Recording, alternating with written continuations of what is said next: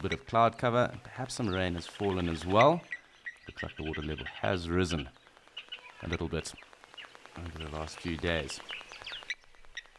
Now it seems like we've also got some impala coming through, and quite a decent sized herd. Of course, always special to see our friend black rhino, and it's noted that these ones here, found in Namibia, being the biggest of the 3 subspecies of black rhino that we do get. So this is the southern western African subspecies. Get another down in South Africa, and of course those in East Africa. It's also interesting with regards to black rhino is that they do have lesions, and those lesions are generally caused by filarial worms. And it's not uncommon then to see rhinos with kind of wounds or those lesions then, in particular the black rhinos, but more particular those found in southern Africa and east of South Africa. What's also interesting is that it's only the black rhino that have noted to have those lesions. The white rhino don't, and they don't get those lesions. Of course, also, it does also come down to the vegetation that they do frequent and what they eat, and also brushing through the bush, and that as well will also lead to them also rubbing up against those lesions too, perhaps making them a little worse, maybe unsightly, but it doesn't really cause too much issue to them. Just an interesting little point.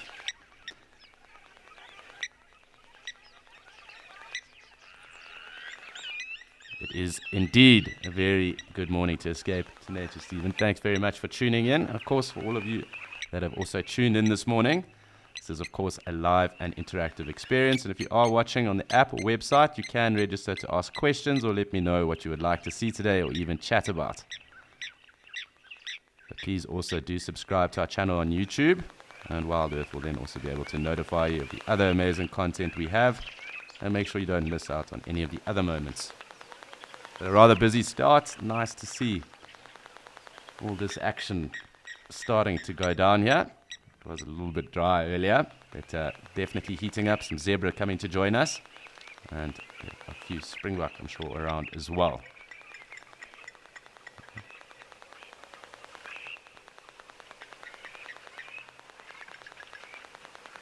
Also seems like we have some mongoose as well that are right here, closest to us. I can't get too much closer, there's a bit windy. But right there where the water is pumped out, you can just see some shapes that are moving around kind of in the indicative fashion of mongoose. So here we go, scooting off. Look like just the one, so perhaps a slender.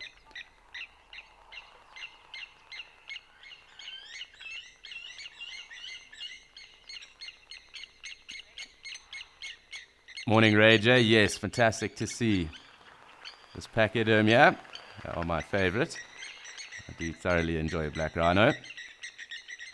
Really rather temperamental at the best of times, but they are awesome. Lovely to spend time with them. Of course, probably the more endangered of the rhino species, just due to their nature. See a number of the blacksmith lapwings also flying about. They are always here in good numbers too, so awesome to see them. I'm sure we will have a lot of bird life to chat about as well throughout the course of the day. And it looks like the zebra also slowly making their way down to the water's edge. Perhaps a little bit cooler right now, so I don't think they'll be waiting just yet. Looks like our rhino also rather thirsty. Nice to see it out at this time.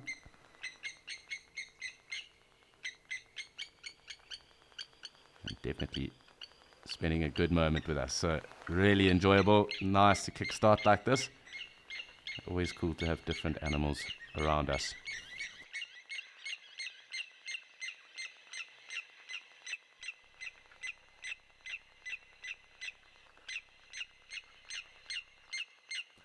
Hi Jamie, thanks for your question. And we do get both black and white rhino here in Natasha. There are less white rhino though than there are black, although there has been a very large spike in poaching here in Natasha over the last year. And there are around 46 black rhino that were poached last year. So I'm hoping that that trend doesn't continue and that does go on the decline. But it's noted that obviously wilderness areas are really hard to protect, and of course with them being exposed and open, a lot of easier ways to get out of wilderness areas than if you have been performing any nefarious acts. So the same kind of increase is also noted further east of us in the Okavango. A number of white rhino being taken out there and really decimating the population as well. So it really is a scourge, and it is something that really does irritate myself. Does get the blood boiling. But for now, we can sit and enjoy our black rhino right now. So let us rather focus on the positive. I did also mention though that it is a little bit windy, is a bit of cloud cover. It looked like there has been a bit of precipitation that has fallen, and in saying that, it does seem that it is the time for us to look and see what the weather is doing across different locations today.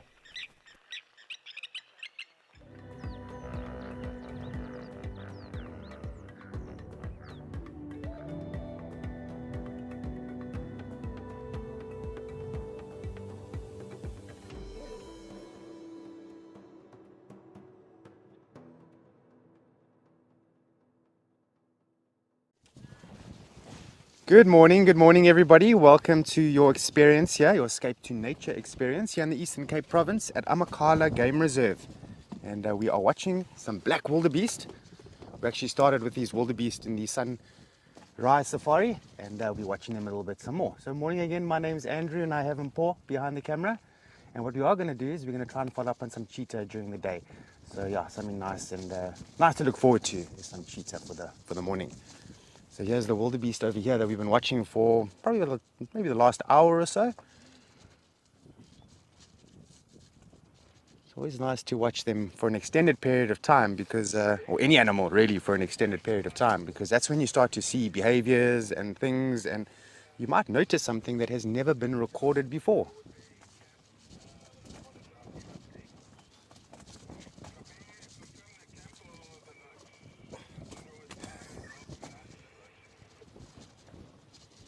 Okay, so we do have a vehicle that's joined us on the sighting here. Seems like their guests are very interested in seeing the black wildebeest.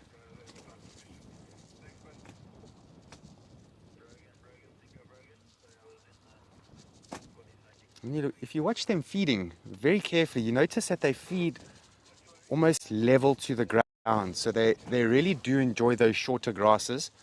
And invariably, shorter grass that is still growing is going to be very, very sweet, very nutritious. So it's actually a good grass to go for. Sadly, there's no mountain zebra with them. But often with wildebeest and zebra, they do this strategy called grazing facilitation. So it's the zebras that like the taller grasses. They go for the taller stalks of the grass. They snip it. And then the wildebeest, who are coexisting most of the time with the zebras, they move in after the zebras and then get that short grass that they desire. So they facilitate each other in grazing, which is quite nice. And that's the main reason why you do see wildebeest and zebra cohabitating together.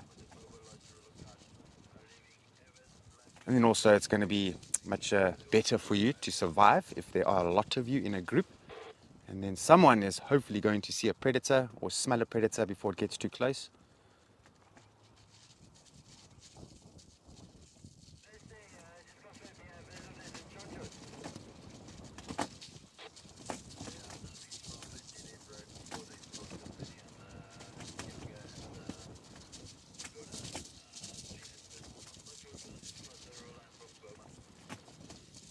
A little bit windy still at the moment, but it's warming up on the reserve quite nicely. And some of you might be familiar that yesterday we did have some rains here in Amakhala. And for most of our time out that we were scheduled to be out, we were washed out. So we're actually quite happy that we can, help out in the sunrise safari and get some of those hours in that we might have missed yesterday.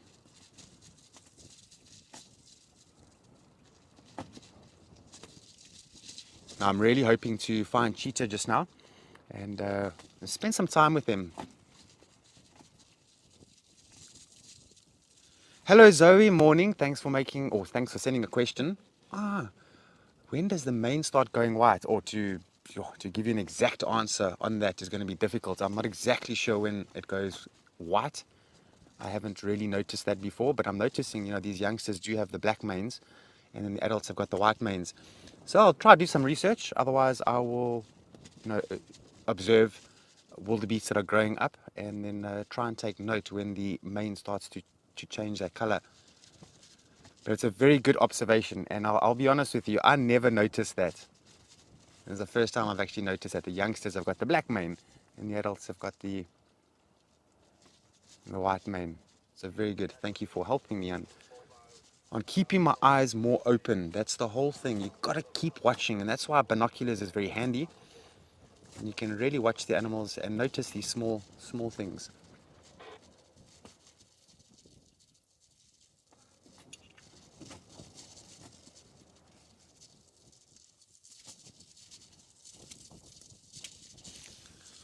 So you can see most of them are busy feeding at the moment. It's a lot cooler right now, but it's about 2 o'clock this afternoon is going to be the hottest part of the day here. It's about 30 degrees, 31 degrees at the hottest part.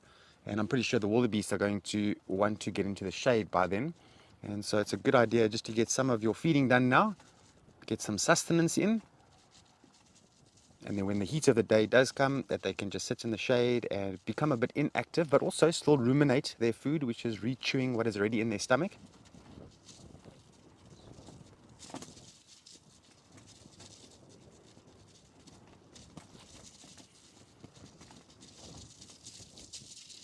Okay, so I've got a bit of comms in my ear from Gwyn. Alex has helped me out there. He says from around about 3 months, the white manes should start forming. I'm just trying to have a look. There's one individual here that looks a bit older than 3 months, but it still has the black mane here. So maybe it's, there's no exact time. I don't know. Maybe it's, all in variation. But I'm seeing one of them that seems to be about 7 months old, still having a black mane, but still is starting to form the white mane. So maybe it's different with each individual. I don't know. But thanks, Alex, for chipping in there.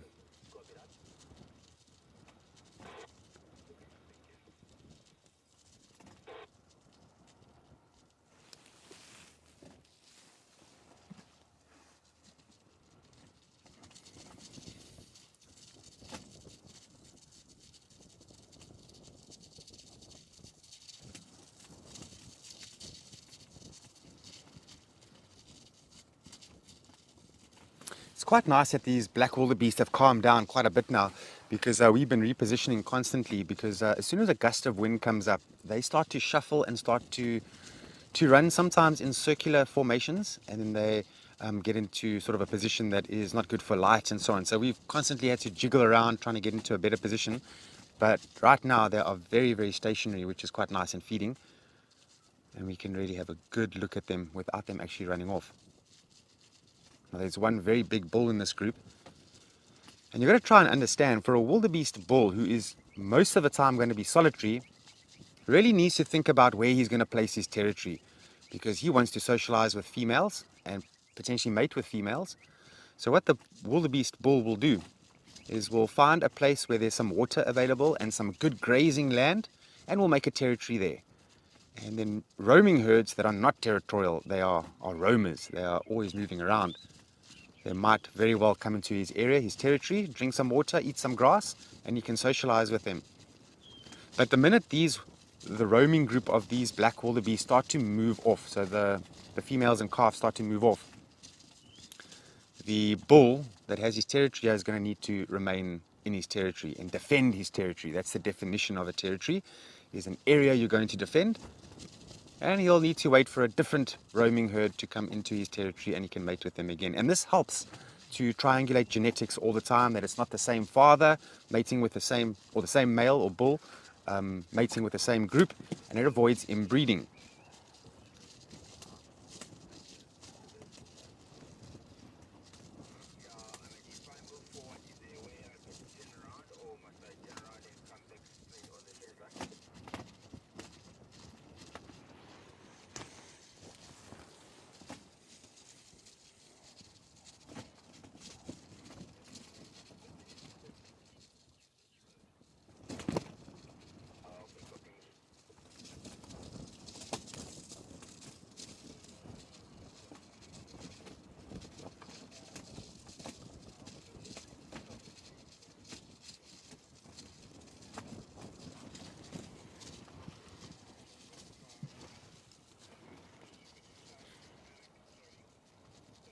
There's a few birds that are every now and then just showing themselves, and we're going to try and get a few of them if we can. For now, they've sort of disappeared.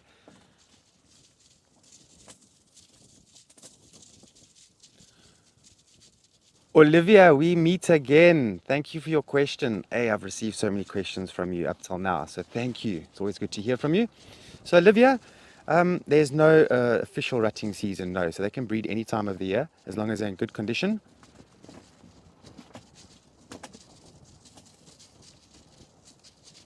It's a bit of shuffling going on with a couple of the individuals here.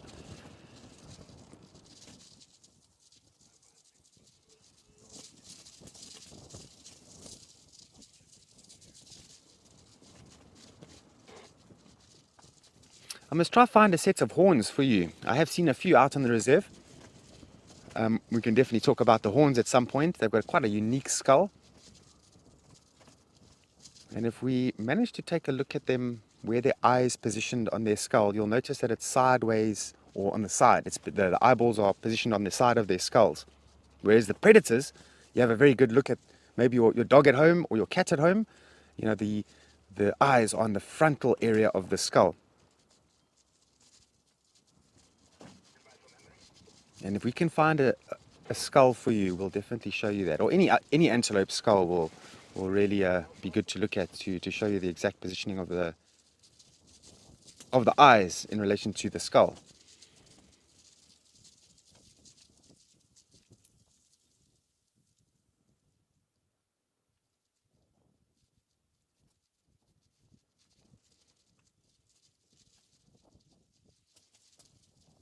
Morning, Nicole. Yes, very similar to the blue wildebeest in their scent markings. So scratching their hoof on the ground, that sort of activates that interdigital gland between their hooves, and then they can release some scent. Also, but just underneath their eyes, you might every now and then see a bit of a patch there.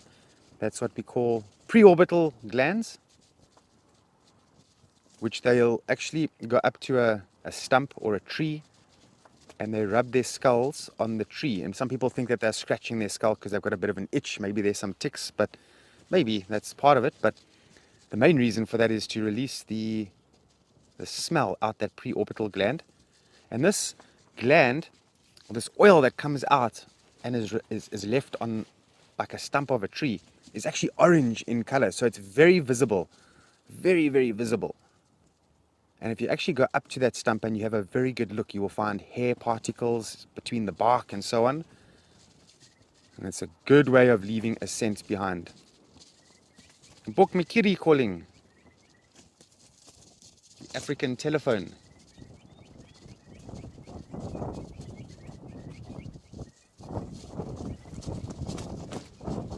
And there's also some pearl-breasted swallows that are flying around. I think they're quite interested in following these wildebeest because the wildebeest are going to disturb lots and lots of insects when they are just merely walking.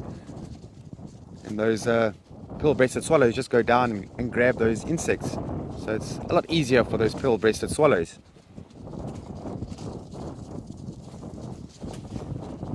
And sometimes, even when we drive, we find that the pearl-breasted swallows actually follow our vehicle. And they're also looking for those disturbed insects.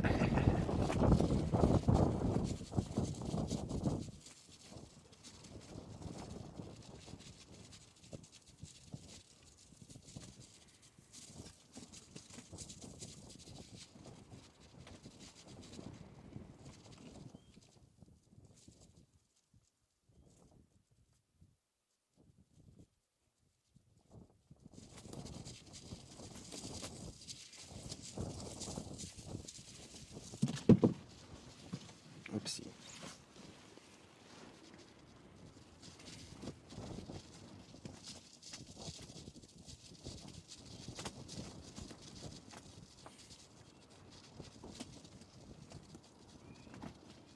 I can hear some crowned lapwings in the far distance also calling.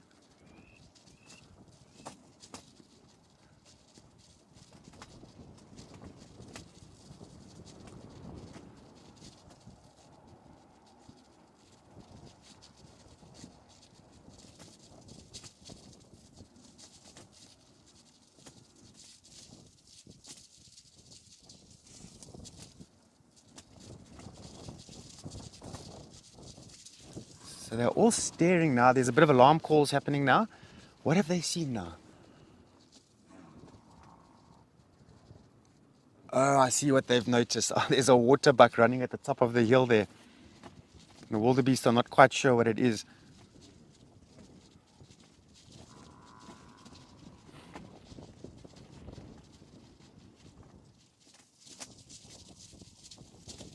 So of course the water buck is not going to pose any threats to these black wildebeest.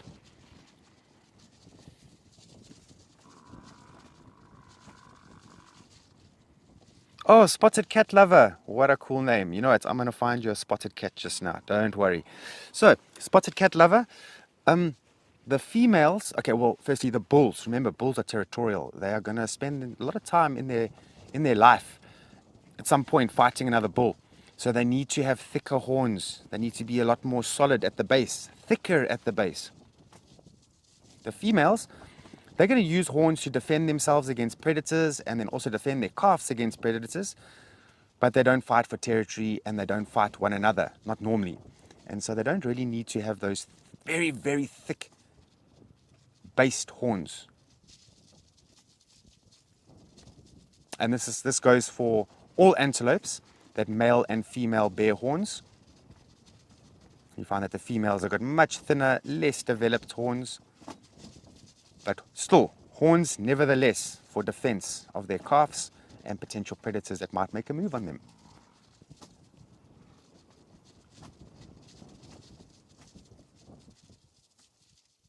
What I have noticed is antelopes that are habitating in these open, vastly open environments, they are vulnerable. Think about it. They're in an open environment.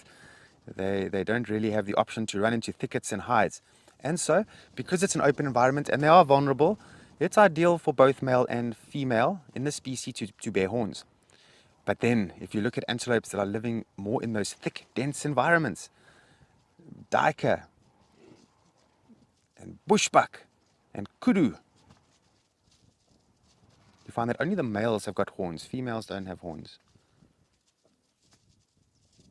Because the environment is thick where they are. It's not really going to be good for them to have horns because they're going to get stuck in the vegetation when they're running in the thicket.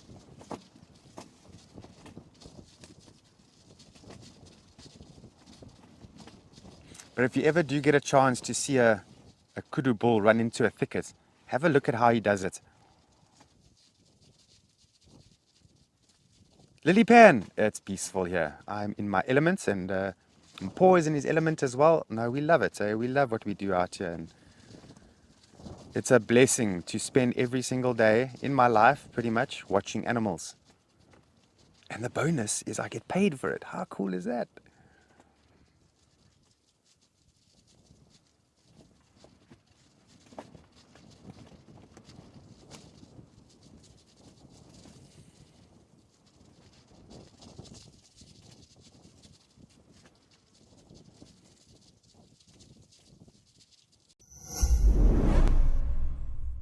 Did you know that explorers are watching ad-free right now?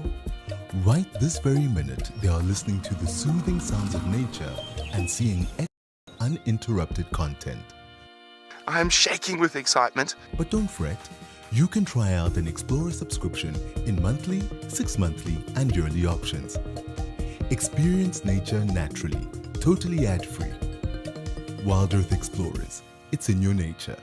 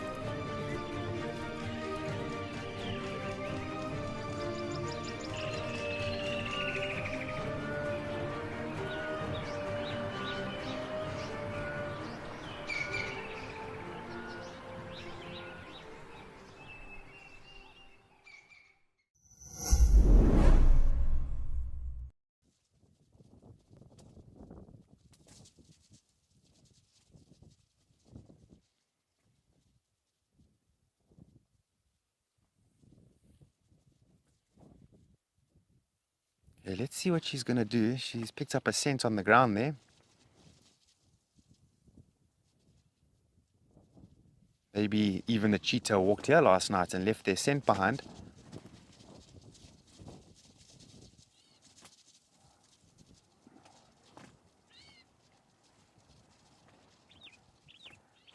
Oh, there's a Cape Longclaw busy calling there as well.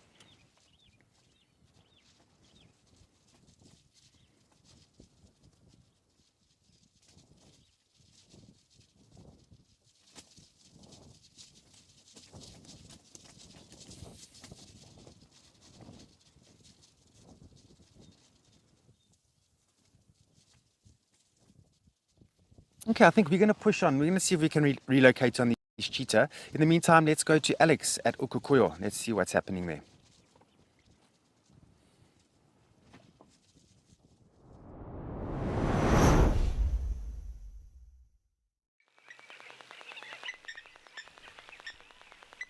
Thanks, Andrew. And yes, back in Okukuyo at the moment. And the action kind of dying down a little bit, but we do have the Namakwa sandgrouse that have come out again. 2 impalas and the zebra just off in the distance there. Of course, that lovely unicorn has also disappeared out of sight. More than likely gone back into the thicket. It will try and stay out of the sun and the heat, primarily resting up and then foraging and feeding again from early evening throughout the course of tonight and of course then into the early morning. But lovely to listen to the sandgrouse. They do have such a cool little call. I find it rather bubbly myself, just as far as birds go. But quite cool. Nice to just sit here. We still obviously have quite a bit of action going on. No doubt it will pick up. It's just one of those quiet moments, but still quite a bit of a breeze. And you'll notice that just off the surface of the Okukuyo waterhole at the moment. There's still that grebe. Waiting to see if we can't see the family of them. It did look like the grebes had also had chicks. So we'll just keep an eye and a tab on them as well. But, quite a bit going on with regards to the blacksmith lapwings. Still a number of the sandgrouse around, and we're waiting to hear who else is in the area.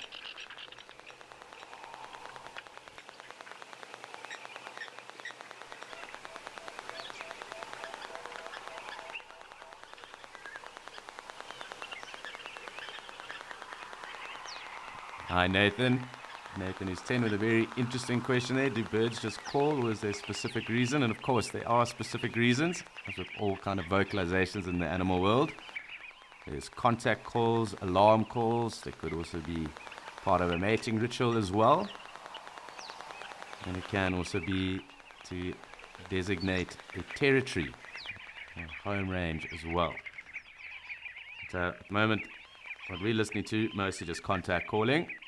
A bit of socialization and that going on. Probably a bit of over-exuberance now that these birds are here at the waterhole itself. Sandgrouse with a cool adaptation, being able to kind of swell those breath feathers of theirs with water and then taking it through to chicks or others as well. That being the case, at the moment I think they're probably just enjoying some water at the moment before going off to forage. And it is an adaptation of the sandgrouse that they can kind of swell those breast feathers with moisture, with water, and they then do take that and do give it to their chicks to hydrate as well. But I don't think that is the case at the moment. Quite a large flock that is around, and I think they're probably just stopping off for a morning drink.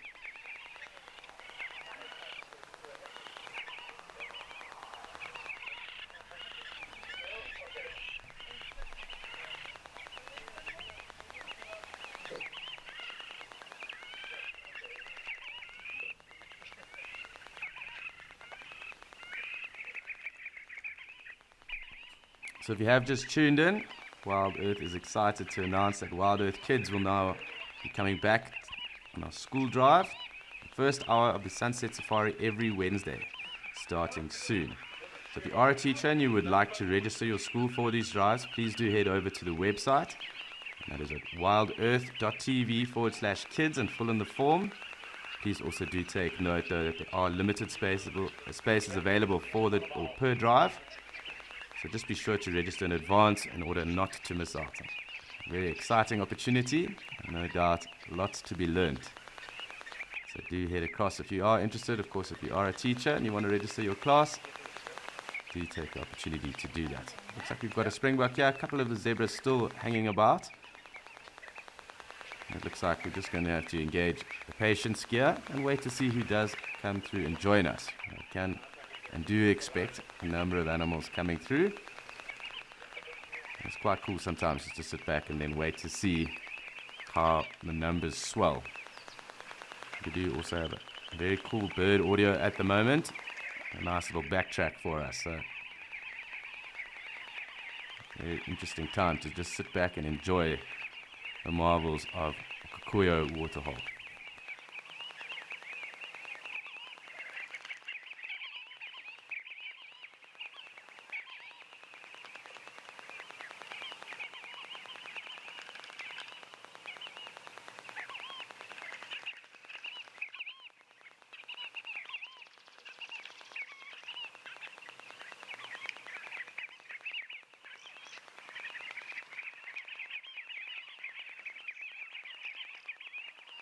If you look carefully, you'll actually be able to see the little flocks of these sandgrass kind of coming down to the water. You'll notice these little specks, a number of them, because they are in little flocks. And that is what is calling right now.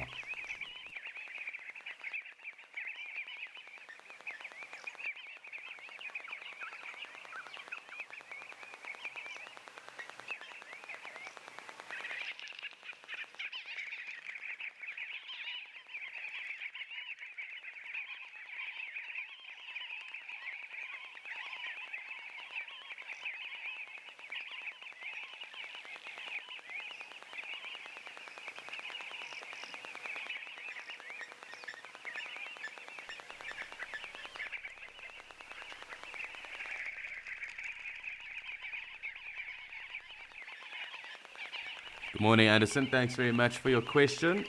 And you're definitely onto something there. These are old concrete deposits.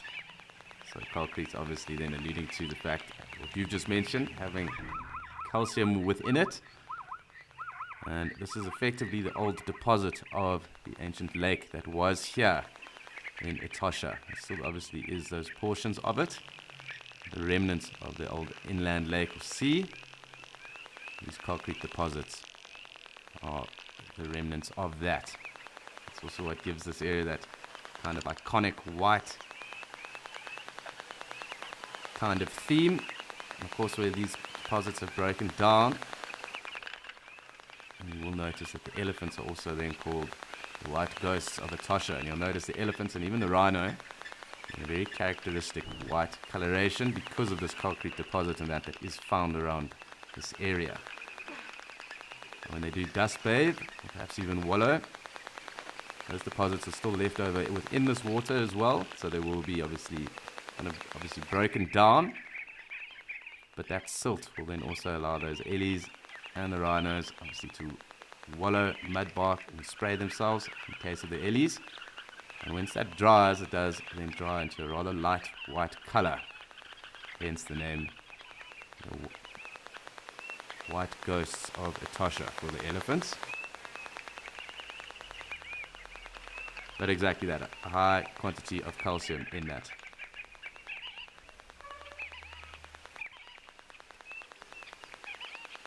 So it looks like the action has kind of dried up here for the moment.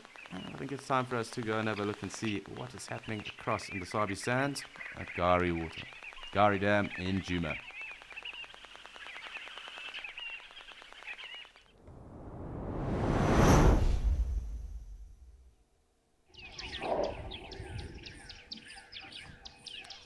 So pretty much the same kind of scenes going on here. Lots of birds calling. Greenback Cameroptera, emerald spotted wood dove have picked up on already. Just going to have a little pan and scan around. The black-crowned chagra as well. Cape turtle doves. So a fair amount of bird activity at the moment. Have a look to see if those brown-headed parrots are about too. Also just have a little scan around to see if there are any four-legged friends.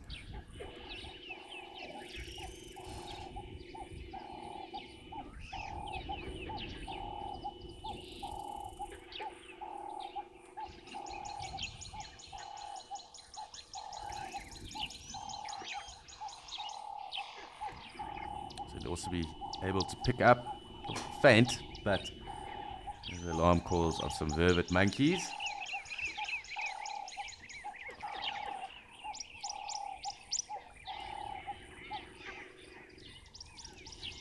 So clearly something disturbing them.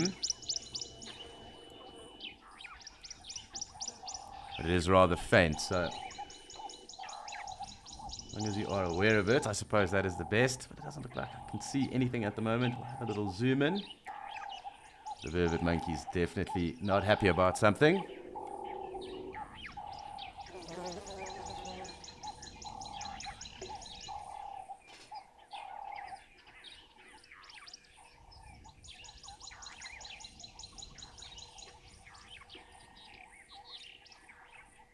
Just see a black-headed oriole as well in the distance.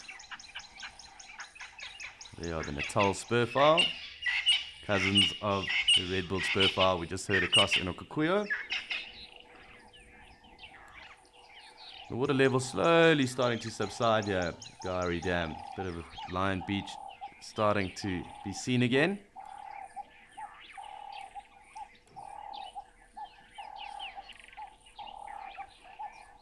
Hi Patterson, yes, definitely is a very relaxing way to spend some time listening to the birds of the different areas.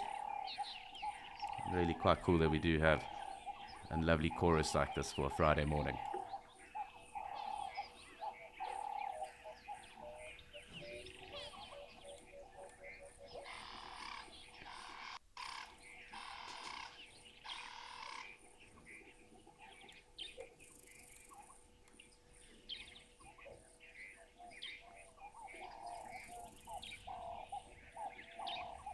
So I'm still just having a little scan around. I think what we're going to do is try and see if our friends, the brown-headed parrots, are at home. Because they generally do treat us to quite a cool sighting. So, lots going on. The spurfowl being rather vocal at the moment.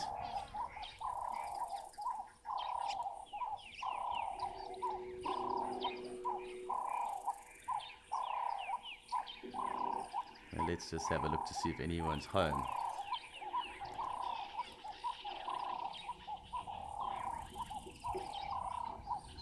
And you'll just be able to see the head of one of the brown-headed parrots. Quite camouflaged there. Fortunately, that's as far as I can get in there. But just there, the base of that little kind of branch that's broken off and dead and coming out. Just over here, just underneath that little hole. Is there in the tree, and that is where the brown-headed parrot's head is popping out of. So quite cool to see.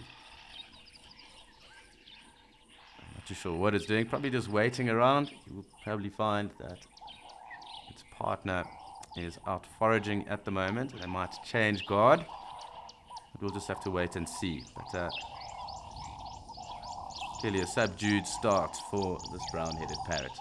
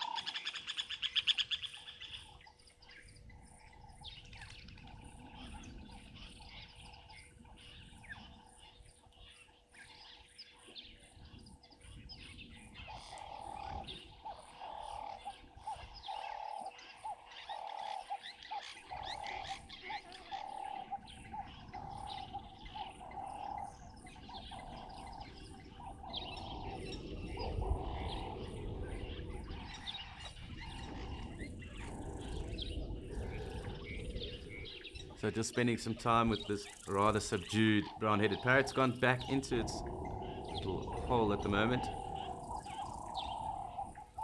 You can just see its head moving about a little bit in the shade there. There we go, popping out again, having a look to see who else is around. No doubt doing a very good parental job.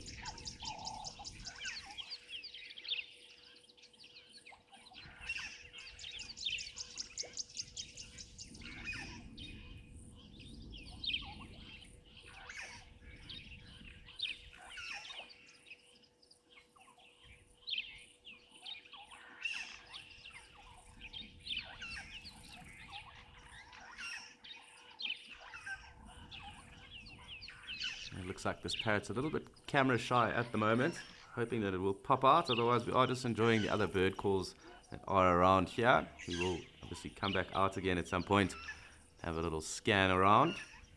But this brown-headed parrot is definitely going to be a feature for the moment. I'm hoping it does come out, and we will then pick up some of those lovely green colors, perhaps some of the yellow that's also present on the bird. And also just watch as they climb and get about this vertical branch, or trunk really, of this tree.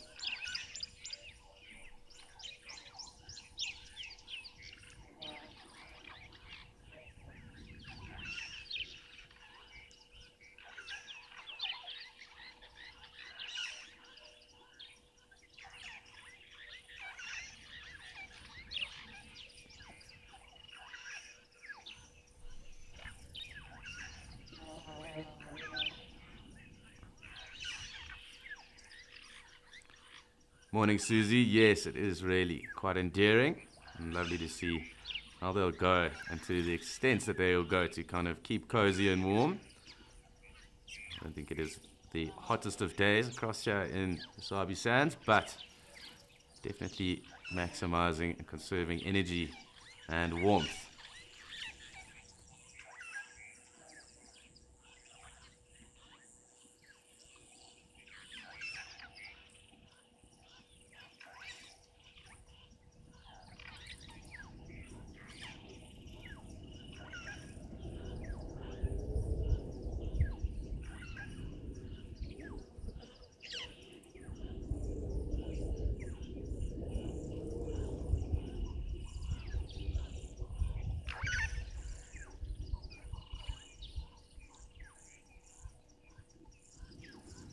So it seems that this parrot is going to be doing exactly that, kind of hunkering down. And while we wait to see if any movement does start to come, we'll follow it. It's time for us to check in again with Andrew and see if he had any luck finding his cheetah.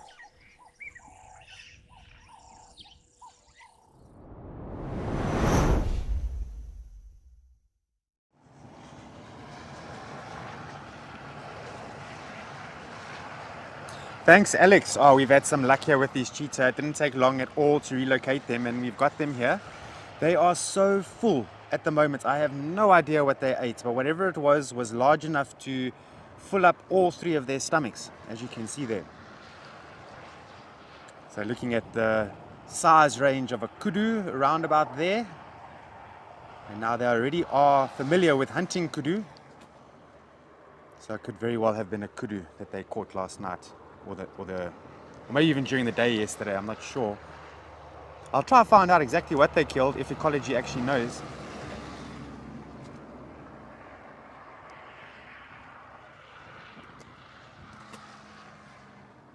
Just beautiful. I'm so glad we found them when we did. And we can actually spend quite a bit of time with them and watch them today. and see what they get up to.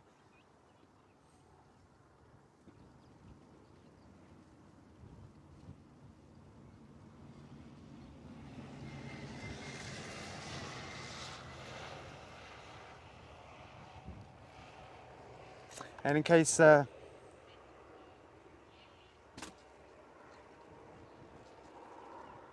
Betty Blue, you wanted some cats this morning? Well, you got it. And I know Spotted Cat Lover loves spotted cats too. So I'm sure you got some happy viewers out there. But in case this is your first time watching, these three cheetah are known as the three amigos. There are three males, two of them are brothers.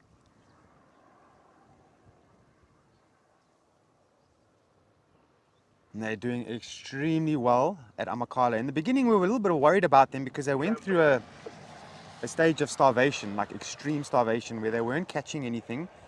And I think the reason for that was they were newly introduced. They still needed to find their paws, get to know the layout of the land, which they did very quickly. And since then, they have just gone higher and higher and higher. And they're doing extremely well at the moment. And definitely good for Amakhala.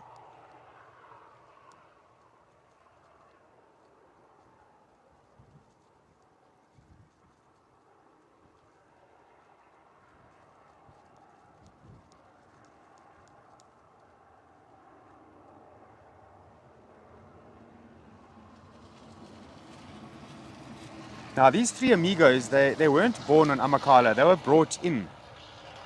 And Amakhala as a game reserve is actually part of what they call a cheetah safe space, which is linked with the Endangered Species Trust. And the whole idea why Amakhala has cheetah, it's not just for the guests to view. Yes, that's part of it. But Amakhala is keen on breeding the cheetah and re-establishing more numbers of cheetah and relocating them to different parts of not just Southern Africa, but outside South Africa, like Malawi as well. And over the years that Amakhala has been a part of this cheetah safe space, there has been a lot of individuals that have been born and then taken out of the reserve and reintroduced into areas where cheetah may be very low in numbers or even potentially extinct from those areas. And one of those areas naming is actually Malawi. A lot of the genetics coming from Amakhala has gone to Malawi and trying to re-establish some numbers of cheetahs, because this is a critically endangered animal. There are not many left in the whole of the bushveld.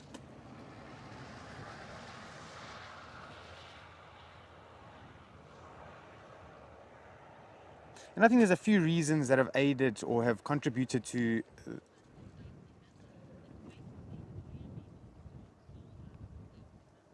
Darcy Miller, morning, good to hear from you, Darcy.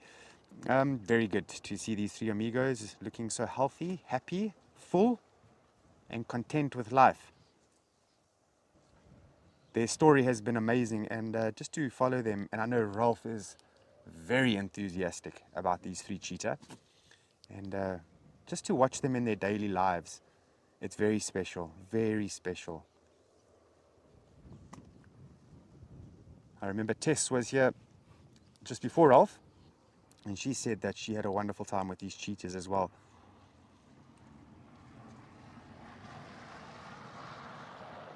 And Paul has been enjoying the cheetah as well. He says this has been his highlight, is spending time with the cheetah.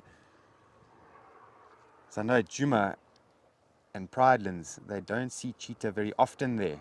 I know from time to time they do have sightings, but it's very infrequent. So for Mpho and some other cam ops that might come out here, I mean, this is an animal that they haven't really spent a lot of time with.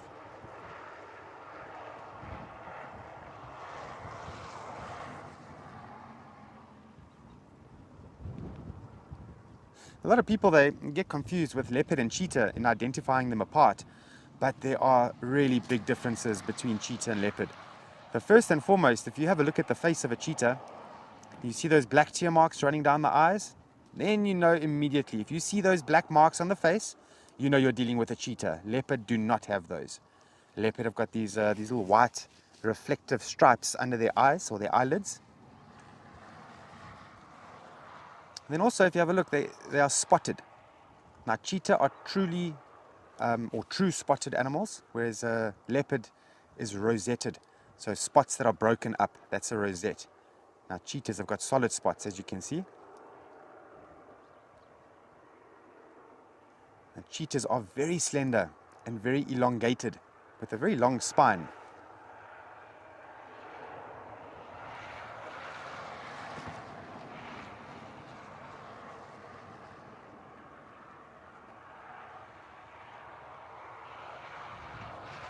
Ah, look at those faces, just beautiful.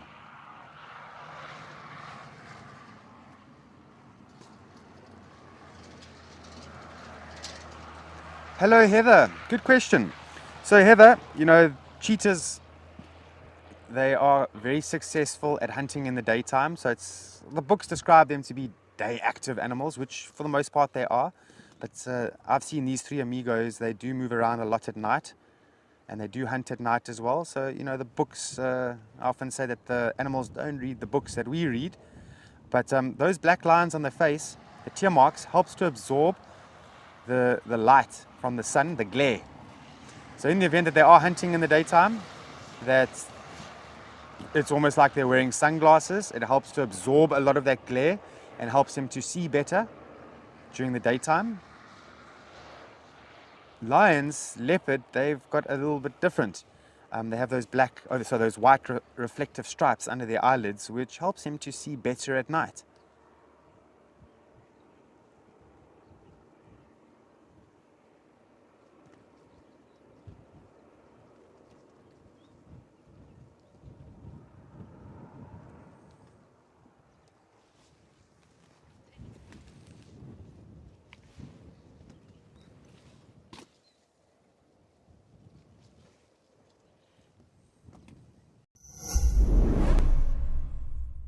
Wild Earth's mission is an expensive one, but we know that our live experience is important to so many people that cannot afford to pay for it.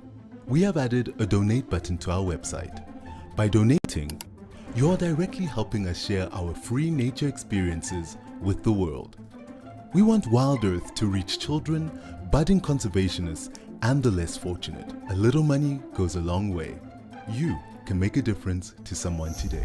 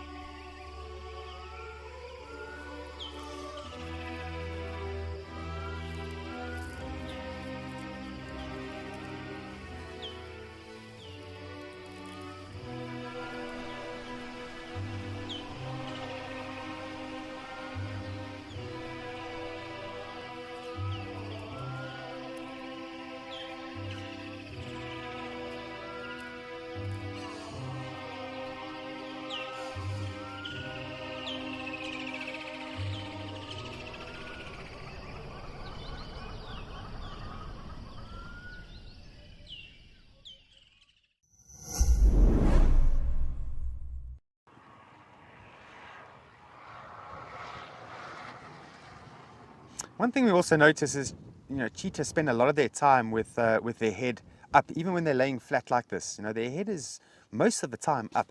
And if one or two of them puts their head down and sleeps, usually there is one of them with their head up, always just looking around, making sure that there's no competition that's going to approach them, but also for prey. Their eyesight, you cannot comprehend the eyesight of a cheetah. And in my opinion, of all the cats, I think cheetahs have probably got the best eyesight of all the cats.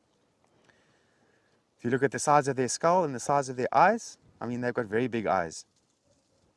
And the environments where they are operating in, they need to have good eyesight because it's very open. So they can see from a far, far distance away and spot the shapes of certain antelopes that they might want to engage with.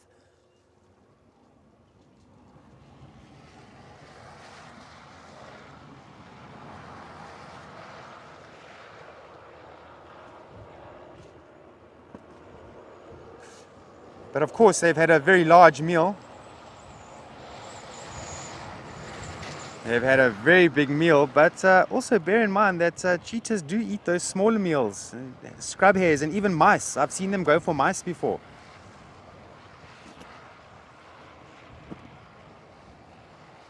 Alright, so while you're watching those cheetahs, remember it's time to register for Earth Quiz Mania. So basically on Saturday and Sunday in April, Wild Earth will be hosting a Quiz Mania marathon. So if you think you have what it takes and can be crowned the champ of Wild Earth, please do put yourselves out there, and you can enter your team of 2 or more. And how you can do that is just go into the website wildearth.tv/quizmania, and you can enter your teams.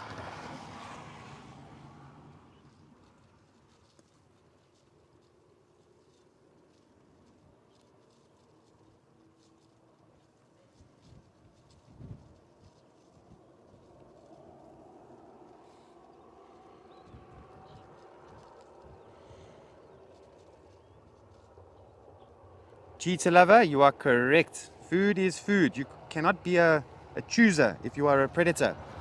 You take what you can get when it is there. So I know these cheetahs are very full at the moment, and yeah, it might lead us to think that they're not going to show any interest in hunting.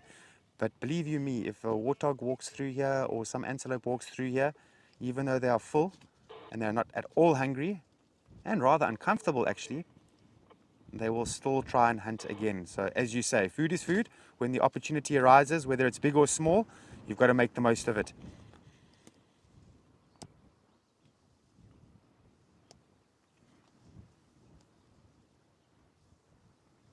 Cheetahs haven't been known to scavenge. Can you believe it, eh? So of course, with all the other cats, lion, leopard, they have been known to scavenge. But cheetah, they have not been known to really scavenge that much. So I think they prefer to catch their own meals, but also I think they want to avoid competition. And so to go, if they know that a leopard has made a kill or something, I think they would prefer to avoid that leopard, because that's how they are designed. They are avoiders of competition. And as Ralph mentioned the other day, on his last day. Sorry, I'm just looking at something here.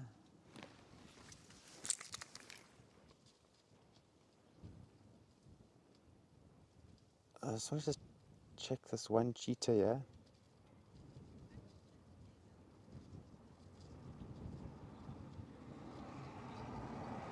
Ella, you're 10 years old. Good question. So yeah, the books say 120 kilometers an hour, and if we do the maths, that's going to be about 33 meters in a second. Can you imagine? Next time you're with your mom in your car and she's driving, ask her to tell you when she's driving at 120 kilometers an hour, or your dad, and you can just have a look. Try and sort of just feel that speed.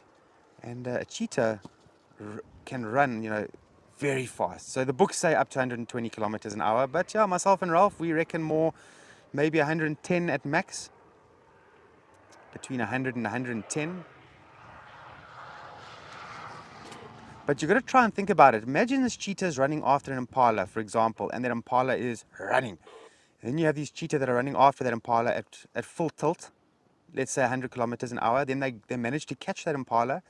Then usually there's a bit of a tumble in the takedown, and the impala will roll over the cheetah sometimes. Imagine how tough they must be, running at about 100 kilometers an hour with prey rolling over them. So you can see that often during hunts there are injuries, but they have to be tough animals. I think as a human, if we had to take a tumble with an impala tumbling over us at 100 kilometers an hour, I think we are going to need to go to hospital after that.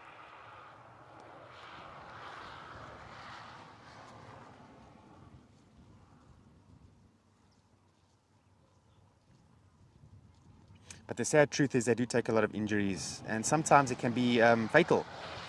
So Ivory, who's in the Carnarvondale section, the third section of Amakhala, Ivory was the previous male cheetah that was in that area, the father of Pumulela's cubs.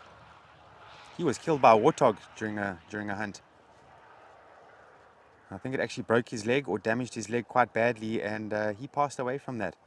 The cheetahs are very delicate animals, and often they will choose their battles very carefully. If they think they're going to get hurt, they might just avoid.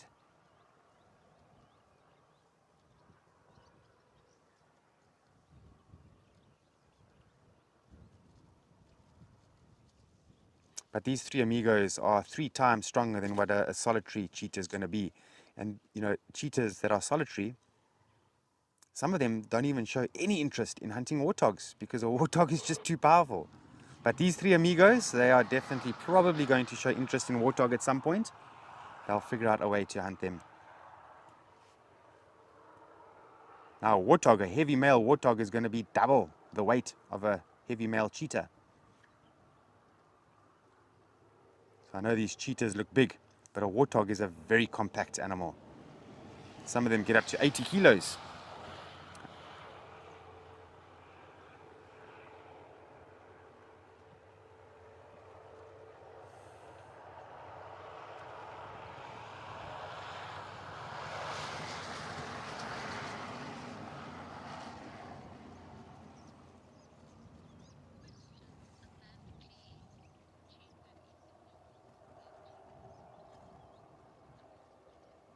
Amanda, please. Sorry, if I get that question correctly, you're asking if a cheetah is going to, you know, scavenge on a dead cheetah. No. They don't do that at all.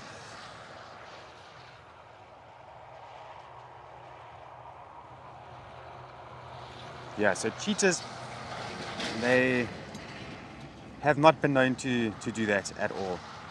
You know, even leopard and lion, I think, you know, it has been recorded with leopard and lion doing that, but I think it's going to need to be special circumstances. Maybe a lion that is extremely emaciated and starving. It might even try and eat a hyena even. But that is very seldom. So cheetah, no. They're not going to eat on a fallen cheetah, no.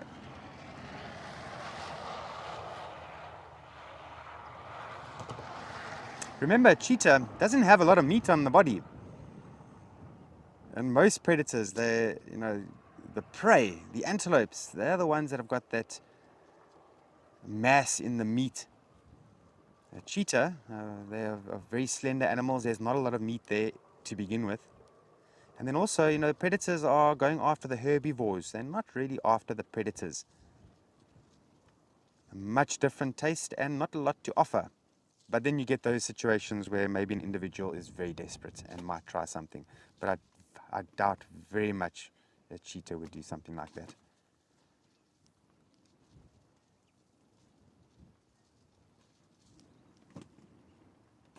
And if you have a look at where these 3 cheetahs are lying, it's also very clever. They've lied right up against this nutrient hotspot here, this localized thicket. Semi-ambush, semi-hiding from potential competition, and then shade.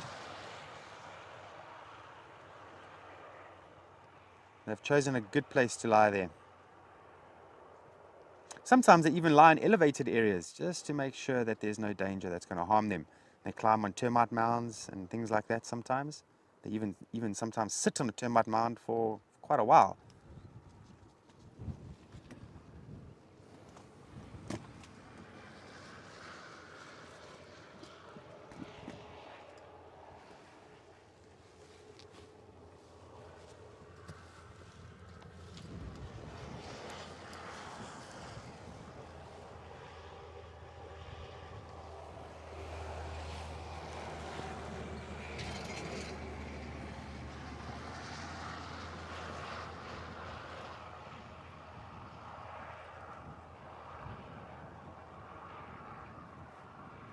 Look at those heavy tails just swishing from side to side. So their tail is pretty much as long as their body, just a little bit shorter.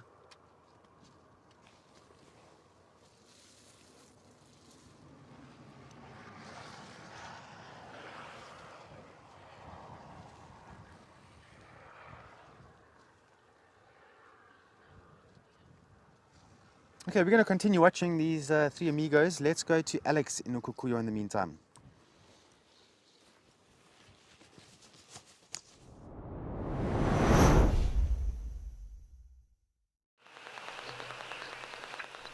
Thanks, Andrew. And our patience gear is still firmly engaged. We did just have a lone Impala ram down here.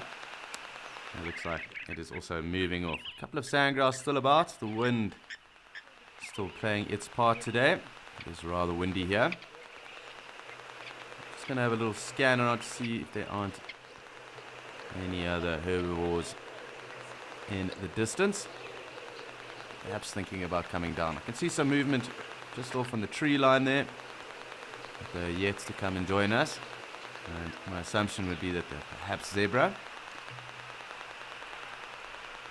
Looks like something else is at the water there now. I'll come back and have a look. But as it stands, not too much going on. Even the bird chorus kind of dying down for the moment. So I'm not too sure what the cause of that is. Sounds like one lone European bee-eater.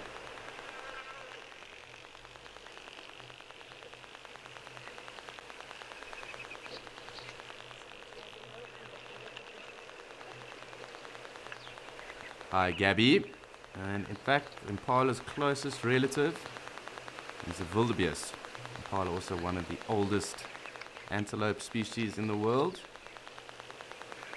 And they did share a common ancestor with wildebeest. So the closest relative to them being a wildebeest, not a springbok. Closest relative to springbok would have to be gazelles. But they are separated geographically. So they would have separated from a common ancestor many, many, many years ago.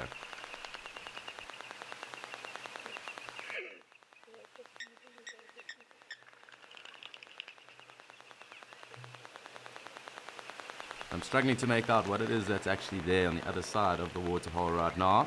Looks like a bird. Could be a bird of prey. I'm just waiting to see if I can't pick up on some movement. Unfortunately, can't get a closer look.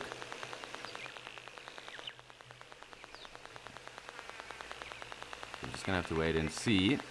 And hopefully, with movement, we'll then get an ID. A better idea as to what's going on.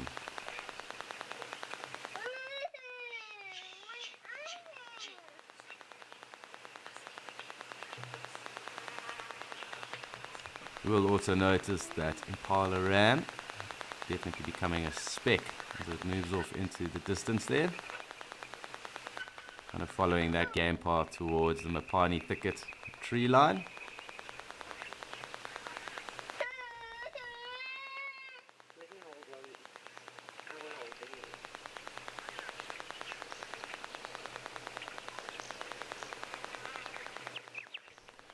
Hi Cameron, yes it does, doesn't it?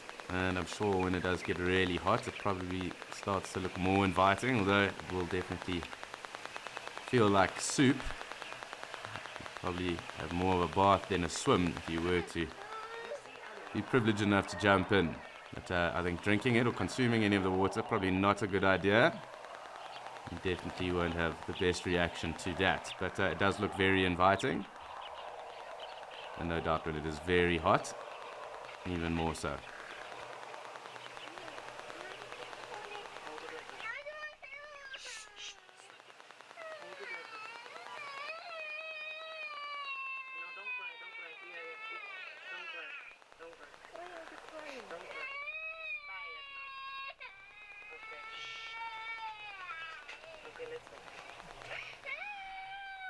So you'll notice the vocals of something that isn't a bird. It's in fact a small Homo sapien, and we are here in Okukuyo, and Okukuyo is the main camp in Etosha, so there are obviously tourists around. This is in fact the Okukuyo waterhole that we are looking at right now, but do excuse that for the moment. I'm not too sure if it will attract anything. We'll just have to wait and see.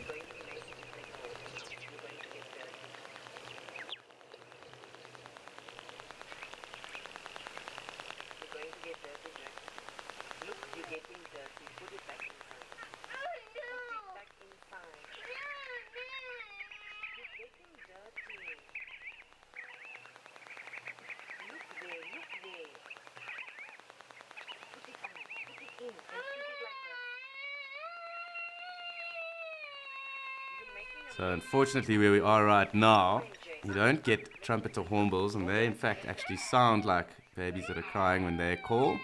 Trumpet or hornbills being found on the eastern coast of southern Africa, then up. They are fruit eaters, so they'll have figs, other fruits. Of course they will take the odd insect, little reptile in that too. They are normally in flocks. Quite a big hornbill as well, and actually one of my favorite things. But I do think it is also time for us to head across to Djuma. Maybe we'll get lucky and actually hear a proper trumpet or hornbill on that side.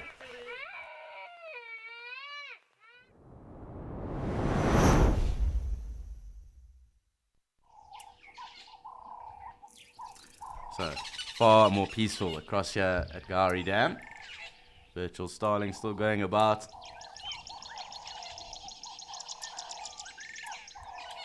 Quite a bit going on with regards to the birds. So just going to have a little pan around, pick up on anything else that hopefully is around,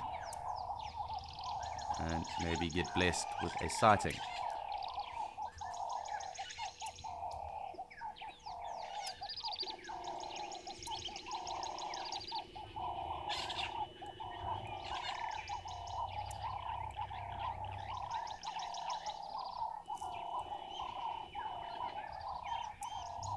So just having a little scan around. I did just see a little blue waxbill as well. As I said, the Birchall starlings also calling around.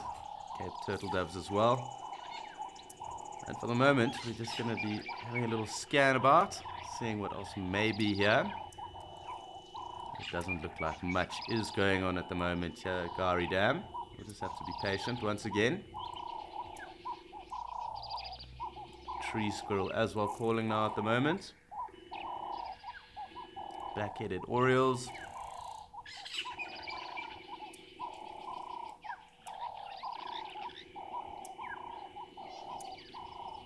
Maybe the best idea is to have a look and see what the parrots are up to if they have decided to awaken. Get on with their Friday routine.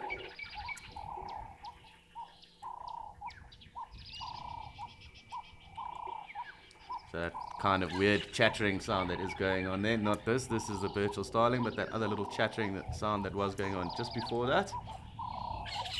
There's a little tree squirrel. Probably not too happy about much. They do alarm call quite a fair amount. And always good indicators for anything else that may be in the area. It doesn't look like anyone's at home at the moment. Oh, there we go. Little head popping back out again. As we said, still waiting on the parrots to get a bit more active. But let's just hang around for a second.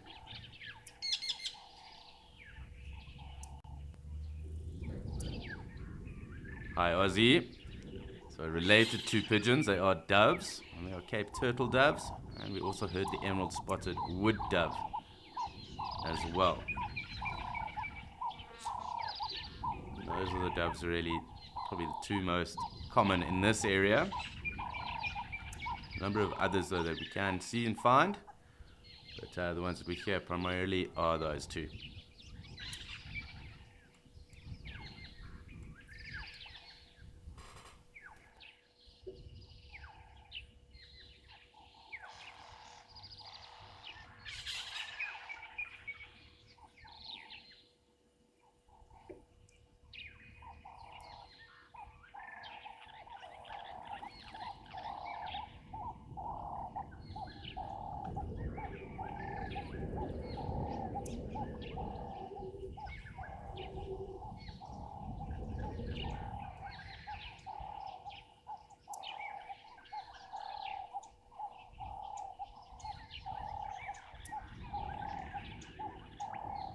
Hi, Nicole. Thanks very much for your question. From what I'm aware, they don't. They kind of take over these holes after they've been formed or made.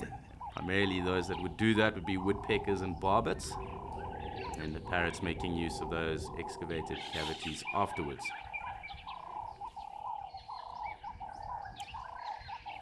Also, from what I'm aware, they kind of then do use or frequent the same breeding hole or cavity then after that.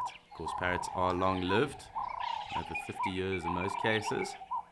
That is also why they are undesirable pets, because you could have one and it's very possible that that parrot might outlive you. Of course, they do then form bonds, and that really isn't fair on a parrot to then have to be passed around, and perhaps not even live in the best conditions for it. So things such as the illegal pet trade and pet trade in parrots, in particular African greys, really aren't good things for wild birds, but even for human beings, because having to look after parrots can really be quite time consuming, and they do require special attention and care.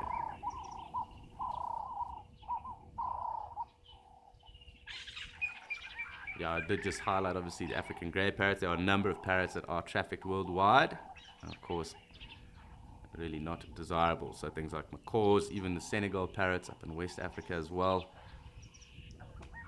Amazon parrots are too, and those are also from South America. Some of the smaller parrots as well find their way into the bird trade, and it really isn't anything to be proud about. Looks like the light's slowly starting to die down a little bit here, being a bit overcast. So I'm going to come back out again. Parrots aren't wanting to show face at the moment. So let's just have a look to see if anyone else has come through for us. And we'll check in with them again just now.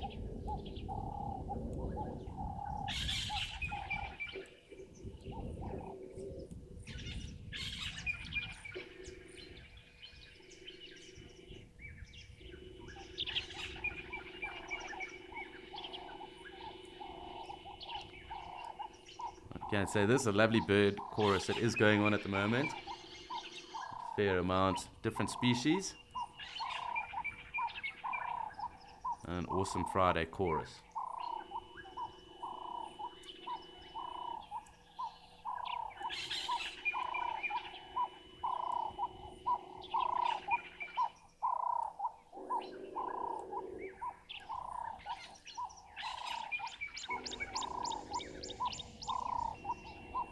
I think we'll probably find that if anything does kind of come down and through to us, this is probably our best angle.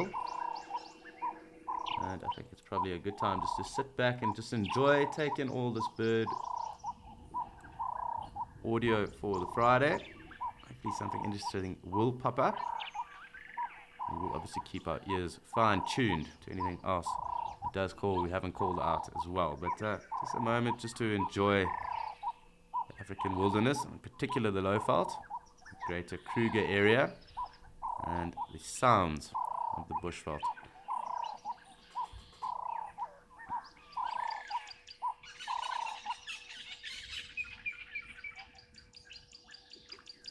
Hi Aaron, yes, it definitely does give off that kind of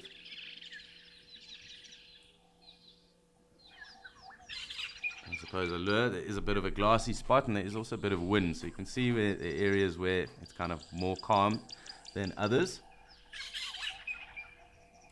And then of course where the wind is kind of hitting the surface, how it does get a bit choppy. And in fact, we do have a Burchell starling that is here. We might as well spend some time with that. It's also what's calling about quite closely to us. Let's see if we can't get a nice view to see that lovely iridescence, this being the biggest starling that we do get in Southern Africa.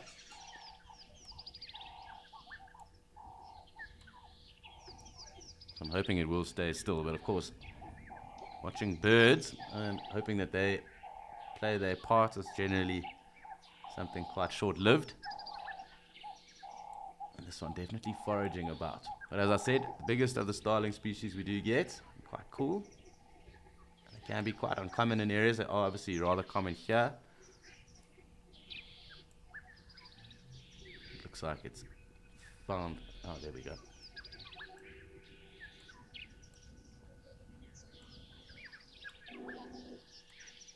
Oh, very pretty birds, though, that is for sure. That lovely blue. And with these Birchells, that blue being a little bit darker than, say, Cape Glossies, or any of the others really, that obviously carry that blue hue. Of course, one of the prettiest being the violet-backed. You also get the wattled starlings as well. They're also quite cool. Some European beads is calling. It looks like this starling foraging in some rather thick stuff. If he was a golfer, probably be in the rough right now, in the thick stuff, that is for sure. Just notice its head popping in and about. It's a hornbill that's just joined it. And it's a red-billed hornbill. A southern red-billed hornbill. And a Birchell starling. Foraging about, no doubt looking for little grasshoppers, other little invertebrates. I think primarily focusing on little grasshoppers and crickets for now.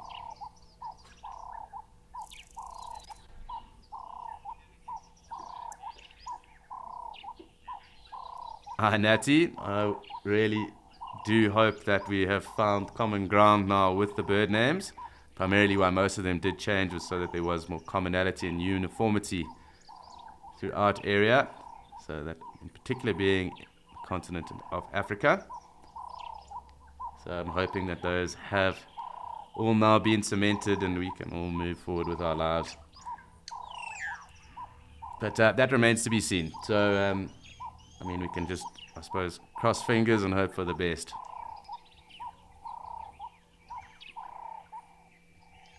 It looks like these two have given us a bit of a slip at the moment. So just come back out if we see them popping about again. Try and have a better look, but definitely giving us a bit of a run around.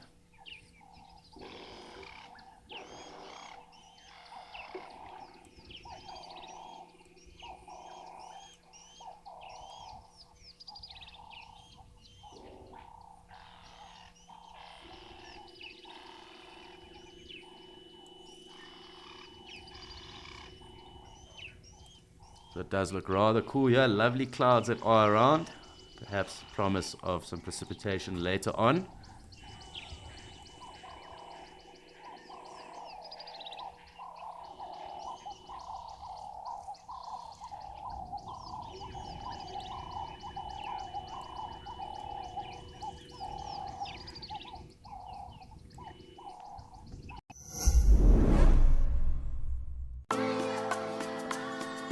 Thanks to our wonderful Wild Earth explorers, Wild Earth Kids is back.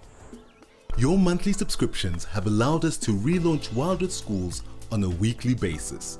Wednesday, March 29th will be the first session back, and then after that, every Wednesday for the first hour of the Sunset Safari. Sign your class up for a special virtual field trip to Africa, because touching the lives of the future protectors of our Earth matters.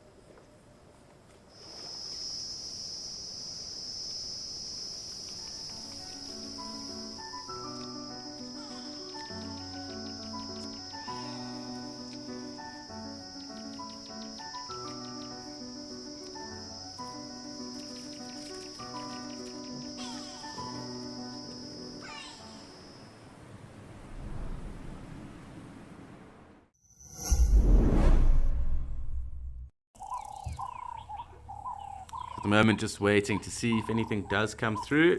I think this is probably the best position for us to kind of pick up on movement, as well as anything that may venture down towards us. We will obviously have a little pan and scan around in a moment or so, but for the moment, let us just sit back and enjoy the sounds of the bushveld.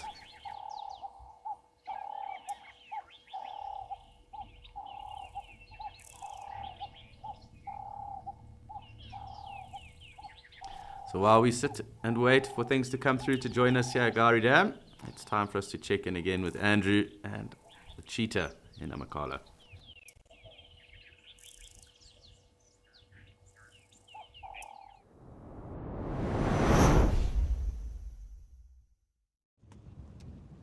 Okay, so these three amigos have moved off from one sort of nutrient hotspot to another, this localized thicket that you're seeing over there, just in search of some better shade. We do find sometimes, they'll move from point to point to point, lie down. It's quite a clever strategy, always try and keep moving as best they can. It'll help them definitely in surviving. It's just to keep moving, always get into different areas.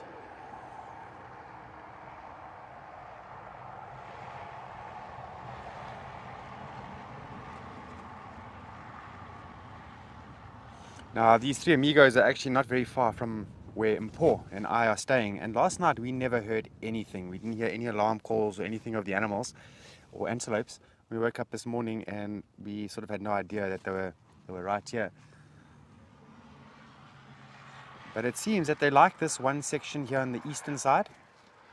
And there's another section on the western side they also like very much.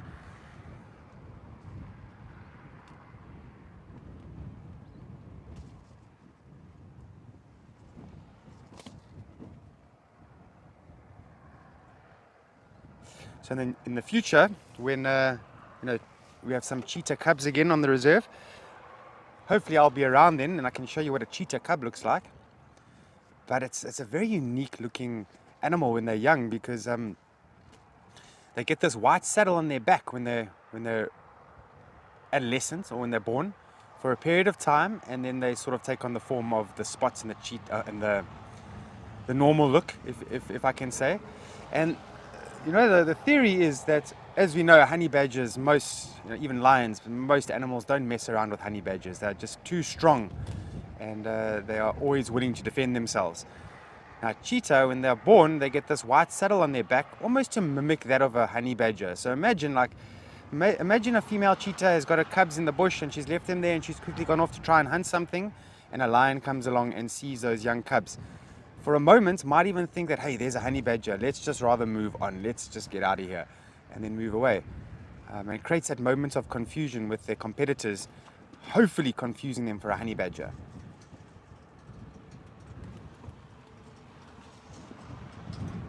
I've only seen one honey badger here in Amakhala, and they do have quite a feisty reputation.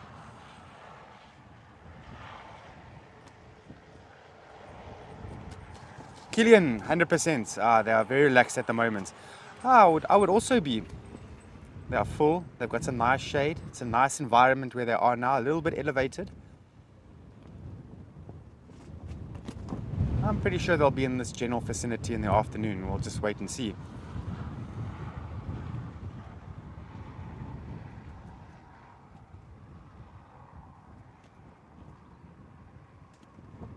It's just amazing because these cheetahs are still very young.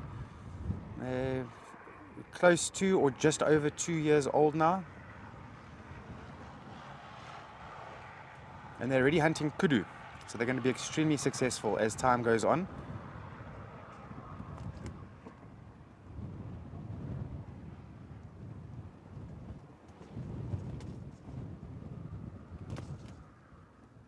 And we're very proud of these cheetahs. In the past, Amakhala has had cheetah that have been killed by lions before. Gail, morning. Their tails are always moving, I've noticed, especially one. And I think Darcy Miller has sort of nicknamed it the twitchy tail. There is one in particular here that I've noticed constantly twitching the tail. It's like the tail almost has a mind of its own.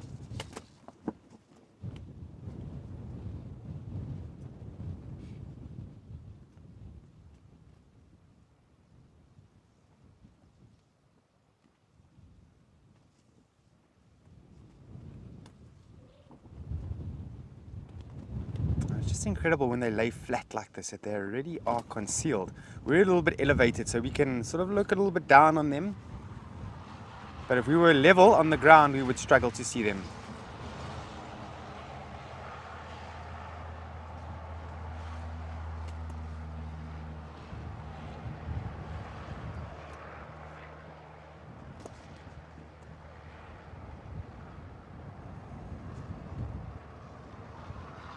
You see that tail moving about there.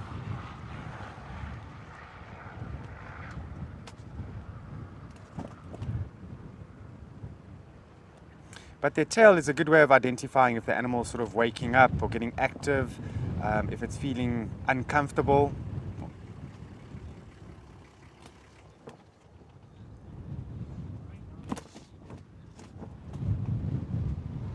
Laurie, I agree with you. To witness a hunt of that caliber with your own eyeballs, that really would have been amazing to watch. Of course, it's not nice for the kudu, but to see interaction between cheetah and kudu, that would have been something to watch. Absolutely, I agree with you. But you know, kills are not for everybody. As a naturalist or a cam op with Mpo, we become desensitized to these situations. We have a clear understanding that nature is nature and things are going to happen in nature and things are going to get eaten in nature.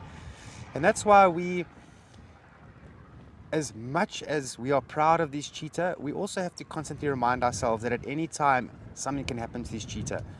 Imagine they walk into lions and lions kill 2 of them. I mean, that can happen. It's what happens in nature. So you have to train your brain not to get emotionally attached to any of the animals. And it's a hard thing to do, trust me. And I can understand why young guides will be trained from a very young time in their career not to get emotionally attached to any of the wildlife. And I can tell you why. I mean, I worked in Timbavati in 2008 for a few years, and there was a big male leopard out there, and I loved that male leopard. Mangajan male was his name. I loved him so much because it was the first real leopard that I'd seen in the wild. I had seen some, but they'd run off and you just saw maybe a bit of the body. But this particular individual, he was the first time I ever viewed a leopard properly. And so immediately I got emotionally attached to this animal. And sadly, he got killed. And it really bothered me for a long time. And I had to take about 3 months off the industry, three or 4 months off, just to get over that. But that strengthened me now, and I've realized that you can't get emotionally involved and attached, because it will bother you.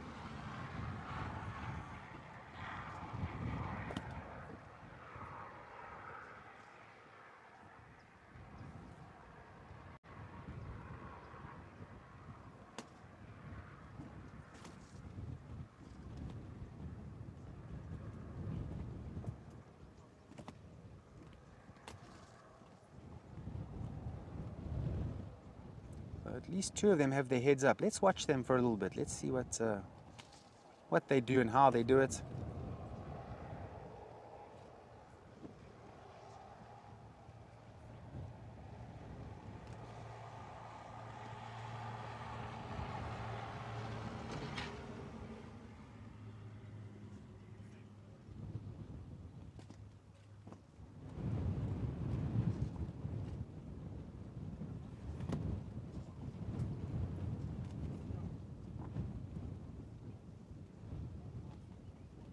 Just wonderful.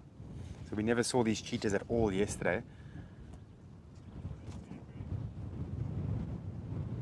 And it's just great to see them, especially so close to where we live. Sometimes they do go into the village where we live and they just walk through. I've only seen them once in the village, but I know Ralph and Morgan saw them at least twice, maybe even 3 times in the village. They sneak in at night and just walk around, and then before you know it, they're out again.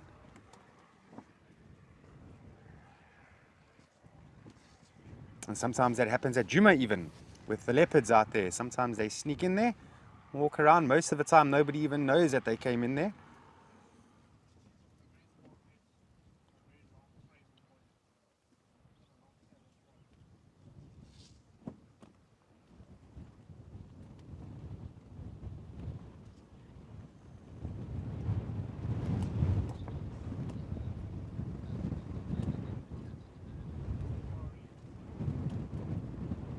Hello Heather, and Paul, I think that one's for you, hey? Do you ever get emotionally attached?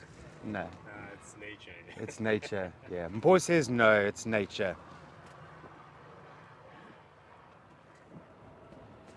And Paul's been doing this a while now. He's been filming wildlife for quite some time, and he's seen a lot of different things. He's probably seen more leopard kills than what I've seen.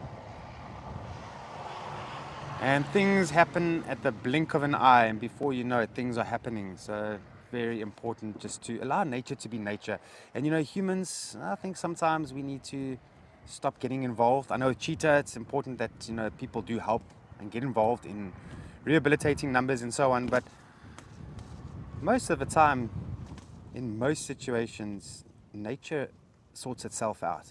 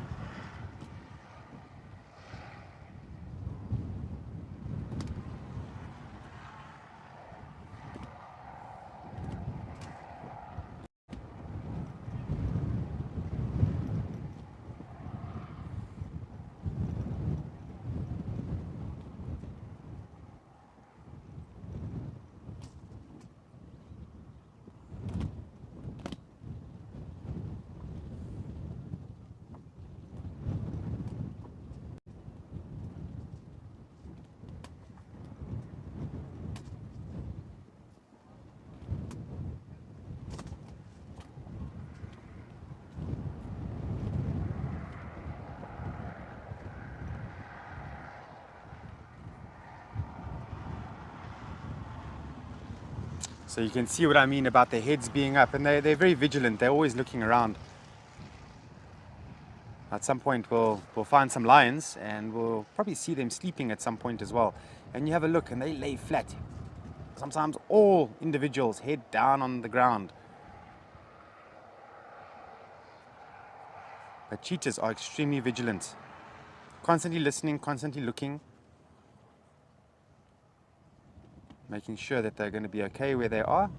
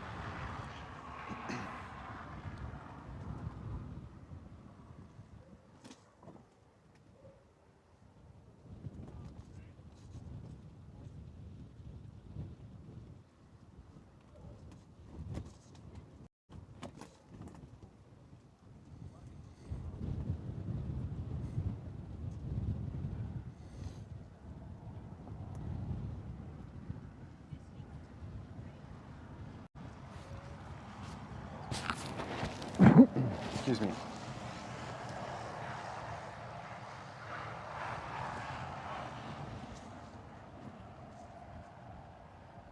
It's going to be interesting to see this evening where these cheetahs land up. They're definitely going to move later on this afternoon and through the night, I'm sure. And they've actually figured out a way to get from the main reserve to this northern section. We never saw that coming at all as a reserve because there's a tunnel that sort of connects the two parts of the reserve.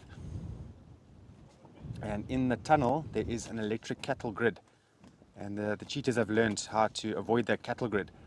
And they move between the main reserve and this northern section, which is actually great for them, because the future goal for not just Amakhala but the surrounding game reserves around here is that they want to make one big sort of reserve, so drop fences between all the neighboring game reserves and so on, and making one massive corridor for animals to just freely move around, which is we're very close to that point now. It's been in discussion for years and years and years, but we are very close to that point now.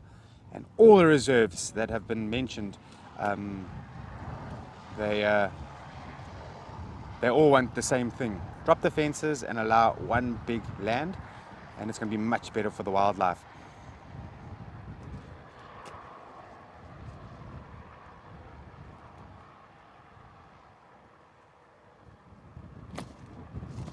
So I think at least 4 or 5 reserves are on board with this. All the way from here, our neighboring game reserve, all the way to a reserve that is on the other end of Grahamstown. And that's not close. Grahamstown from where we are is about 40 kilometers, and to this reserve that I've just mentioned is about another 40 kilometers. So it's about 80 kilometers away. So you can imagine 80 kilometers worth of land. Wow. You're going to find that things will change and animals will sort of will move around.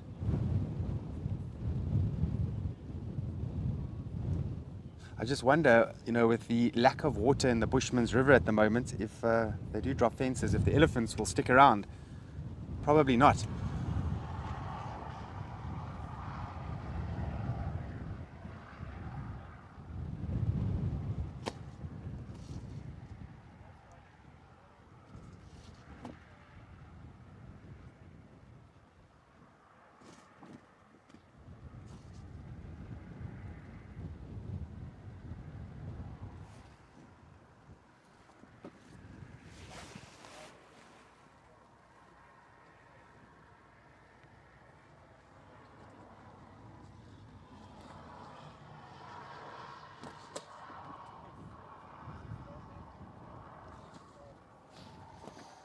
All right, so I think let's go back to Alex in the meantime, and we're going to continue watching these cheetahs, so we'll see you in a bit.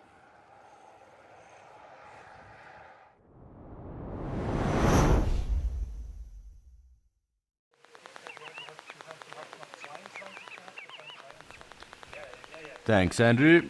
And we are, of course, back here in Okukuyo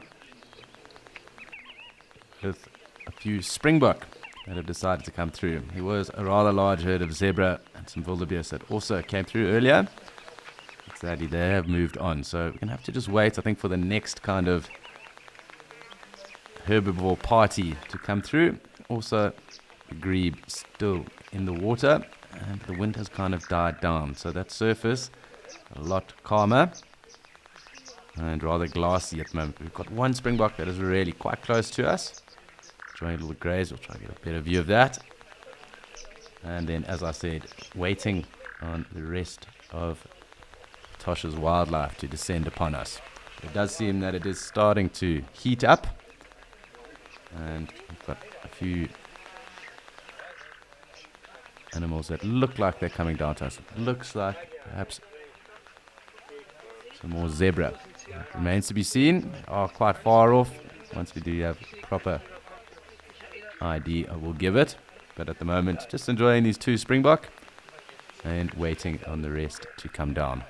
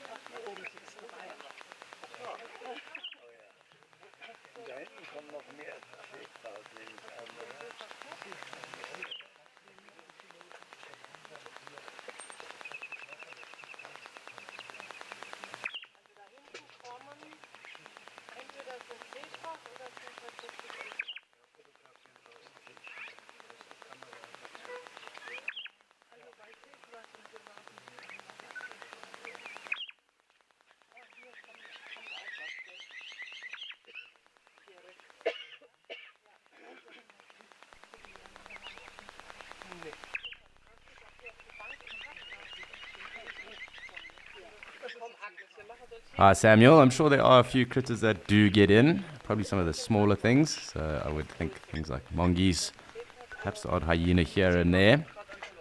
Maybe warthog. Of course, little things like maybe squirrels and that kind of thing. Probably also getting into the Okakuyo kind of grounds.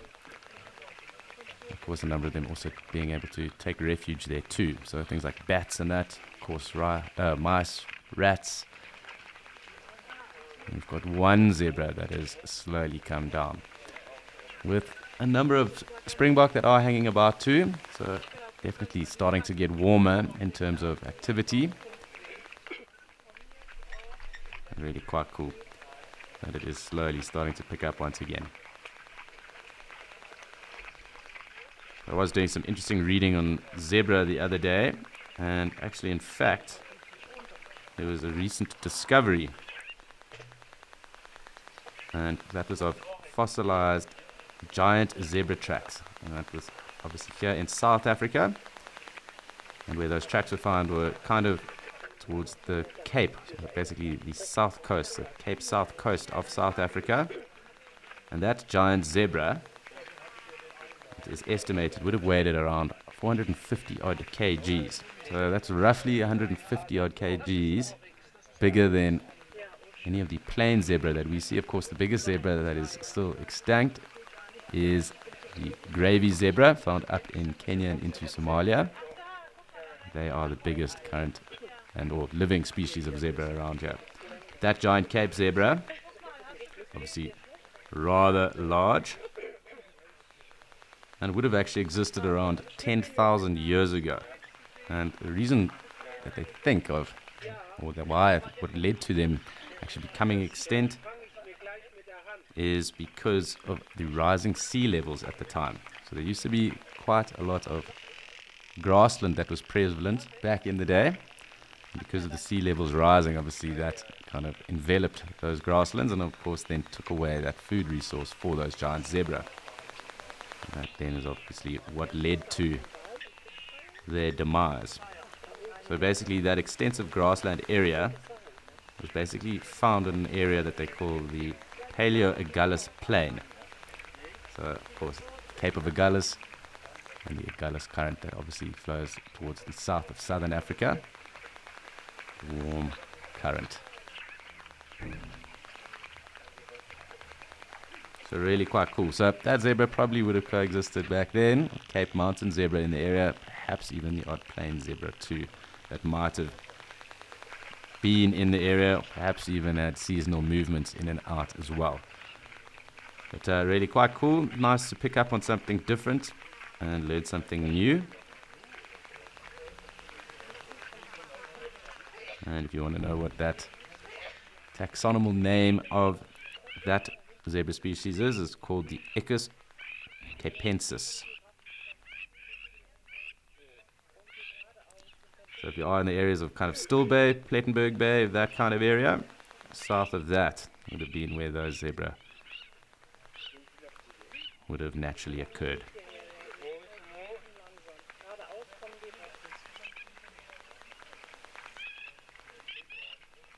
Of course, I also did forget quagga. So the quagga actually would have been really the plain zebra species that would have really been found in and around that area. Of course, that is also extinct. There are also measures being undertaken currently in the scientific world to try and bring them back. That obviously being using the remnants of DNA, and that is still around, using that to kind of bring about a new age quagga. So there is a project that does also involve that too, found in the Cape.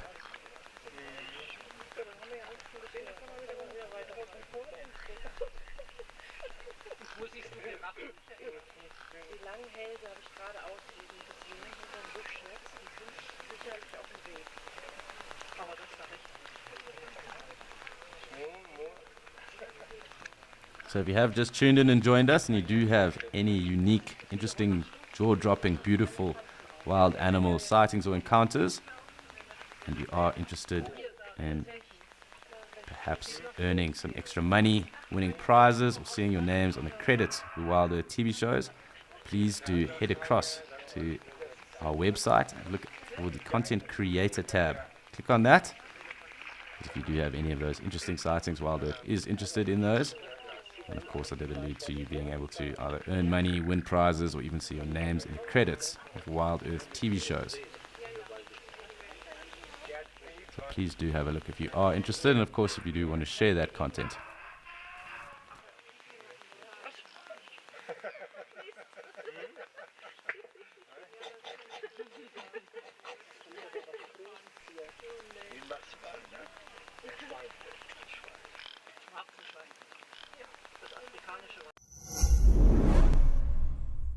We hope that when you watch Wild Earth, you will fall in love with nature.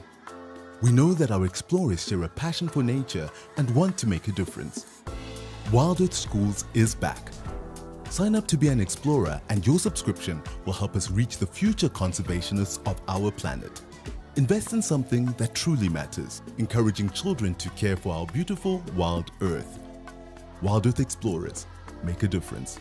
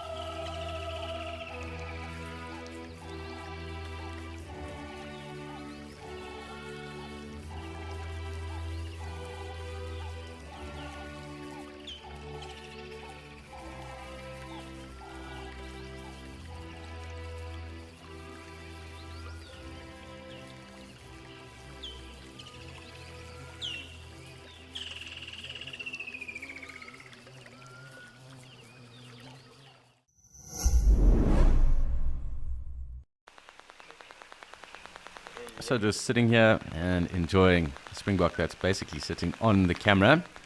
Obviously got that gemsbok that's just off to the northern side of the waterhole and the western side of the waterhole where the zebra is. So a lot going on.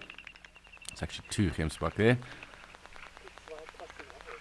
And otherwise just peaceful scenes. So really quite enjoyable just to sit back and enjoy. Nice to have this action going on again.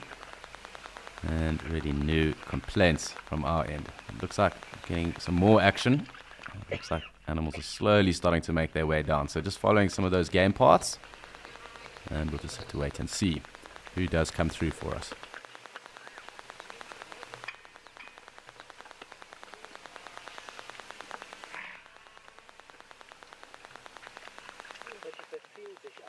Hi Wesley, I have in the past and in the Waterberg as well as also throughout Zim, just beneath Vic Falls, an area called Pandamasui. Of course in Lowveld as well. So primarily in those areas and as well in Mshatu, Tuli Block. So those are the areas where I have been and up in Pafuri. So quite cool. But focused primarily on other things as well. So I've done some things like leopard habituation, and I've worked in a number of different conservation initiatives throughout that period of around 8 to 10 years or so now.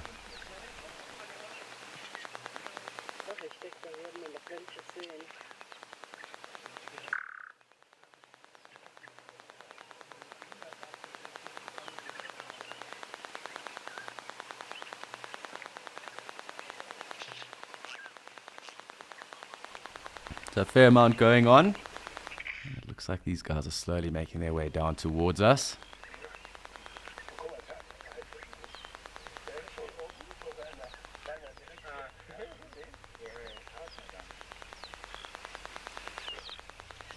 I'm just really hoping that it really does start to get chock-a-block. There's been some days where it literally doesn't stop, and we kind of sit on a conveyor belt of mammals as they come down. The springbok really is right underneath us.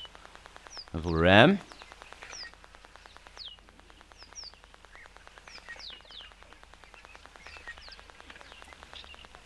The difference really between the rams and the ewes being the horns, of course, also size. The rams being a bit bigger, but the horns and the base of the horns are really what we look at in terms of denoting the difference. Really a thick base, kind of comes up, of course, that kind of heart shape that the springbok naturally do have, with the ewes being rather thin and spindly, those horns.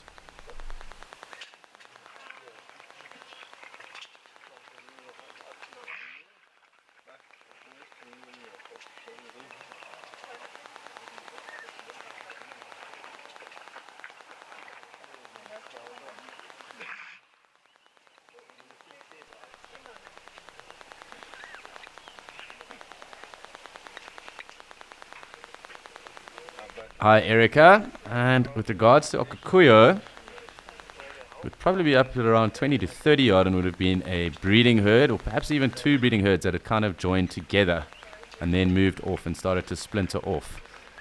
So I would think around 20 to 30 of them. We haven't seen a breeding herd actually in some time, or at least I haven't seen a number of the bulls. It has been quite sporadic. So we are kind of reaching the end of the rainy season here in Okakuyo. So there has obviously been an increased amount of food and vegetation for the elephant. So they would have also dispersed. So it would be a very nice sighting to get a lovely breeding herd of ellies come through for us. Definitely a highlight because we haven't seen them in some time. But again, we can't script it. We'll just have to wait and see. Be patient. It looks like Springbok and the Gemsbok are kind of deciding to move off. And it seems that we've got some zebra slowly making their way down.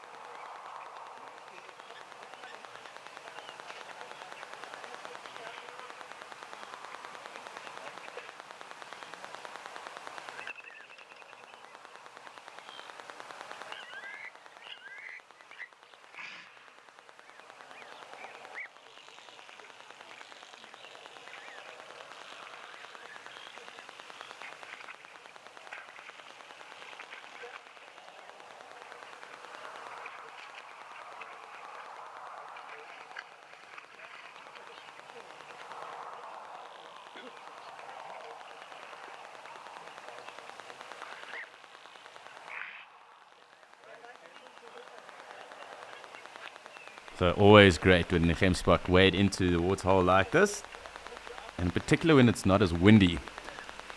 You really can see just how the water does then get disturbed just by them kind of hoovering it up. So quite a cool little thing, noticing that little bit of disturbance at the moment.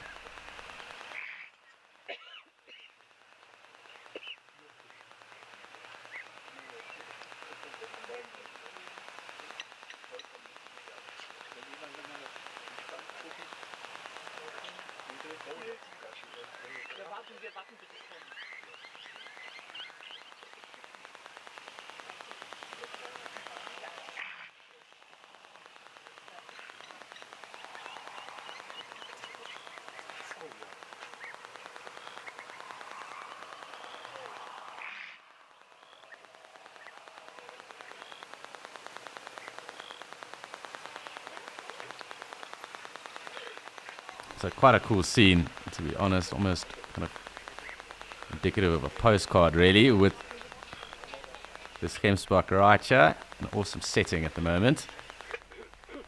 Of course that other Gemsbok just off. The zebras slowly making their way down, and it looks like one last Springbok still about.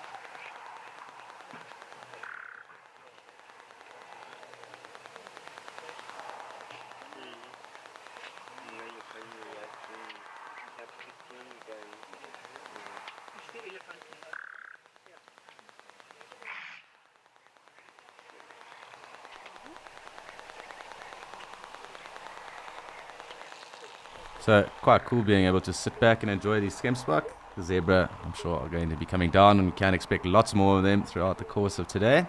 It's time for us to check in again with Andrew and Paul with those cheetah in Amakhala.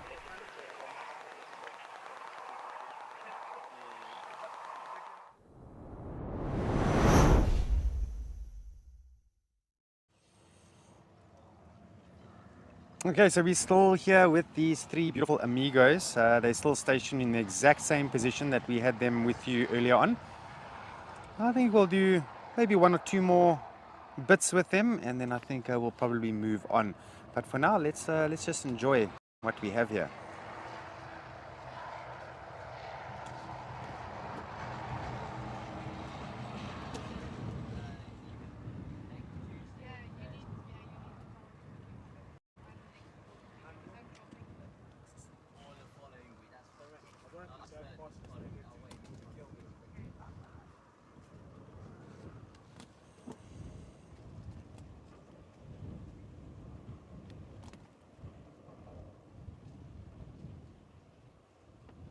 So especially that one cheetah keeps on looking down in that far dune up there, and I'm trying to see without binoculars.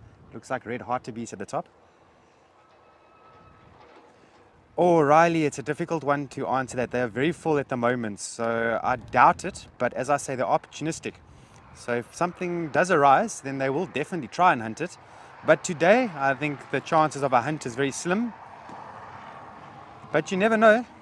That's what we always say in nature. You just never know what they're going to do.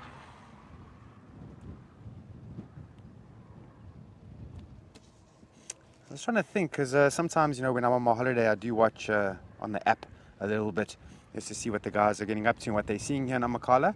I don't recall seeing Ralph with any of the hunts or anything like that, but at any stage, if they are hunting, and we'll, of course, make a warning for any sensitive viewers beforehand, but if they do begin to hunt at any stage, then we will definitely try and show that to you.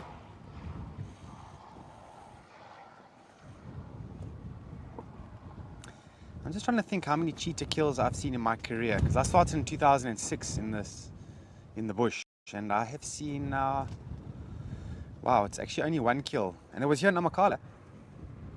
It was a zebra foal that it was a previous coalition of two brothers, two male cheetahs, and they managed to take a zebra foal, and I managed to witness that with my own eyes, and it's very quick. It is so quick. You just see an orange flash running. That's how quick they run. And sadly, oh no, it's actually my second time I saw a cheetah kill. Another time also in Amakhala, and this was a very interesting interaction. I wish I could have shown this to you all, but the same coalition managed to catch a baby eland, and when I got into the sighting, they just took this baby eland down, and the mother was storming the two male cheetah, and eventually just really got fed up with the cheetah and charged them with their head down. And this female eland, the mother, tried to stab the cheetah, but the cheetah, they know exactly what that means, and they spring out the way, and they really do get out the way. And the calf actually managed to stand up again and get back to its mother. But sadly, I don't think that calf would have survived with the neck bite that I saw. Oof, it looked like it was quite serious. It managed to get up back to the mom, but who knows if it survived after that. So I've actually only ever seen 2 cheetah kills in my entire career. Alex, how many have you seen? You must let us know.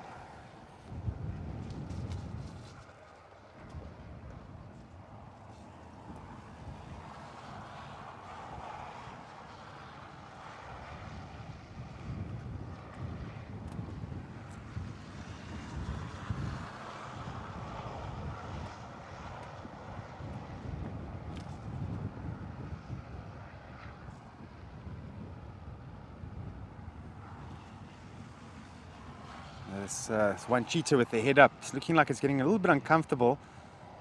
Ideally, lying on the side with their stomach being so full is going to be their best position, or even on their back.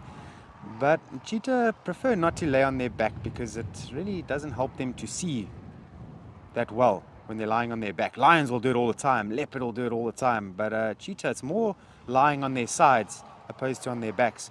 And of course, when they're full like they are now, to lie on their stomach is not really an option. It becomes very uncomfortable for them.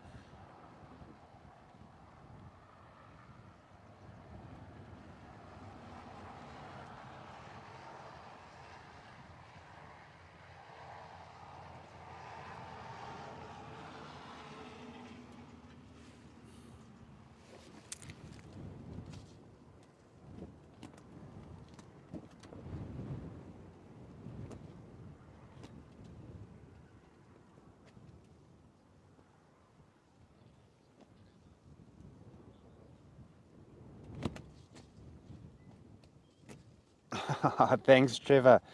You reckon the cheetahs have got the right idea, just relaxing in the shade? I think they've got a good idea. It's good to be where they are now. We're going to try and see where the kill is and what exactly it is. And at some point they're going to need water. As that meat starts to metabolize, they get thirstier and thirstier and thirstier, and eventually it's going to force them to actually go to the water hole to go and drink. But when they are on a kill and there's still fresh blood, they get plenty of hydration through the blood, and they don't need to go to the water as long as there's fresh blood in the meat that they're eating. But as soon as the animal's been dead for a few hours, the blood starts to drain away, and they do become very, very thirsty.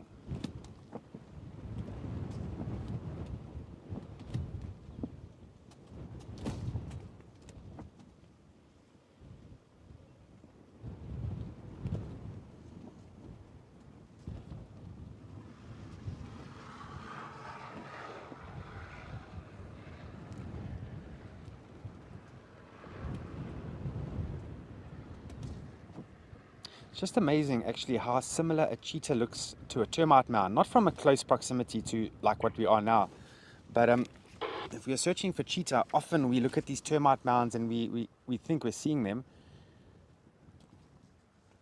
And I think for a cheetah to lay next to a termite mound, I think that's actually quite ideal camouflage.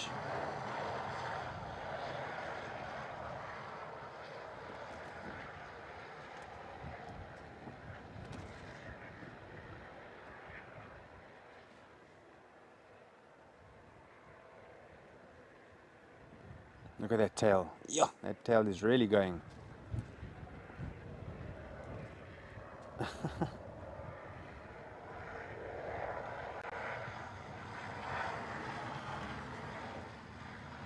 a shame. You can see the one is it's got its mouth open, so it's busy panting at the moment. So of course, when they have got a kill or they've had some meat, the body temperature does rise. That is sort of a byproduct of metabolism, is body temperature increase. So luckily for them, there's a nice breeze. They've got some shade over there. This is a good little spot for them. But if it was, hot like some of the hot days that it gets out here in Amakhala, the panting process, wow, it requires a lot of energy. And the more they pant and for the longer they pant, the more energy they're burning. So it's important that they try and stay cool. Because remember, at the end of the day, animals are conservers of energy. That's what they think about. Surviving another day, breeding, and conserving as much energy as possible.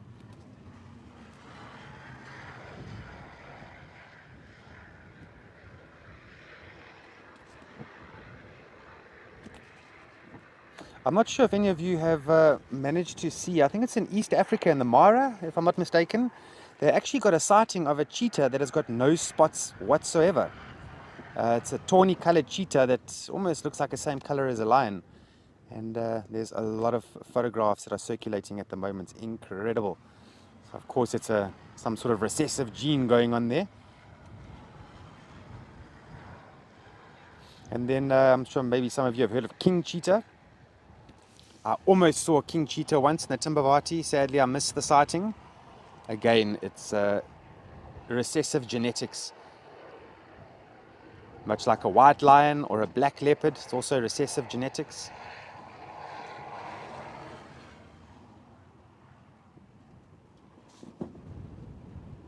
Very rare.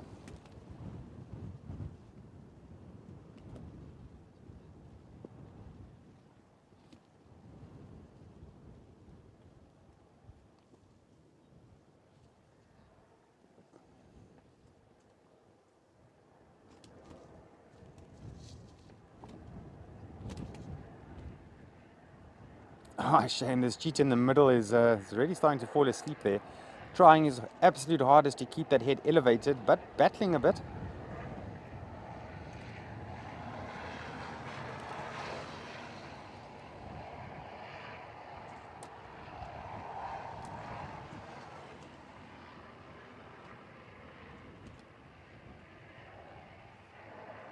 We spoke earlier on a little bit about the following mechanisms that the animals have got.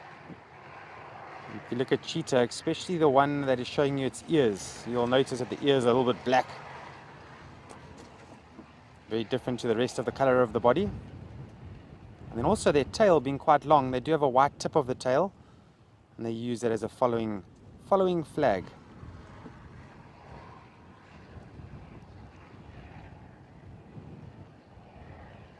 Now it's also interesting when these three amigos do go and hunt something and they get into their little positions, and but at the end of the day they are ambush predators. They try and get as close as they possibly can before striking, because remember, they can't run for too long. Otherwise body temperature increases too much to the point where they could actually get brain damage. So they have to stop at about 300 meters, around about there, and allow their bodies to cool down.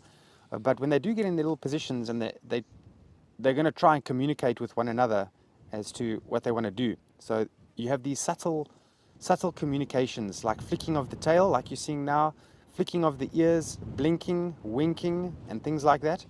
This is all subtle communications that cheetahs are going to use to communicate with each other when ambushing. We don't understand that language, but they most definitely do.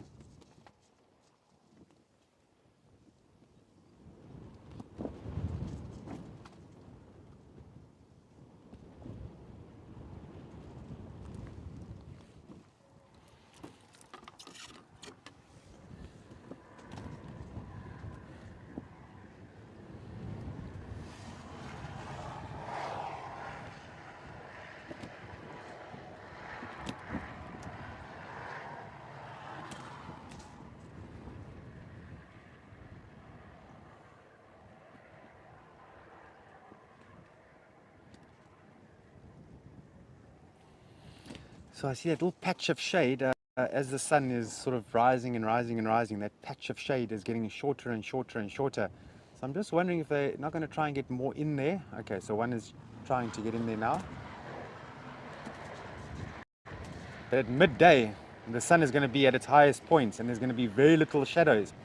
And these cheetahs will probably move perhaps into the riverbeds. Hopefully we see where they move off to, and then we can help the other guides for this afternoon.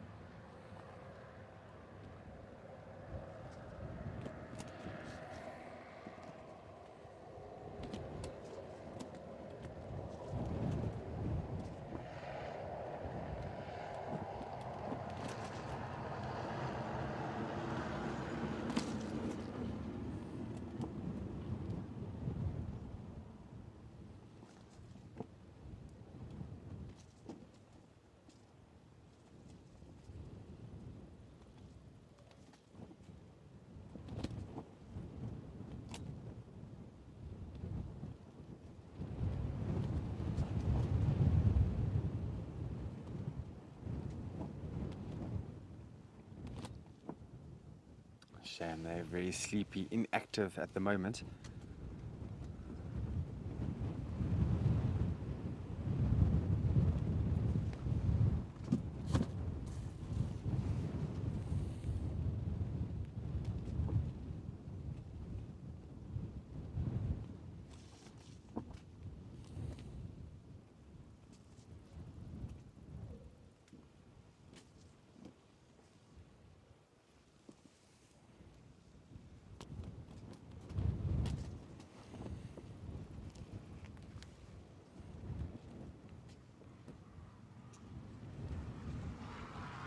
Okay, so there's one yawn. This cheetah that's in the far front side might just get up.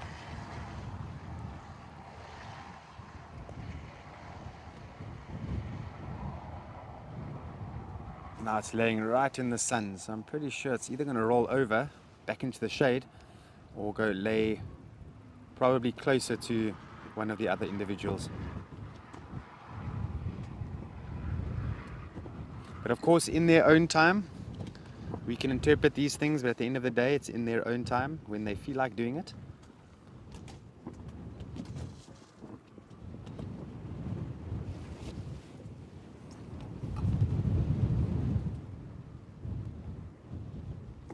little bit uncomfortable there, I see. There we go, up on the paws now.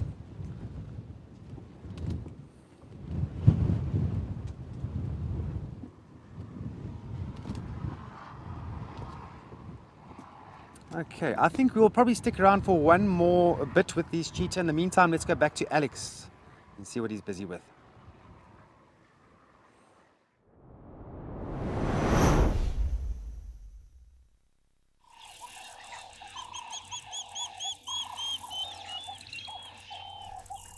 Thanks, Andrew. And yes, back here in Djuma at Gari Dam. Just trying to take a little moment to have a little scan about, see who may have popped up. And of course, listen now to hear if we can't pick up any different birds as well. Just having a little scan around. Those clouds do look rather heavy.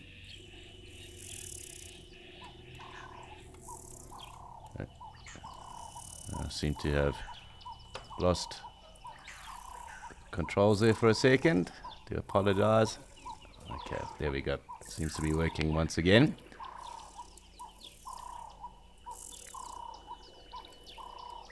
So I can hear crested barbet. Really kind of masked out by that Cape turtle dove. Rattling stickler also about. It did sound like some water thickneys earlier on as well.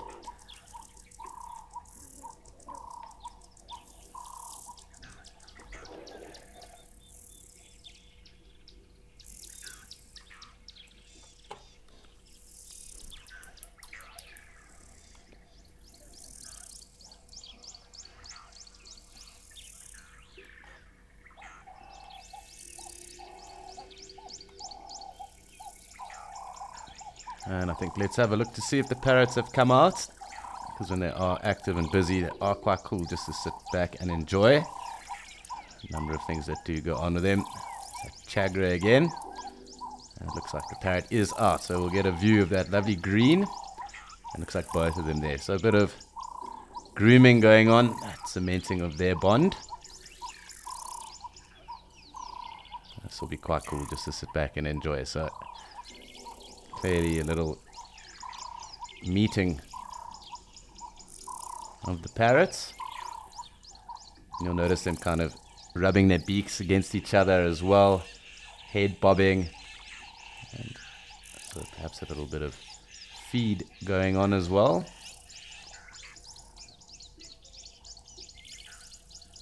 Really quite cool. You can really see how dexterous and adept climbers they really are.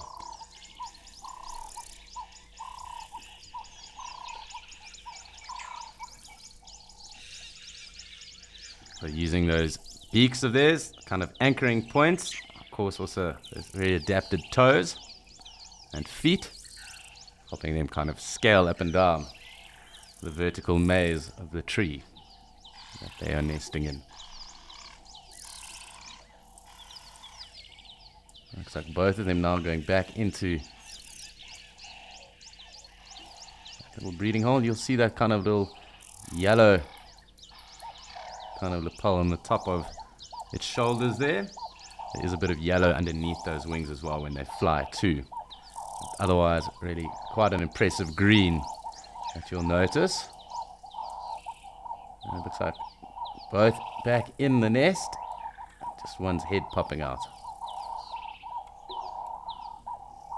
So hopefully they do come back out again. It is always cool watching them as they go about. They are very busy birds.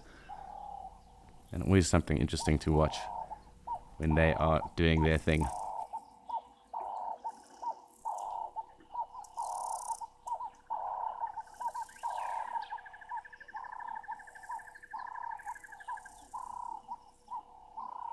Hi, Ruben.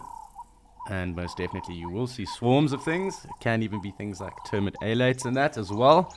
Of course, with the first rains or when it does start to rain at certain times, because it will also sometimes fall sporadically, and you will notice kind of green flush areas. But with that occurring, then with kind of swarms of the termite alates coming out, I've even had it before where having to brine and really just being inundated by them. And unfortunately, a number of them did get into the Weber that day, and it kind of gives a smell of when you're brine prawns, obviously with those exoskeletons. So it does actually have quite a nice smell. They are obviously also consumed. Apparently, they taste like peanut butter, that being the termite alates. I'm yet to consume one myself, but I do know of some people that have, and they aren't that afraid of them, I'll say that much. And also things like locusts, of course, also swarming flies, and even bees. And it's really the bees that you really have to be rather vigilant and watchful of, because if you get stuck in a swarm of bees, it could even lead to death. So a number of animals have also died that way, kind of get anaphylactic shock because of all the stings. And it really isn't something you want to do. So even elephants run away from them. I've had times even where tracking leopard, but in fact we were actually trying to view a young rock python in a tree, and it was in a leadwood in the Tuli block, and moved over and reversed and hit a stump, and that stump happened to be in a hive, and the entire vehicle was kind of enveloped by these bees, and a number of stings given across the vehicle. It really wasn't that pleasant, and we did get out of there as quickly and as fast as we could. Of course, bees also have that innate ability, once one is dead, obviously being able to sense that pheromone, and they do then start to swarm as well. So best to get as far away as possible when that happens. I remember one of my friends being stung just on his eyelid, and then having to deal with a rather puffy face for the rest of the day after that. But fortunately, no one was allergic, and we did get away unscathed, barring one eyelid, and of course other little stings here and there. But bees really ones to be the most watchful of.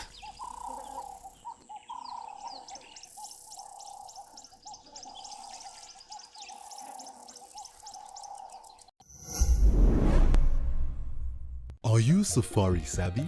How good is your animal knowledge? Animal Quizmania is back by popular demand. How cool is this? In aid of Earth Month for the whole month of April, we will be hosting Quizmania.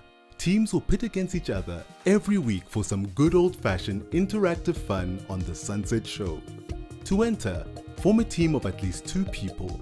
Fill out the form on our website, name your team, and come get quizing with Earth.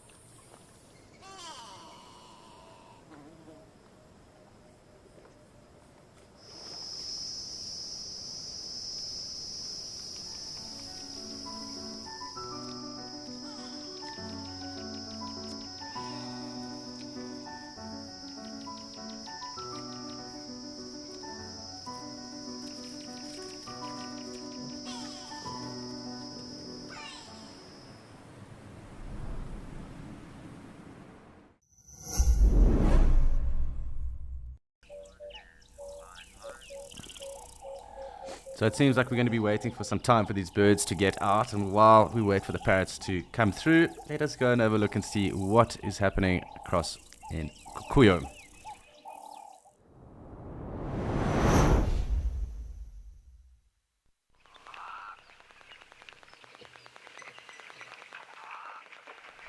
So vastly different scenes here in Okukuyo.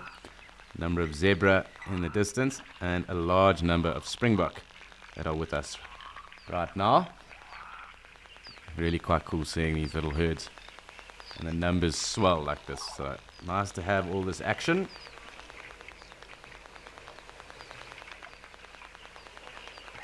Kind of like the landscape is almost littered with springbok at the moment. They are rather camouflaged at a distance as well. They do blend in very well with the concrete. But good to see them all coming through like this. A number of them also wading, and some thinking of getting towards where the water is pumped into Okukuyo waterhole.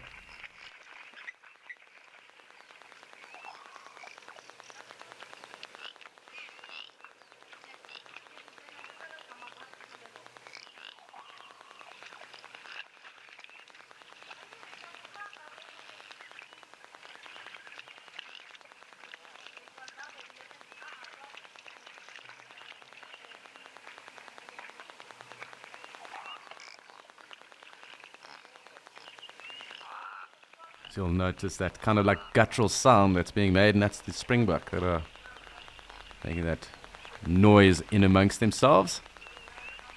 Little grunts going off.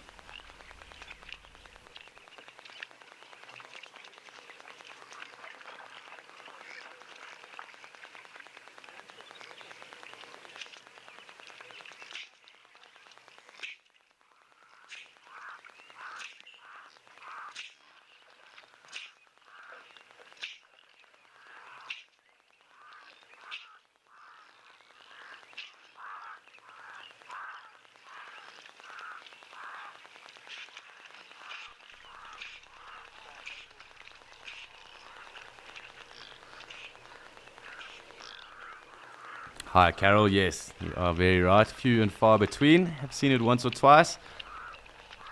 But one of the kind of precursors to that would be the wind picking up and being rather strong. They're almost kind of swirling about. And definitely a thing in the bush is when the wind does kind of start to pick up and you feel those temperatures drop. It can be indicative then of a thunderstorm coming through. And no doubt it would be rather spectacular to watch one here. Of course, any thunder or lightning would really be rather loud, and of course, awesome to watch thunderstorms, and watching thunderstorms in the bush, very favorite pastime of mine, at least. Thoroughly enjoy it. It really is something that I think most people should experience in their lives. A crack of thunder, lightning bolt streaming down. It really kind of hits you right in the soul.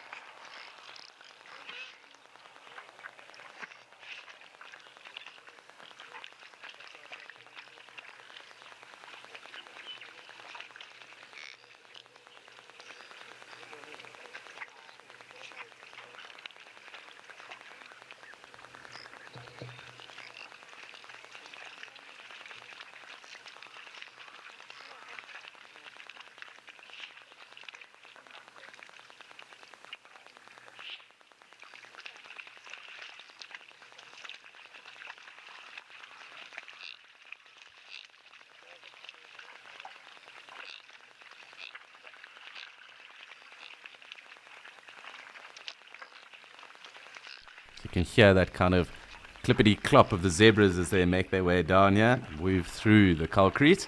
Of course, also as they wade into the water, that kind of splish-splash sound that also goes on. But quite a bit going on. nice to have all this action, and of course nice to see the springbok and everyone else being quite relaxed.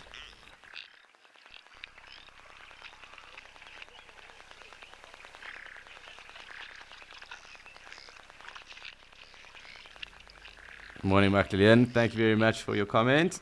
And they most definitely do use that abundance of number, or the large number of them. Obviously, extra ears, extra eyes, extra noses. Very good preventative measures with regards to detecting any predators that may be around. And of course, also helping them to stay clear from danger where possible. Of course, it is rather open here, so it would be rather tough for any predators to kind of get the jump on anyone that is here at the moment. Of course, if they did kind of hide up in any of the thicket areas and did wait and were patient enough, could be to their advantage, although the wind probably kind of disadvantageous to a predator as well. So a number of factors also that would lead into that.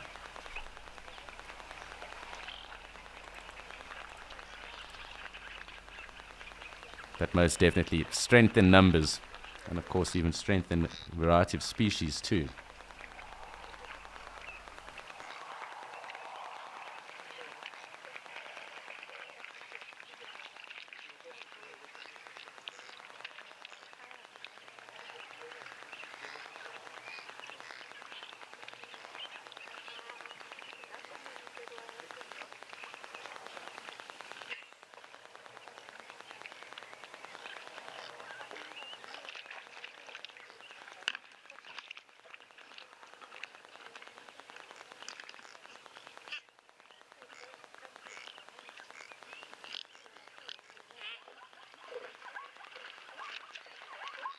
A little bit of a zebra bray now. Quite cool to listen to that as well. Obviously very distinguishable, that. And always quite cool to listen to.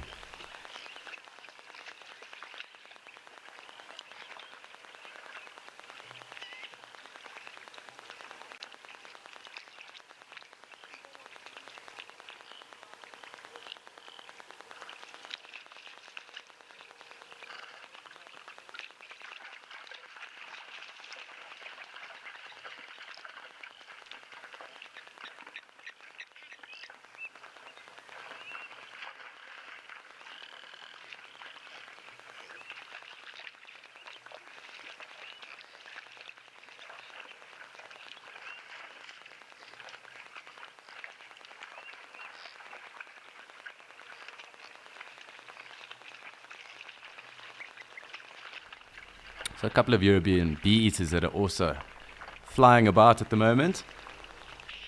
Otherwise, really just enjoying the two most populous of the herbivores that we do get here in Etosha, in particular Rokokuya, that being the most populous, the springbok, and the second is zebra, both with numbers over 15,000 odd.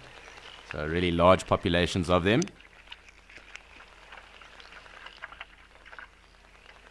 But great to see them.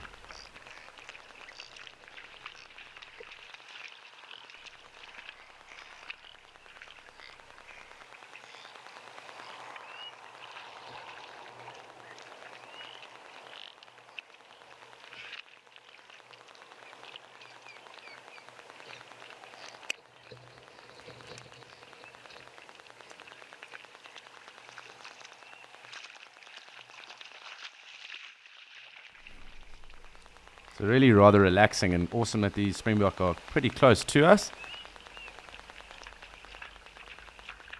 And clearly just doing their own thing, kind of scooting about, the odd one or two having a little graze, the others enjoying a little bit of a wade and drink. Some more on the other side of the dam, as well as what I think are impala. Really being able to note the difference, really just coming down to coloration. You'll notice that the impala have a far more russety red coat, and obviously are a bit bigger, but it doesn't actually seem that that is the case. I think it actually just is springbok. Being a bit misled just from distance, but awesome scenes, and nice that the waterhole started to get a bit busy for us.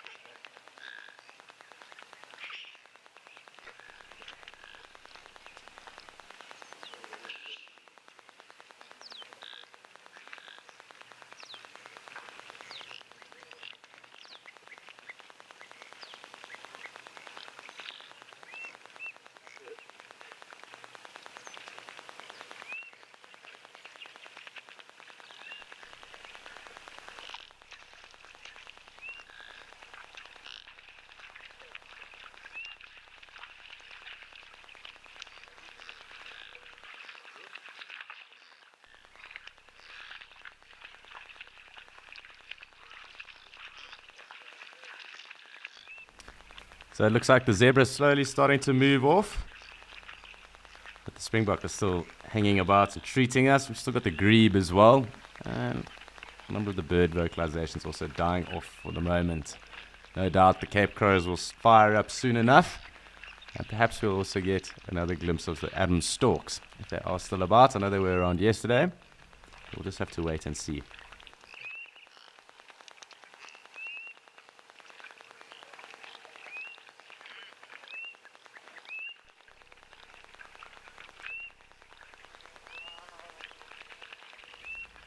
So awesome to spend a nice relaxing moment across here in Okukuya. But it is time for us to say good morning to Cedric and see what's going on in Madikwe.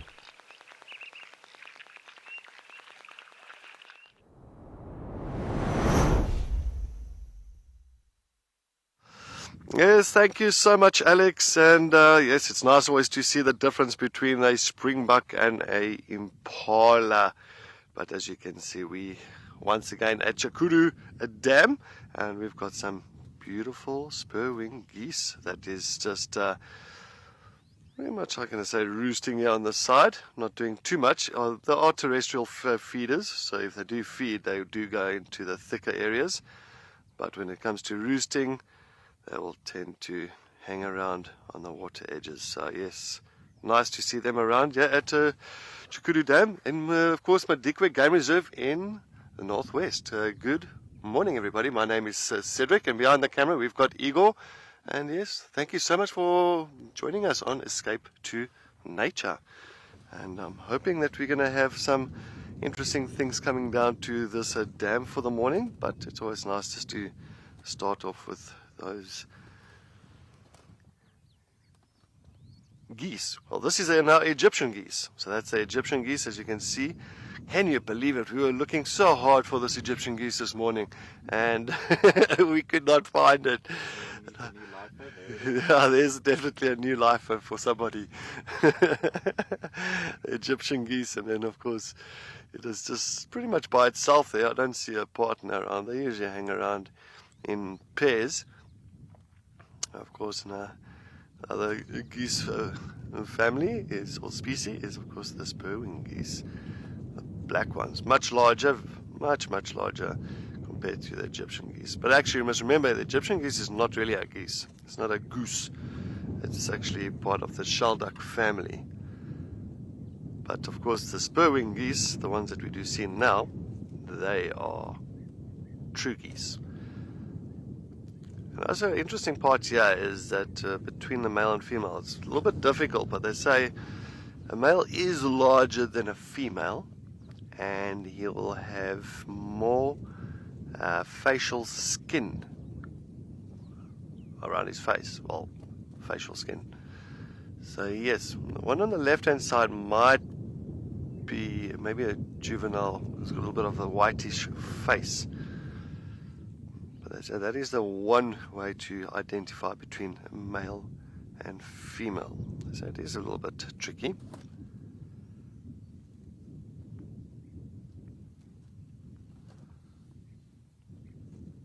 As well as those beautiful legs, those pink reddish legs of theirs. As well, they say the male's also got a wattle. So you have to just take a look carefully if you can see a wattle. It's a little bit difficult from this side.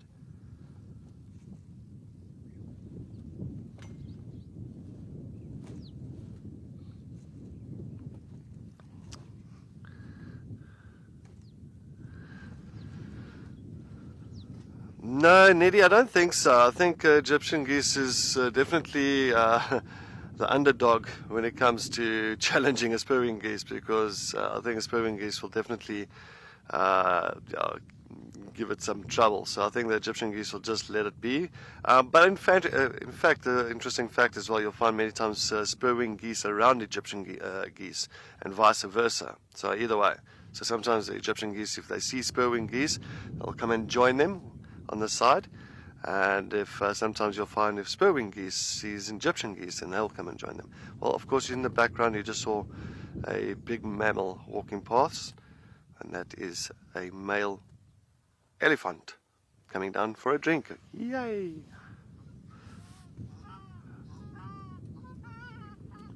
Oh.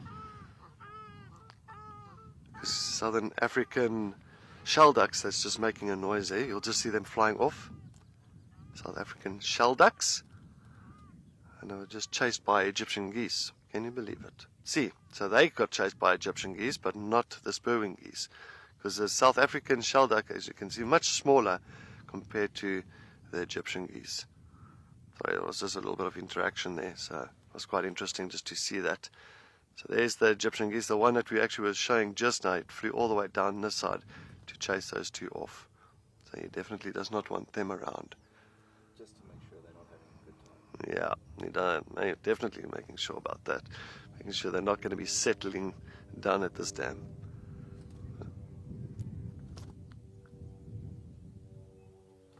But I always like just every waterhole will have Egyptian geese. Alright, well, it looks like, I don't know quickly, before that male elephant does disappear, I think, let's see, here's a one tusker. It's actually quite a nice male. Not a big boy, actually, from this side, because he's completely on the opposite side of the dam from where we are. And you can just see him with the left tusk and, of course, the right tusk missing. So, you know, never know what happened to the tusk. I can't say. Maybe it broke off somehow by digging something up or, you know, rubbing against a tree or something like that. You never know. But one thing I can say is if that tusk breaks off underneath the lip, so not on the outside of that lip, but on the inside of the lip, if it breaks off, what happens then, it actually hurts and it damages the nerve that's pretty much inside of that tusk, just like a tooth. And if it damages that nerve, that tusk will not grow any longer. So that'll be pretty much done. But if it breaks on the outside of the lip itself, of course the nerve is then not damaged, and then you'll find that those tusks will continue growing. But yeah, it's not really disadvantaged at all. I mean, if you've got still one tusk, you'll just use that one tusk for everything. So of course, breaking branches, digging the roots. So definitely, it's not hindered by a missing tooth. But definitely, he's going to have a nice drink. Yeah, Vicky, very interesting question. Yes, we do. I've found a few, especially around trees where they kind of took off the cambium layer. I found pieces of tusks, and of course I can't keep them because it's illegal. So of course the property that I was on at that time, you just go to the landowner or the manager there, hand it in, and then they will get it registered, and it'll be kept in, of course, a safe and all that kind of stuff. So that does happen. But yes, I have found a few shavings of tusk. Actually, not long ago. I'll just say not long ago, but I'll just say a couple of years ago, I found a nice piece, maybe 10 centimeter long tusk, the tip of a tusk, about 10 centimeters on bushwalk, and of course pretty much lying around close to a base of a tree. And typically that tusk was broken off due to the fact of maybe it had a hairline crack already in that tusk, and I'm sure that elephant decided to use that tusk to rip off the cambium layer from the tree. And of course where that hairline crack was, it was a weak point and it just snapped. So yeah, but of course that was handed in. Teeth? Yeah, of course. I mean, the teeth of elephants you do find, especially where an elephant carcass is. Yeah. So of course, if there's a skull or a jaw, part of the jaw, you'll find those big molars. I mean, some of the molars, the large molars, is pretty much almost the size of my fist. They are huge. They're huge. You can imagine that tooth that's just grinding away at the vegetation day in and day out. So a lot of weight. Ooh, wow. Sorry, I just got like a surprise next to us while I'm focusing on the other side of the dam. We have got a family that's now coming in. Hello. That is nice. So a family of elephants that's just decided to come and join us. Thank you. Good morning to all of you. How nice of them. Little ones, big ones, medium ones, all kinds, all ages.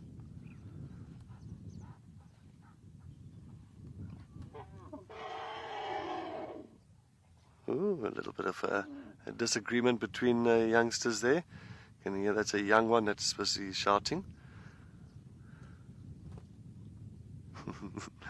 Oh, here we go. Here goes these little ones again.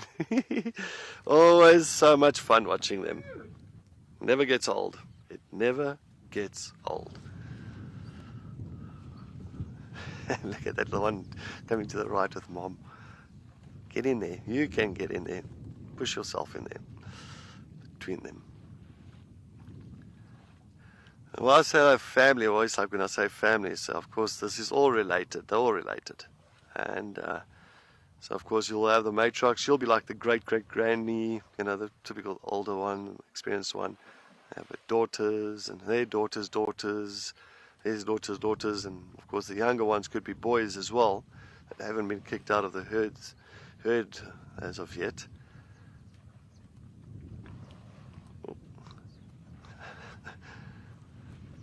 Of course that one is getting into some really thick stuff there. She's chosen a little bit of a tricky spot there. I don't know why she wants to get into that little spot.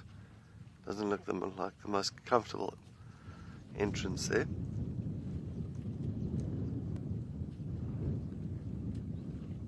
There's a youngster with her, most probably her calf. That's pretty much not a young calf, like a little kid. So about maybe 5, 6 years old. Oh, look at that little one. He's climbing. Oh, yes, there it is. Now he's going to try. Now you have to get through there. Little one. Oh, oh. Doesn't know. It's a young boy. Definitely, it's a young boy. Full of beans.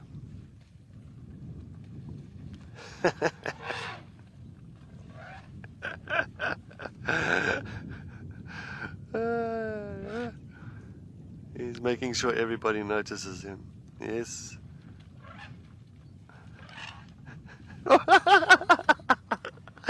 Sorry. He's losing his footing here. Yeah, no. You need to get some spikes for your foot, for your feet there. Get some grip.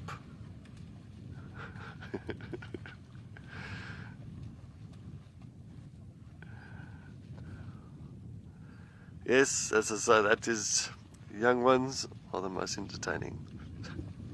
He is having so much fun.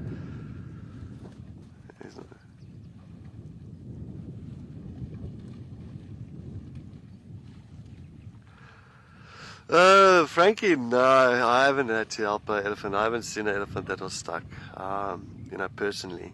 I've heard of it, I've seen videos of it, but I haven't had to be associated with any of those situations. So hopefully this one makes sure that it doesn't go too deep, because the way this little one has got, it's full of beans, it might even get stuck itself.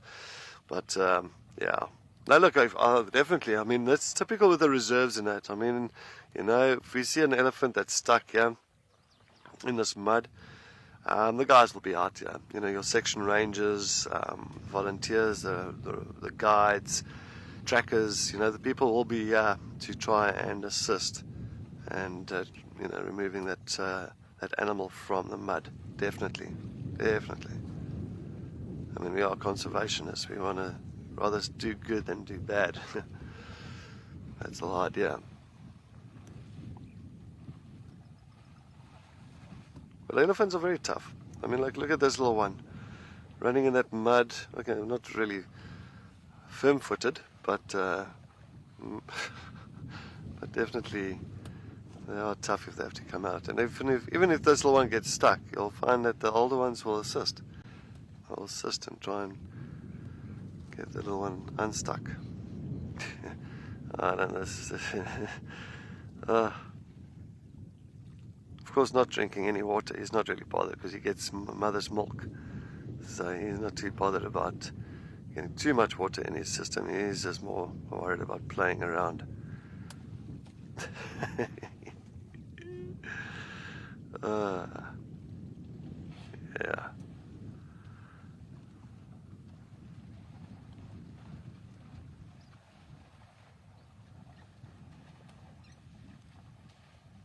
It like reminds me of when we go like to friends when we were that young, like when we were like 3, 4 years old, and we go to our friends and there's a party happening and they've got like a sand pit going and all bubbles, you know, like those foam parties with all those bubbles and everything, and then you get so excited, you get there, you know, can't wait to get there and play in that foam or in the sand pit. And this seems like exactly like this little one. Yeah, exactly. Water slide, jumping castle. It is always so much fun, and it just seems like this little one has got that kind of feeling about it, you know, when he gets to these dams. Others are more kind of concentrating on drinking, getting some water in, while this one doesn't care in a world about that. He's having fun.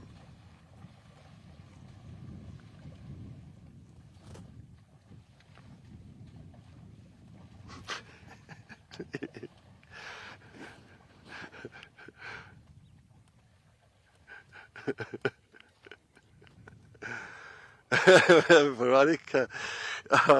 So yeah, no, definitely. I think the other side, but it is. I mean, like I've had family parties like that. Like everybody's relaxing, having a barbecue, and of course there is that one family member, that little kid that's running around and, you know, I don't know, spilling your drink and stealing all the snacks and, you know, rubbing his muddy paws against you. So, you know, you always got that one family member, the little kids. So yeah, and the others everybody just ignores them. Like, do not pay attention to the young one. The more you pay attention to those young ones, the crazier they become. So it's always like, let it be. let him run. Let him play. Let him use that energy up for now.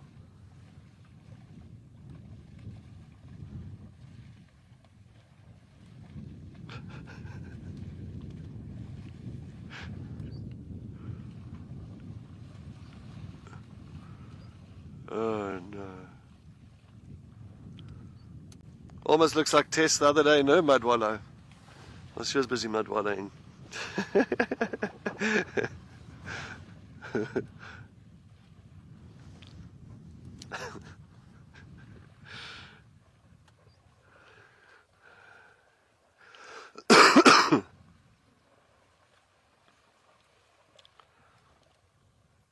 I don't even know which one is mom anymore, because it just seems like she's not even paying attention. He's not running towards her. He's just going to everybody. Oh, that one's not doing the right thing in the water there. Why?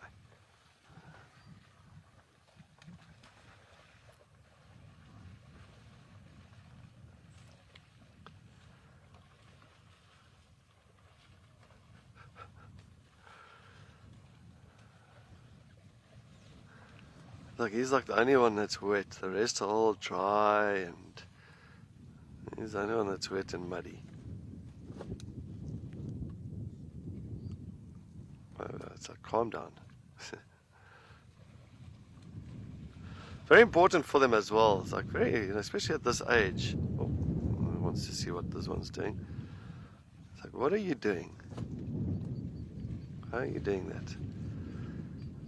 But it's very important for them at this age, of course, learning, you know, kind of how to, like, strengthening their muscles and learning how to run through mud and, you know, just getting the life skills all in. And that's typical, like, even us as humans, we've got the same thing, got to learn. I don't know, no, it's maybe found mom. Yep, that must be mom. There we go.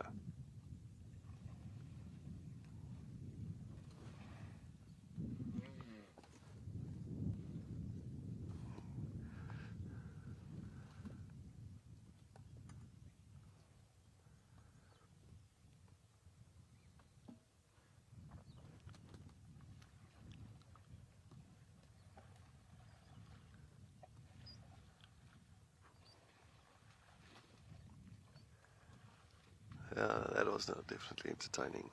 Well, all settled. Oh, you had a bit of a rumble there, so 10 to 1, it's maybe a matriarch talking and saying it's about time to start moving off.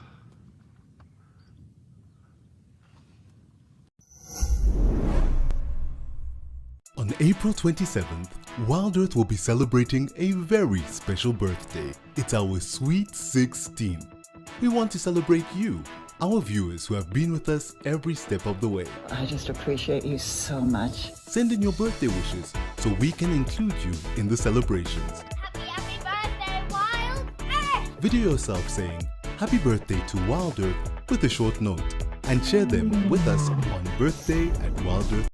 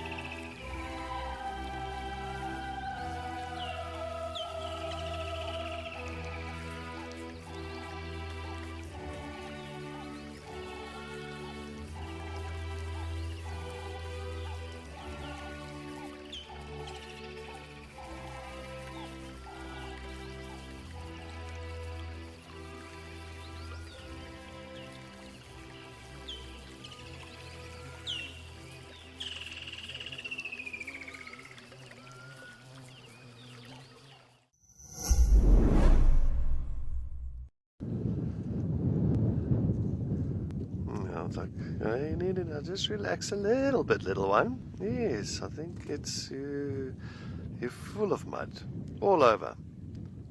Yes.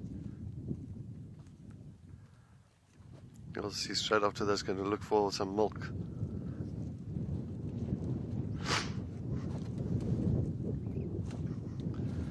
Russell, I'm not too sure if elephants do experience teething problems. They could. I mean, like most things, most animals, humans and primates have a little bit of a teething situation. I mean, even when you look at leopards, hyenas, they have teething issues. That's why many times you'll find them biting on sticks and logs and kind of just chewing on something just to kind of strengthen the gums and as well just to, maybe get rid of a little teething issues. But I'm sure elephant does. Not really. Fortunately, I don't really speak that elephant language, but it would be nice to know. It would be nice for them if they could actually say, listen, we've got a teething problem. Yeah, with these little ones. Oh, there's definitely now a whole mud bath going down here. They are enjoying this little section. Clearly they have fed on enough for the time being. It looks like now it's time to enjoy these muddy places in the water. Always. So even the other ones, look, sometimes like even these younger ones, always trying to climb on top of one another. Just to sometimes it's also this the bonding. Sometimes you'll find bonding between elephants is also very important. Just to know that the family members, they are still well connected and there's still a lot of trust between each other. And it all comes down from youngsters like this. Now you can imagine 2 young females. So there's 2 young female calves. They'll practically be together forever. You know, they'll stay with the herd.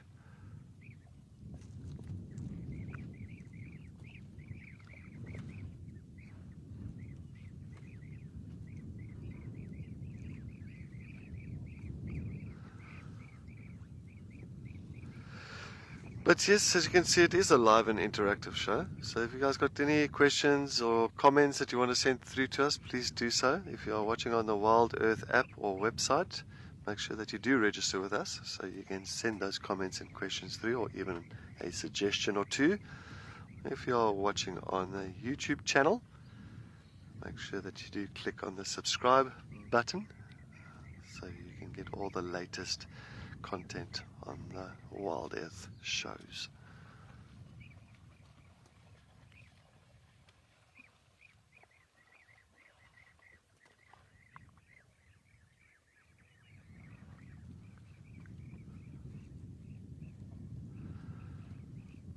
We're not going to call this an elephant pool party, maybe like a mud party.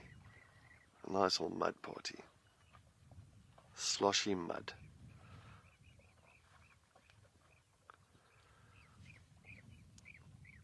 I think the way that little one was kind of slipping all over the show, almost like I'm almost like tempted for one of the days to actually run and go and slide on my belly in that mud. See how far I can slide. Maybe you can make it to the water.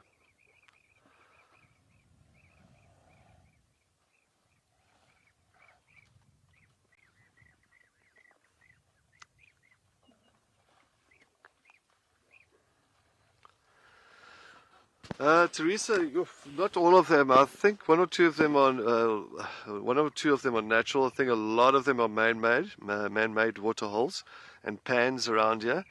Exactly like the one that we're sitting at the moment. I mean, it's got a huge dam all around, so it has been created, and it's been created by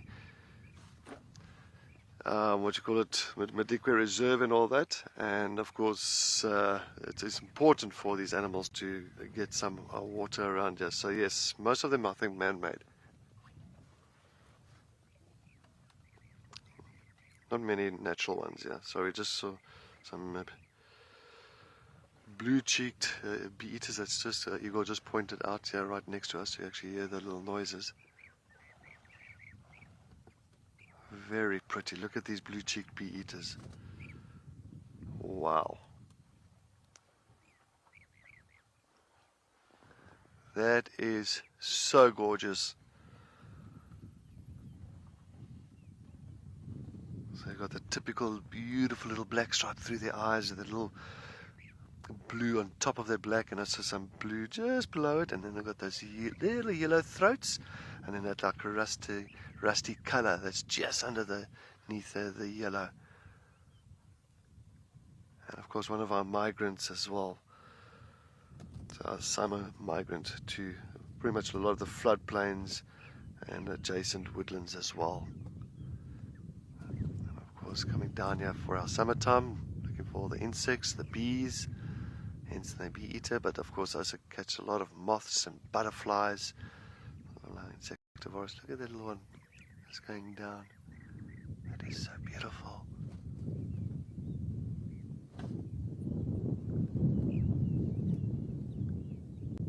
And this is, we don't get to see the blue-cheeked bee-eater in the Greater Kruger Park. Very, very few and far between there. Most of the time you'll find them here northwest in Madikwe side, and as well a little bit further north east as well. So pretty much maybe you might get them on the northern side of Kruger National Park, but that's far north. That's just below Zimbabwe.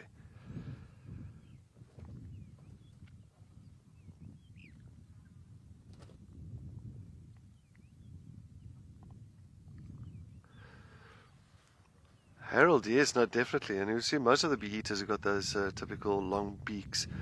Of course, you know, when they go looking for food around here, those beaks definitely help them quite a bit catching things like, of course, the moths and bees and that. So it is an ideal little tool to have, as well as you'll find like the white-fronted bee eaters. A lot of them will nest on the side of the, like on the banks of rivers, creating little holes as well. So I think that's why the blue-cheeked bee eater does this exact the same thing. So you'll find little holes on the side of the banks where they will actually have their little nesting sites.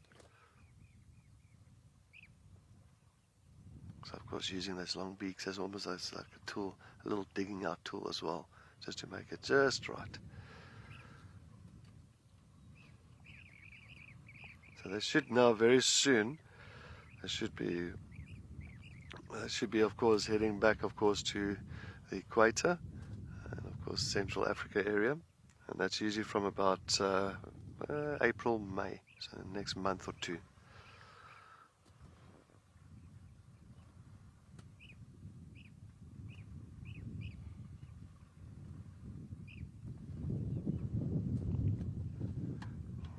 That green is just so, it's like, it's almost like a, like I can say like candy green. Just the coloration on bee eaters are always striking. Every bee eater species got this striking color, and I think a lot of those colors as well, to me, like, you know, when you're looking at something like the rollers, lilac-breasted rollers, and all the rollers, those have got beautiful colors just to attract those insects. I think these bee eaters have got almost the same kind of situation where it's color attraction. So of course these insects itself will think it's a nice little flower or plant or something, and then of course it is the perfect way to really get hold of that. Oh.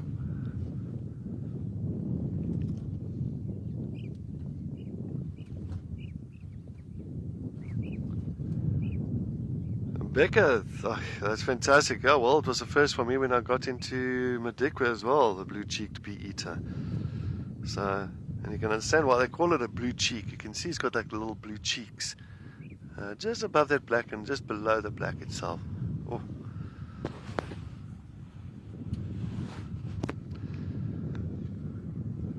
It looks like we might have now a proper elephant party now.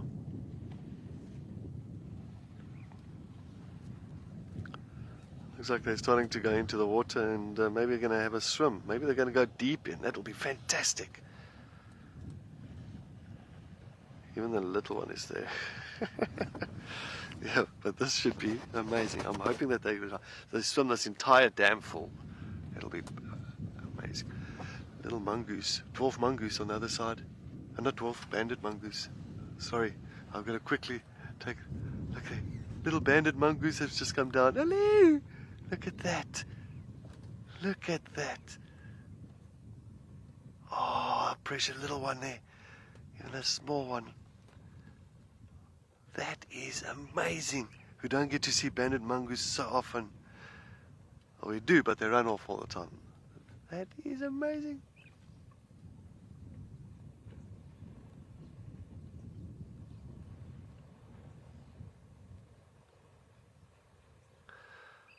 Well, you just had a little banded mongoose now, a nice family just moving past and heading into the bush. That was fantastic to see those banded mongoose. There's still one or two left on the left-hand side of the screen. Sorry about the black, it's just a pole that we unfortunately it's just coming in the way there now. But just like the dwarf mongoose, these banded mongoose, of course, just foraging around, but they'll forage on a little bit larger things. Sometimes you'll look at something like big insects and of course scorpions, dig up, they'll sometimes even dig up some of the megalomorph spiders, of course the trapdoor spiders or the baboon spiders, solifuge. Oh, that was fantastic. Good to see that. Don't get to see banded mongoose that often. But yeah, these elephants are having a party.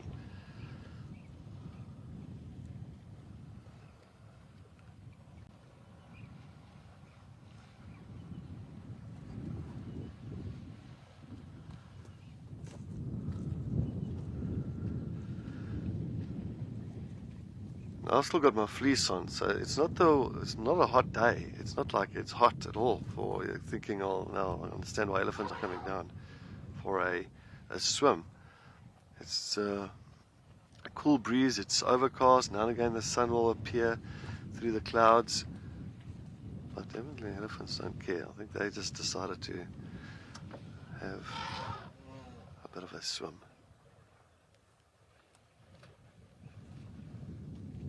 But that one's got playing with the waterweed. Got it in the trunk. It's grabbing all that waterweed. I wonder if they won't eat it. I haven't really seen elephants actually eat that waterweed. I don't think it's something that they want.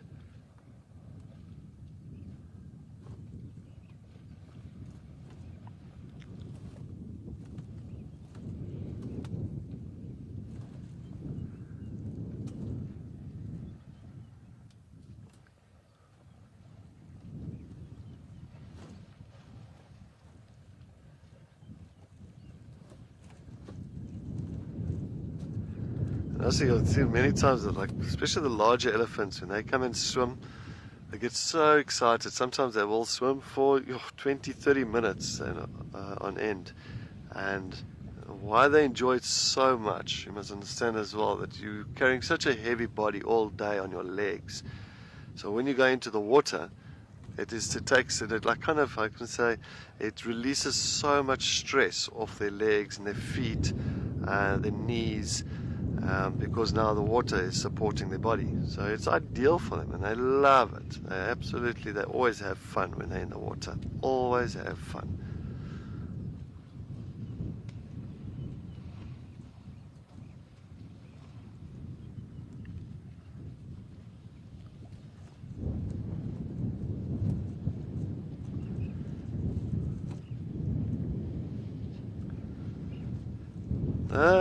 Naturally, will aquatic plants be dangerous for elephants eating or getting stuck in them? Nah, I think a plant won't stop an elephant. They are so tough. An elephant is strong. They will just break these water weeds if they have to get stuck. I don't think that'll ever happen. A lot of shouting happening here. Maybe it might be the crocodile that bit one of their toes or something, I don't know. Because you can see how they all congregate now right next to each other here. Watch it. All very close now. I don't know what happened there. One stood on a thorn or something. But also eating the aquatic plants, no, I don't think they will. I mean, the digestive system ain't that strong as it is. So if they do take in something like a little bit of aquatic plants, I'm sure it's not going to be a huge problem for them. I mean, it's a wild animal. I mean, at the end of the day, their enzymes are strong enough to really withstand a minor, poisonous plants or toxic plants. I mean, they eat something like a tamboti tree, where the tamboti leaves has got all that white latex inside. I mean, that latex for us is very poisonous. Very, very, very poisonous. So you'll find with elephants, they love it. So it'll take a lot for them to really have a problem. Oh. These three are just having a bit of a meeting. Looks like three males. Oh, that little one got pushed out. Sorry, that little one got totally pushed out from there. So all supporting the little one now. Watch him. Oh, come on. So much happening, so much excitement. Let's just listen to them. Oh, he's going in.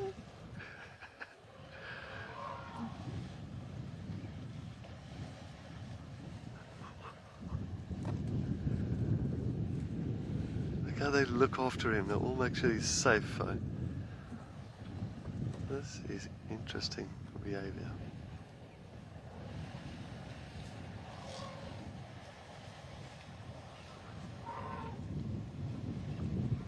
Where is that little one now?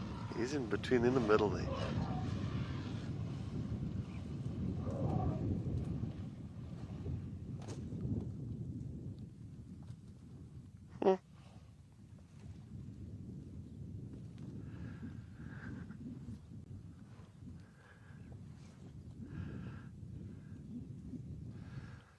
was very interesting. Hey, it was amazing how they all kind of just formed again with that little one. It was like he was like the leader of the pack there. It's like leader of the pack, and they all came with them. Yeah, Gabby, definitely. Always nice to see them throwing some plants on their head, like some accessories there. It's always funny. It's just like when you always watch the hippos when the hippos come out of the water, and it's all like kind of wrapped around their back and on top of their head. It's always really quite funny seeing that.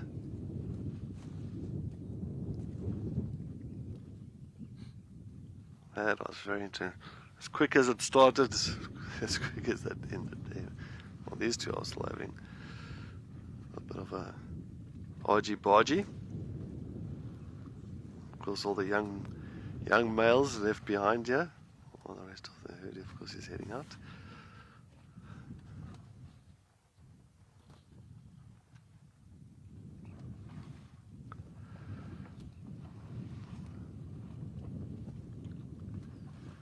Two of them having a little bit of a sparring session, a little bit of playtime. Just trying to see who's stronger than the other.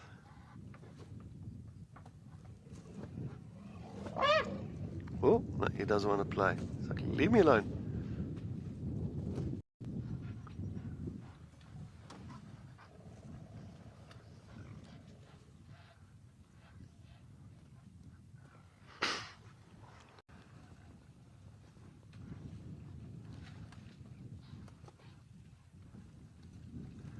Oh, don't push him. He doesn't want to play. He still wants to push him. Watch. He still wants to knock him forward there. Bit of a bully there.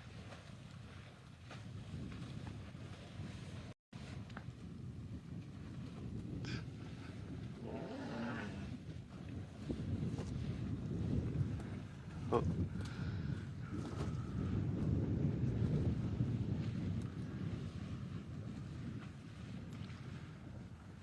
Typical in these young males, with they of course are getting to these ages of 15, 16. You can just see the testosterone is, you know, like kind of much higher in their bodies now, system, and they're becoming men, and you know, they're starting to have that kind of typical male testosterone bullying thing that goes on with them. So you can just see a little bit of that argy-bargy and just testing each other, and then what happens, sometimes they'll take it out on the young ones, on the little calves and that's when you see that, of course, the females, like, you know, they're not behaving themselves, rather just move out from the herd, rather go on by yourself or join another male and take it out on him.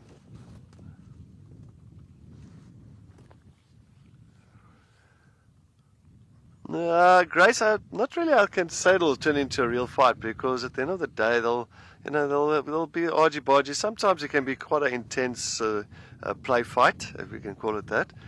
But when it comes to really sparring, like proper aggression and that, it's like usually you'll find it's two males in must. So of course that's when they're looking for a female that's in heat, and there is a female in heat here, and then all of a sudden these two boys that's in must, they are trying to compete with each other to get that female's attention. So that's the thing. So maybe then, but this is just you know, when they play, and sometimes you'll find one will just give up and just let out a little bit of a cry and like, leave me alone, you know, and that's it, over.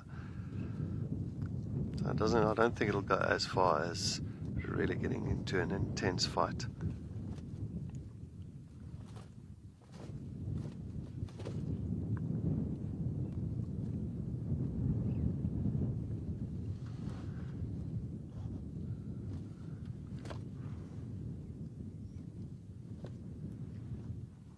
As you can see, this female, so the family is now moving away. I think they're going to head out and go and feed.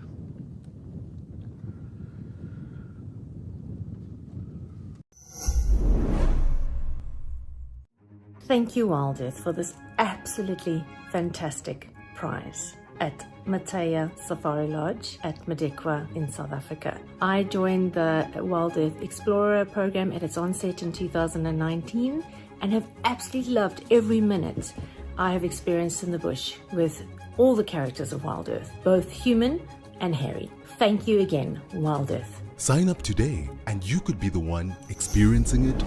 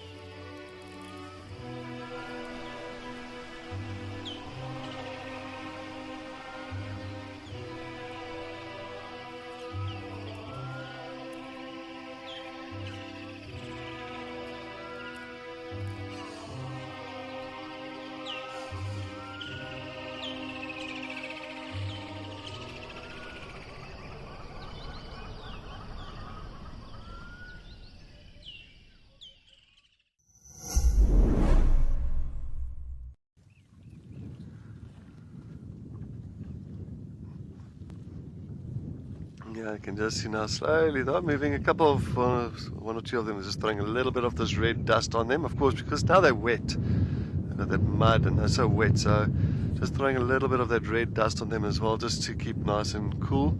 So what happens, that red dust is going to now stick towards of course, on the body itself, because it's nice and wet, and then it's a nice little kind of cooling down system for them. Loving it, like a little bath, like a sand bath. Yes, enjoying that. Maybe that one's going to have to do it. He's looking at it. He's gone.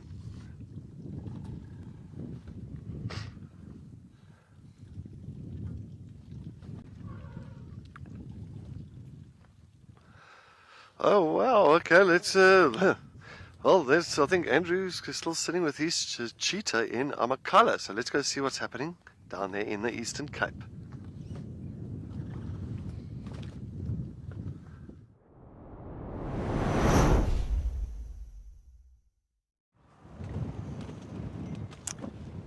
Okay, so these cheetahs are still here. One of them actually decided to get up and walked a little bit further on and stopped and looked back at the two other individuals and was hoping that they were going to follow. And he waited and waited and waited for about half an hour, and he realized, no, they're not going to follow. They're quite happy where they are, and so he came back and is laying there. I spoke to one of the other guides that joined us momentarily, and I spoke to him and I asked him what has these cheetahs killed, and does he know where the carcass is? And it seems like it sounds like, from what they've told me, that it's a waterbuck that they caught.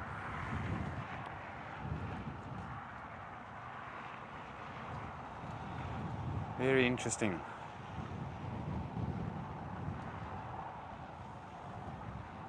It's actually very seldomly have I ever seen predators with waterbuck and eating waterbuck. They do go for them, as we can tell, but not frequently.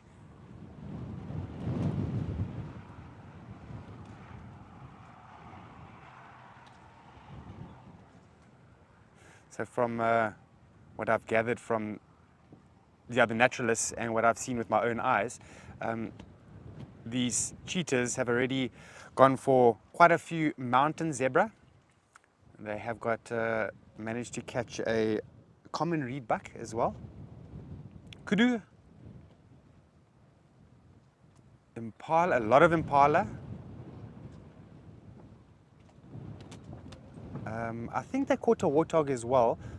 So it just goes to show that, of course, with each species of animal that they're going to go for, they need to sort of have their own strategy for that species, and to know that they have gone for such a wide variety of things, that they've learned quite well how to hunt certain animals.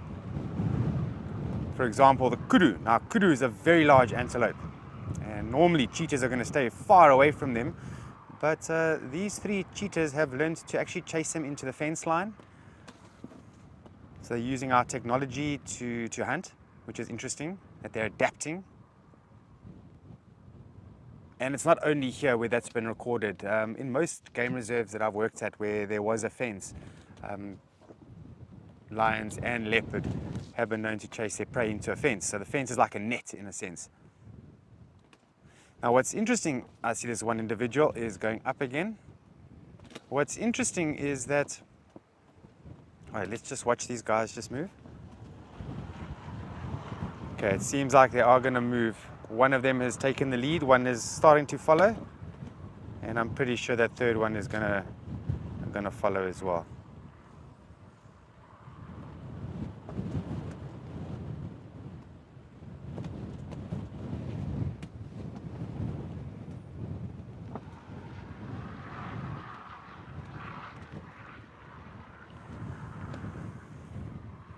Okay, so I think they're looking for a bit more shade.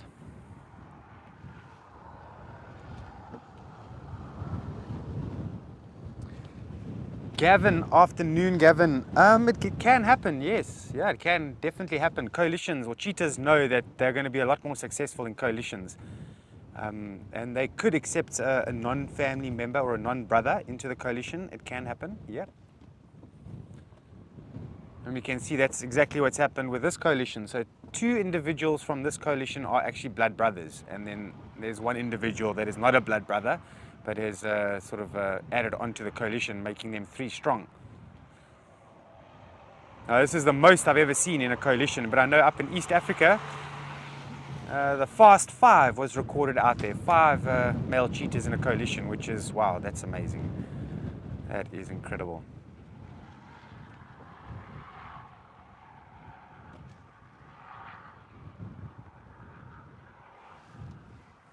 So we're just going to watch this one that's laying flat.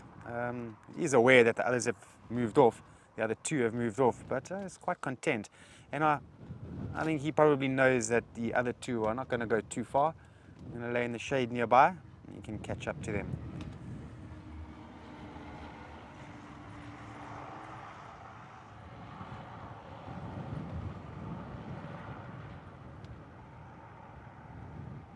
It's beautiful looking animals, aren't they?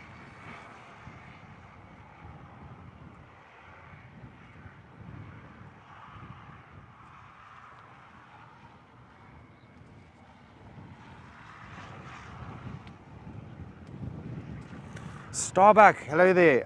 They probably would, yes, they probably would. Now remember, animals are very, very strong. Their stomachs are very different to what our stomachs are. So they can eat sick animals, yeah, and sometimes diseased animals and not have any secondary effect whatsoever.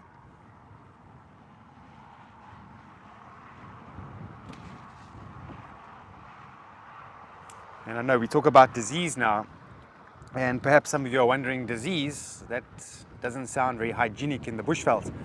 But disease is so important out in nature. It's one of the implements that Mother Nature has to control the population of animals.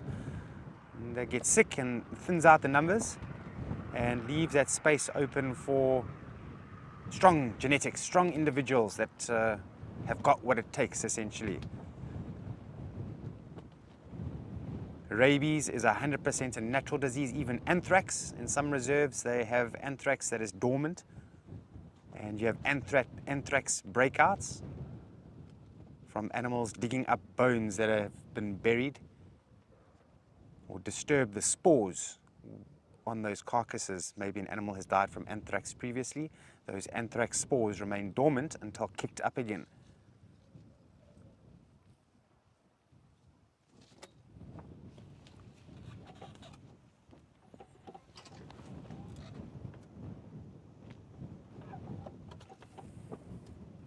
Okay, so these are two other individuals are now looping back, and they're going to come lay back into the shade here.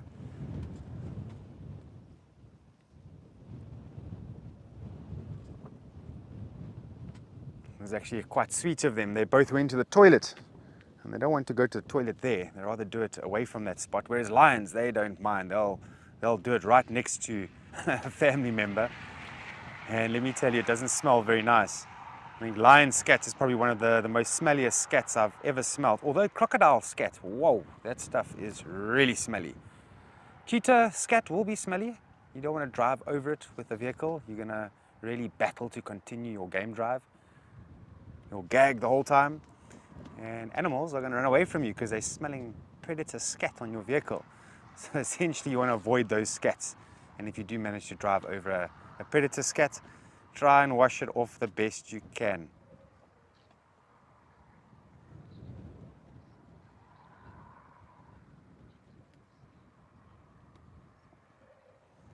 Spotted cat lover.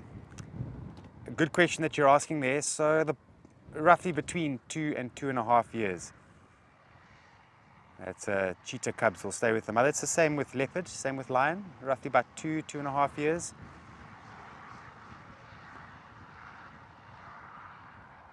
Which is amazing. The development is very quick if you think about it. So from a young cub, it's got roughly about 2 years to define the basics and then sort of hone in on those basics when they go independent of the adult or the mother. When you look at elephant, an elephant takes a long time to learn all the tricks of the bush.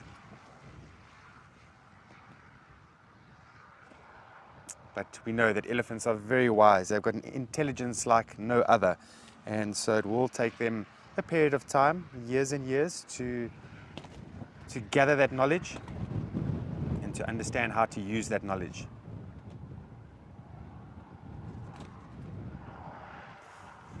The main thing they need to learn is what is competition and how to avoid that competition, because cheetahs, they can't defend themselves against the competitors. Lions there's no chance a cheetah can defend itself against a lion or a leopard. And as Ralph mentioned a few days ago, cheetahs will roam. They are home range animals. They're not territorial. So that as they're roaming, they're constantly picking up smells, and they can smell when lions have moved into an area and it's very recent, and they'll just go into areas where the lions are not. And this is actually a good way that cheetahs have managed to survive, is by not being territorial. One means that they don't need to return to defend areas, which is good for them because their competitors are going to figure out those areas. And then also to be in the opposite area where their competitors are, such as lions. And often enough, in the reserves that I have worked at, if you are watching lions and then one of the guides maybe finds a cheetah, and you try and geographically place where that cheetah is, and you realize that the cheetah is in the total opposite way of where the lions are. The cheetahs will pick up the smell, they'll pick up the sound of the lions roaring, and they'll understand where they are and try and avoid them as best they can. That is the most important. Obviously, hunting is very important. How to deal with prey when running, and then how to deal with prey when they are defending themselves. How to kill off the prey or finish off the prey by dislodging vertebrae, biting the back of the neck, biting the throat.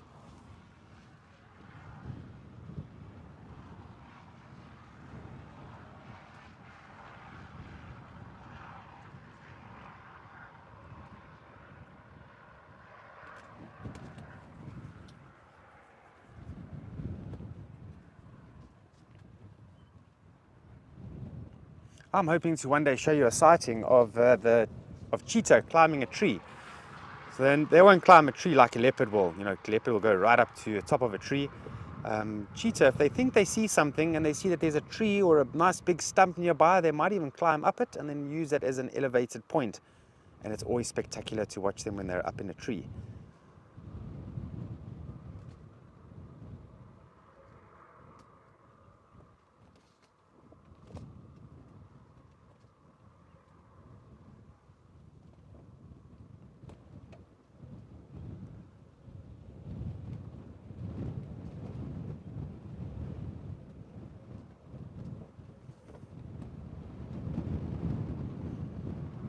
Got a good feeling that they're going to land up at Jojo Waterhole today, which isn't far from us. As the crow flies, it's probably about maybe a mile, a little bit more than a kilometer.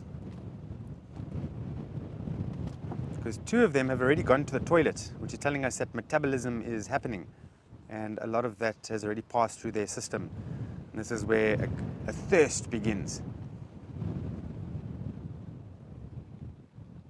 Also quite nice to watch cheetahs drinking water with their reflections and how they look at you through the reflection of the water. It's clever. It's very clever. They try and avoid eye contact with whatever they are around. So like now, we were watching the cheetahs. Every now and then they will look at us dead on, but it's not for very long. And then they take their eyes away from us. So they're always avoiding eye contact. And in the animal kingdom, eye contact is seen as a threat. Seen as an aggressive thing, and showing teeth, another sign of aggression. Whereas in our world, as a human being, it's the opposite. We smile. We like to show our teeth when we are, greeting someone. Eye contact is polite in humans. So we are the opposites to the wildlife.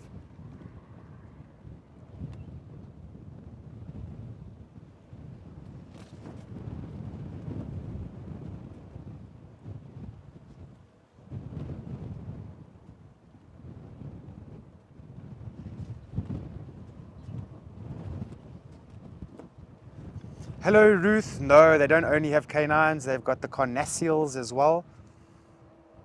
The canines are for, puncturing, for biting the vertebrae, so that's very important when they're hunting. Those canines come in to really get into the spine, dislodge a vertebrae, and there they go. But the carnassials are for, for tearing up the meat or scissoring the meat. Scissoring the skin. You see that they do it with their carnassials. They actually literally just bite through it. It's like a pair of scissors, just unsewing the skin.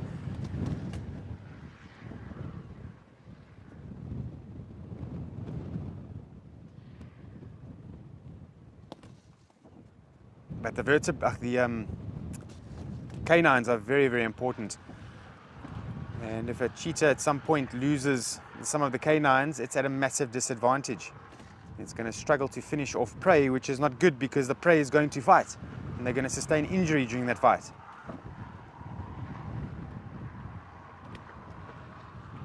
Now, often when you look at the cats, we must think that they must have a wonderful life. Everything is scared of them, especially lions.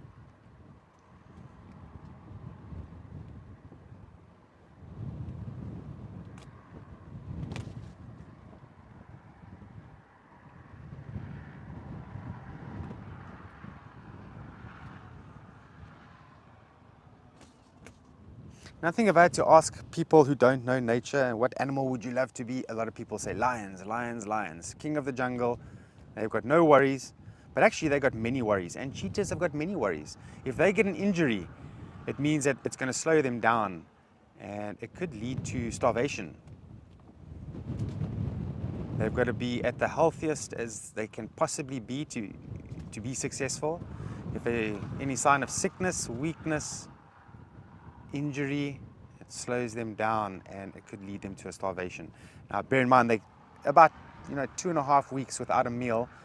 This is when cheetahs are going to be skin and absolute bone. They try and hunt as much as they can. On average, anywhere between every 3rd and 5th day they might catch something, but in some instances they can go for up to 2 weeks without food, and this is natural.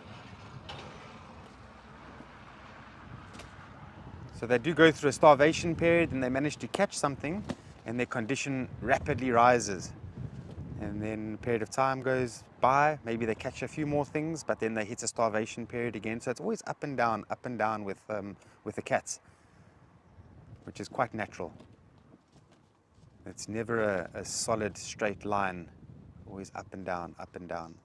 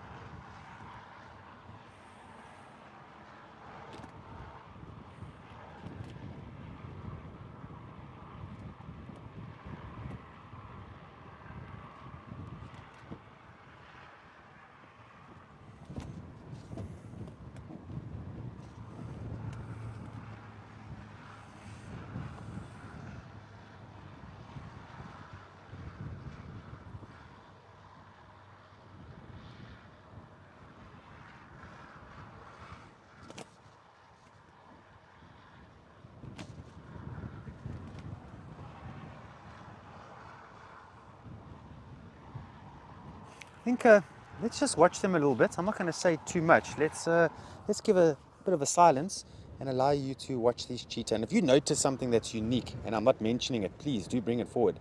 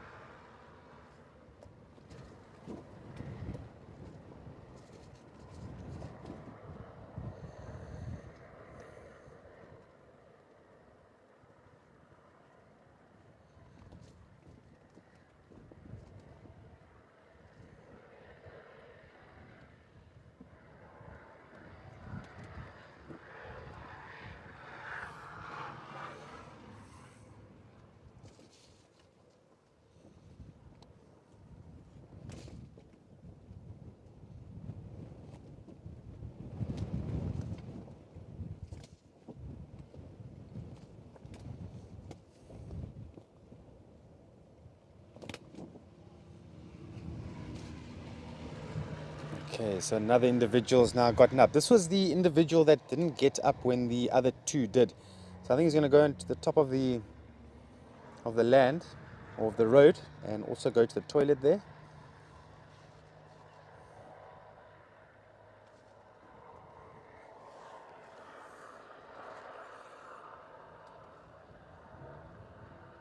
Let's just see now. This one now has stood up as well.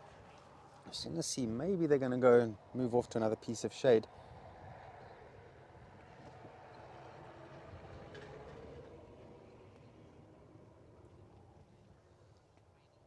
Hey there, Freddie. Well observed, and you are right. You are definitely right. It's not going to be good for them if they're all sleeping at the same time, eyes closed, head down.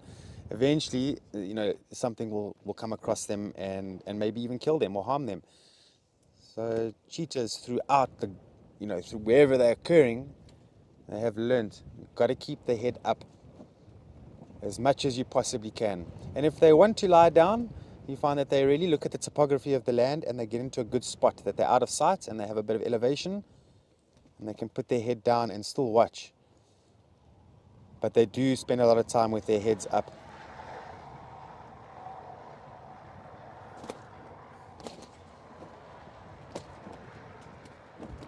You're looking at this cheetah individual on the right hand side. Look at the size of its neck already. My goodness. It's almost as if there isn't a neck there.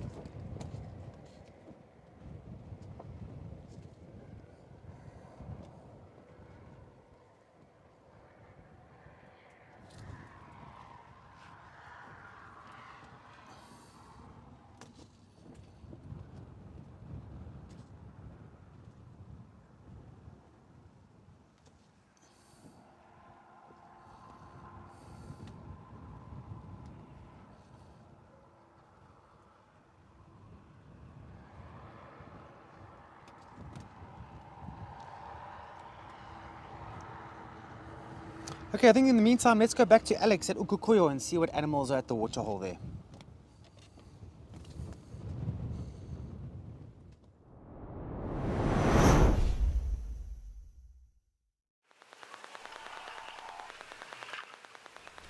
Thanks, Andrew. And yes, we're back across here in Okukuyo. We've got a wildebeest that's come through. And of course, the springbok. And the springbok doing the most today. They've been very busy for us. And they have treated us throughout the course of our escape to nature today. Still waiting to see if and when the storks may come through. It is about time. At least this is when we have started to notice them. I'm going to have a little pan around in a second or so just to have a look. Some zebra moving off in the distance. And we've got the Cape Crows starting to fire up. And I think there's one stork on the other side of the waterhole at the moment. Perhaps also with this overcast kind of climate and condition at the moment. They've also got another area that they decided to go to. Perhaps if there's been rain in the area, they will probably be there foraging about. But remains to be seen at the moment. For now, we just have the crows, our springbuck, and that wildebeest bull will probably move off as well. But the wind has died down. And we do have a nice little silhouette. Perhaps we may get a couple more zebra coming down to join us. But let's wait and see. Otherwise, let us just enjoy the happenings of this waterhole for now. So it looks like we are kind of in that lap zone. And we're waiting on the next entrance.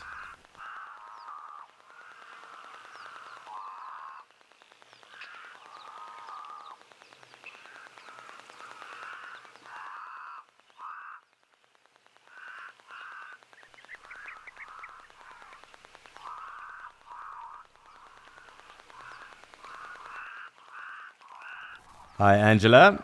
And that could very well be the case, although I do think that there's been a bit of rain around, and I think it is filled up naturally because of some precipitation. It did look rather heavy this morning, and the clouds are still about, and it is kind of the end of rainy season, so very possible it was rain. It could also have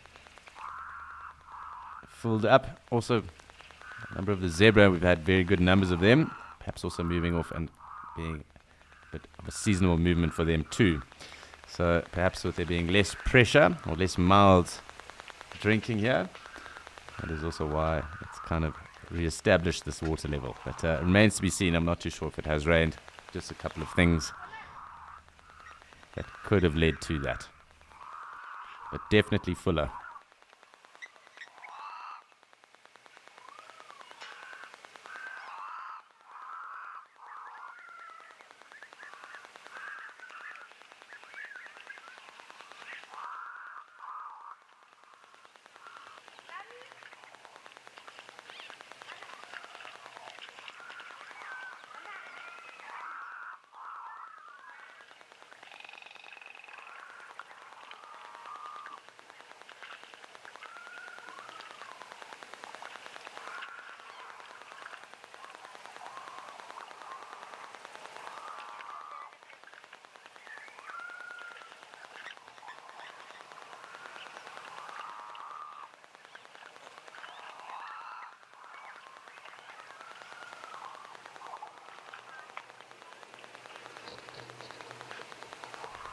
So it does look like it's kind of that really interval zone at the moment. Just waiting on more springbuck to come through and join us, as well as some other zebra, wildebeest, perhaps some oryx, and if we're lucky, some elephants. That would be an awesome surprise. We'll just have to wait and see though.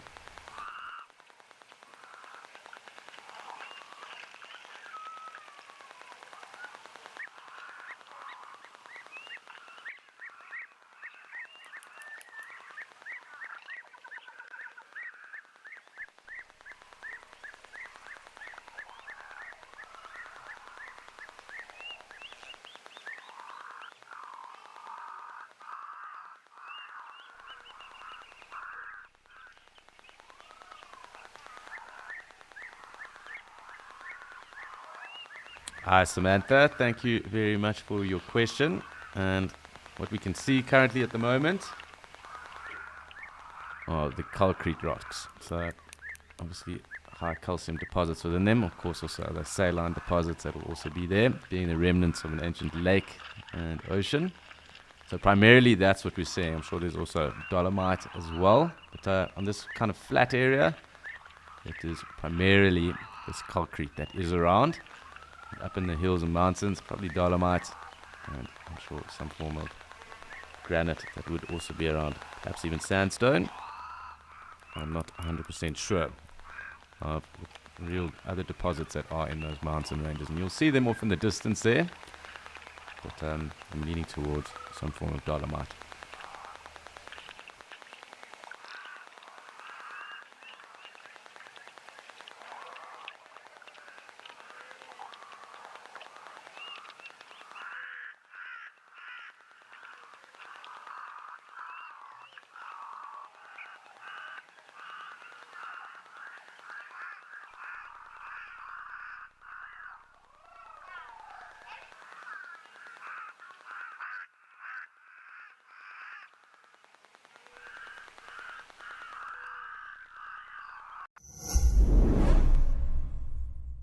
Wild Earth's mission is an expensive one, but we know that our live experience is important to so many people that cannot afford to pay for it.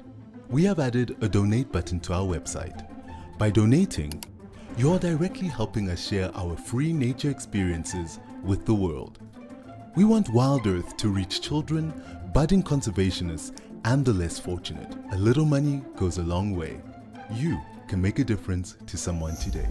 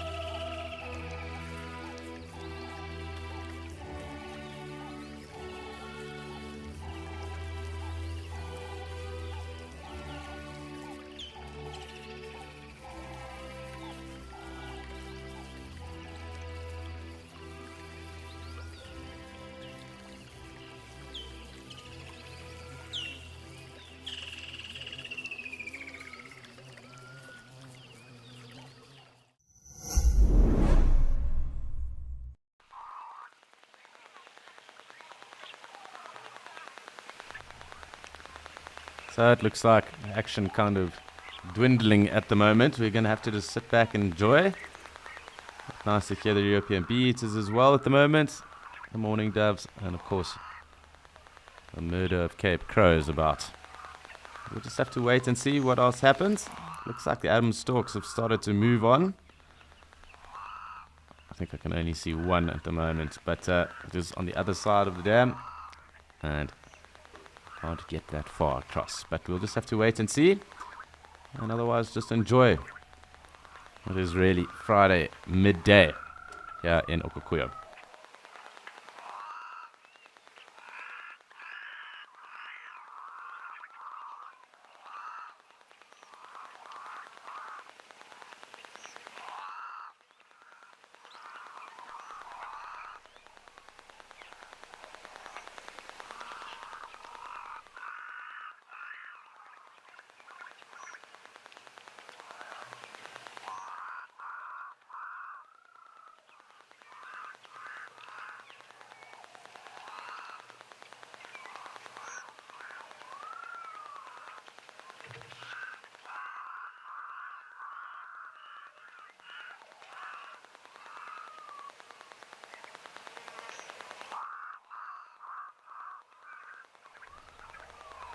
So as we wait for the action to kind of develop again here in Okukuyo, let us head back to Djuma and see what's going on that side.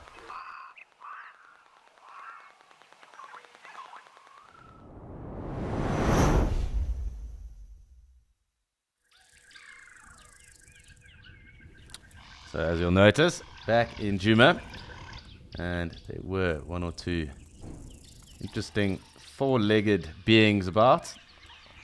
And great to see some of them. We've got a lovely impala ram. It's having a little graze about. Greenback Cameroptera also being rather vocal. And black-crowned chagra in the distance too. And I thought I also just picked up an Inyala cow. Or ewe. I just want to have a little look to see if we can't find her. Otherwise, we will come and join our impala friend.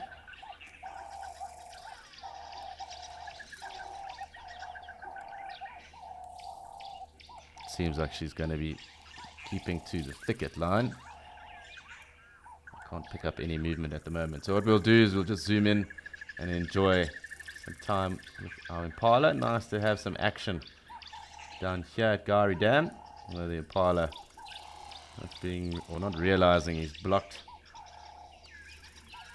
our view of him with this little clump of silver cluster leaf. So hopefully he'll come out of this cluster leaf in a moment or two and we'll get a better look. Otherwise we're just going to sit here, try to see what else is going on. Got these Cameropteras calling, Cape turtle doves, and a number of others that are out and about. But also if you have just tuned in, Wild Earth is excited to announce that Wild Earth Kids will now be coming back on Wednesdays. And that's for the first hour of the Sunset Safari every Wednesday, starting very soon. So if you have just tuned in and you are a teacher and you would like to register your school for these drives, please do head over to the website, wildearth.tv/kids, and please fill in that form. Please note that we do have limited spaces available per drive, so be sure to register in advance and not miss out on any of that action. We're getting a nice little view of this impala ram's face at the moment. And I'm hoping he doesn't move just in front of the silver cluster leaf. It does remain to be seen, but at the moment, definitely indulging us. Going to tell spur file again.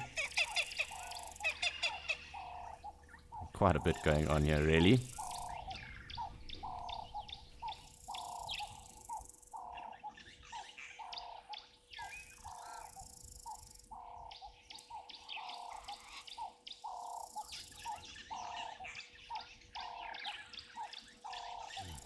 A little bit of combing going on, those adapted teeth of his, keeping that coat in check. He did look a little bit shabby earlier, perhaps from some rain or I suppose remnants of water that may have fallen over the last few days. It's looking a little bit damp, but of course a very good neck. And the impala will be doing is obviously bulking up for that rut. That will probably start within the next 6 weeks or so. So we will start to hear the impala getting rather vocal over the next month.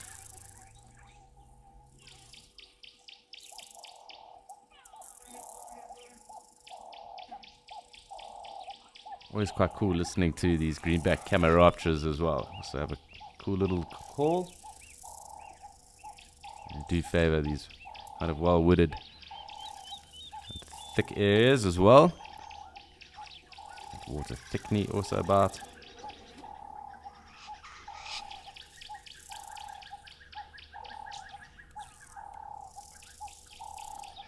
Hi T-Man, well it really does depend on if there are any predators in the area, so how safe it could be for the impala.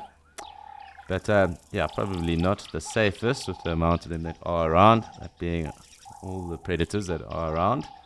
But there was also that Inyala that was about 2, so I'm sure both of them kind of keeping an eye out for each other.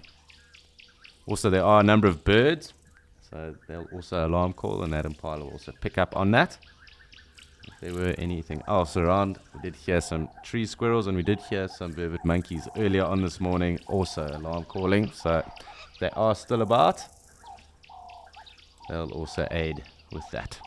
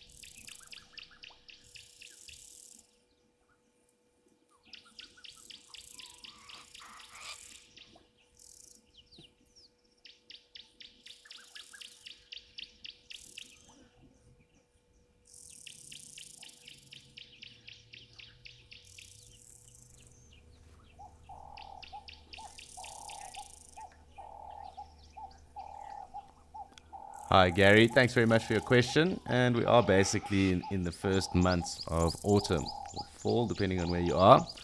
So this green is going to start to fade away. You'll notice that the grass kind of gets to its max height, seeds and the rest as well. So that's kind of what's happening right now. And we'll start to look almost quite golden as we look through the bush in the next few weeks or so. But definitely, with all the rain we have had, a lovely green kind of coat that's underneath that. But yeah, it will move, and we are moving into the drier months. So that green will all start to die off. Of course, there are green belts and areas, that being more the riverine and areas around, obviously, good water sources.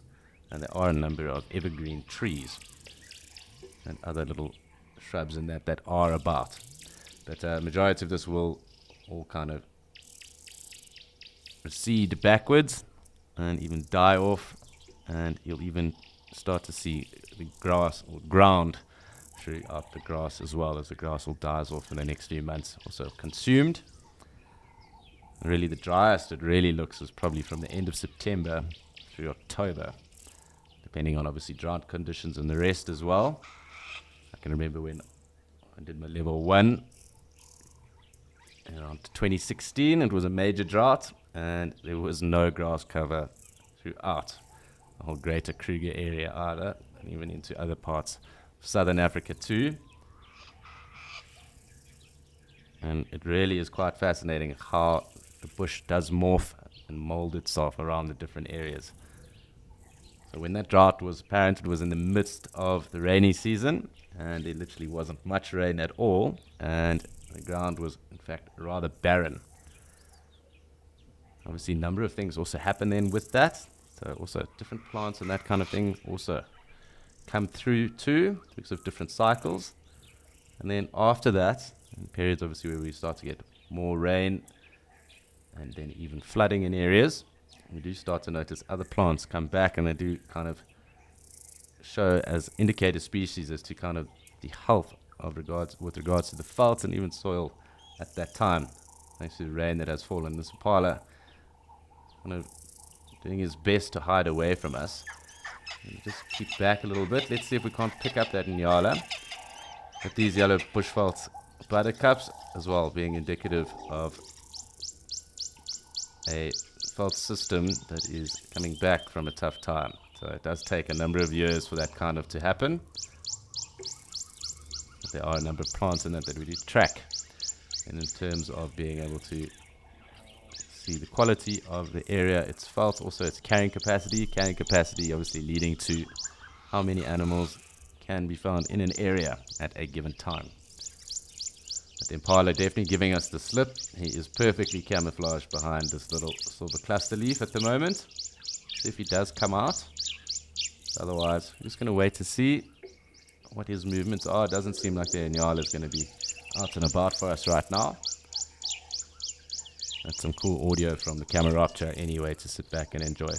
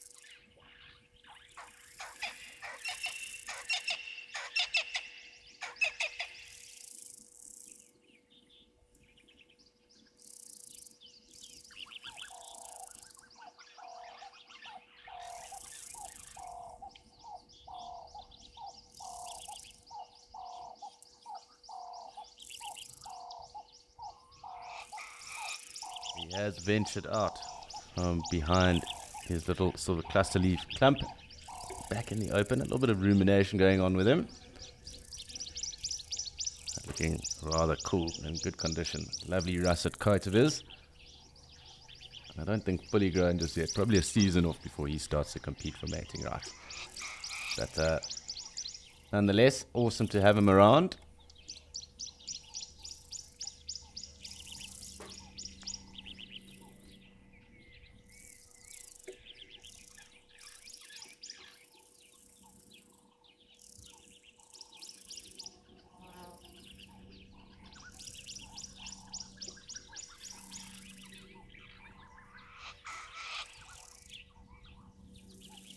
So still just enjoying our time with our Impala Ram. He is really giving us a good showing.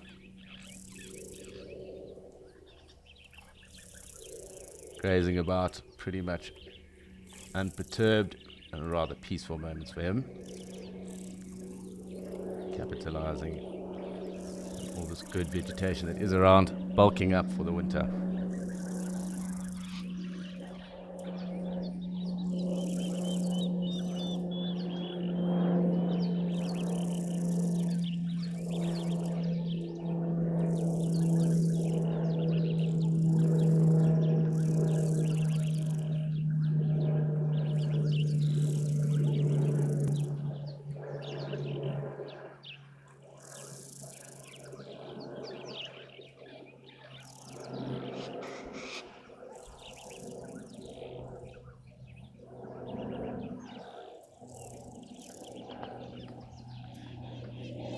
And sadly, I think that is going to be the end of our Impala sighting. I'll just have to have a little scoot about. What we will do is track back, have a little scan through the area, see if no one else has come out to show themselves just yet.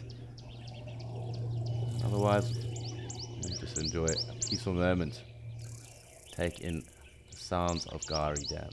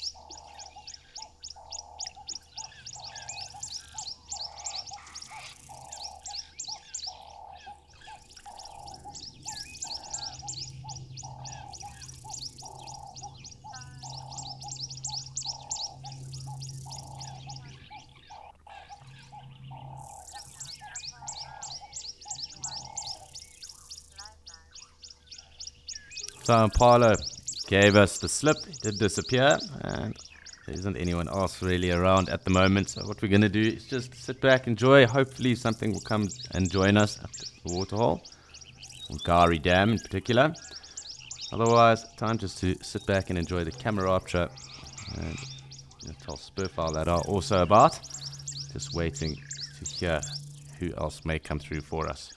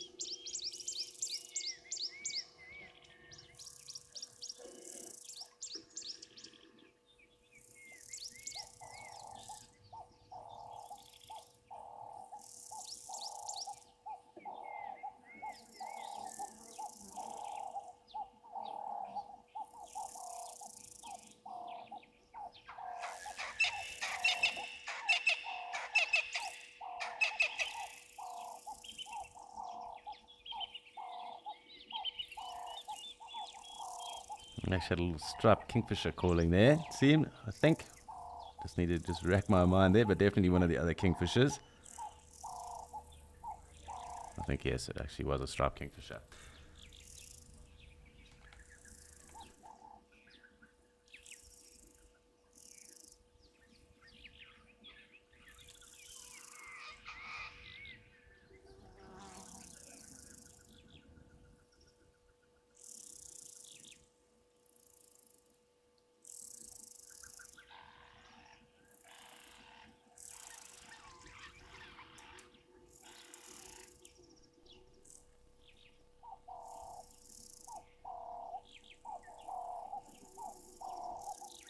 Hi, Andy boys. So we do get a number of kingfishers that are resident all year round.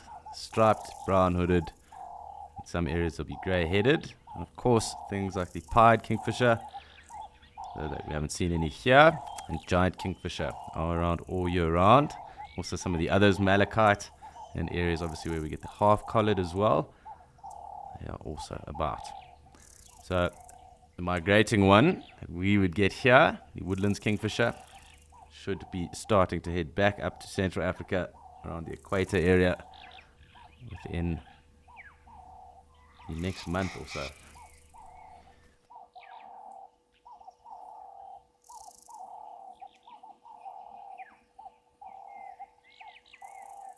And just a correction there on my kingfisher ID. It was in fact actually the brown-hooded kingfisher that was calling there just now.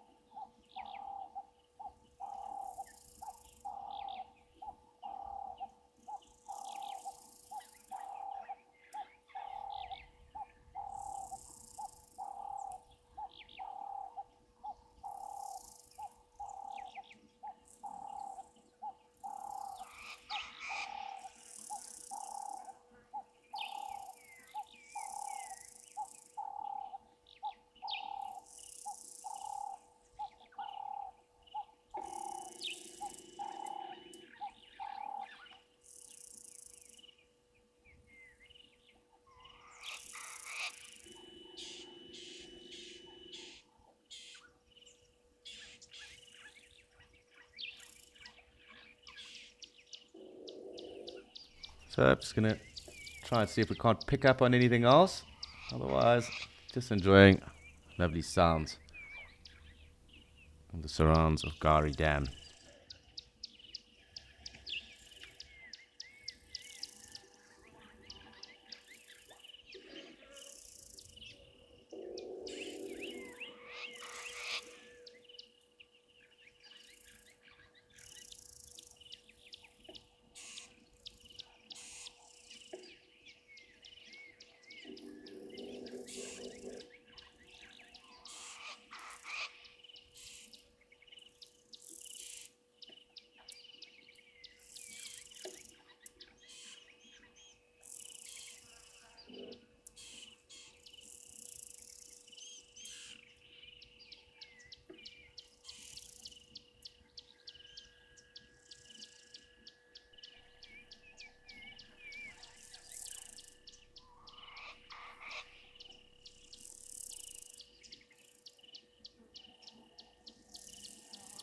Wendy Sand, sorry, I just need to get your confirmation again, or your question again. The peeping Tom.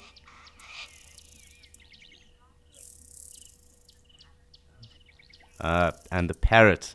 So, from what I understand, yes, they are both there. We are looking at a Birchall's cuckoo though at the moment, the rain bird, are also around all year round.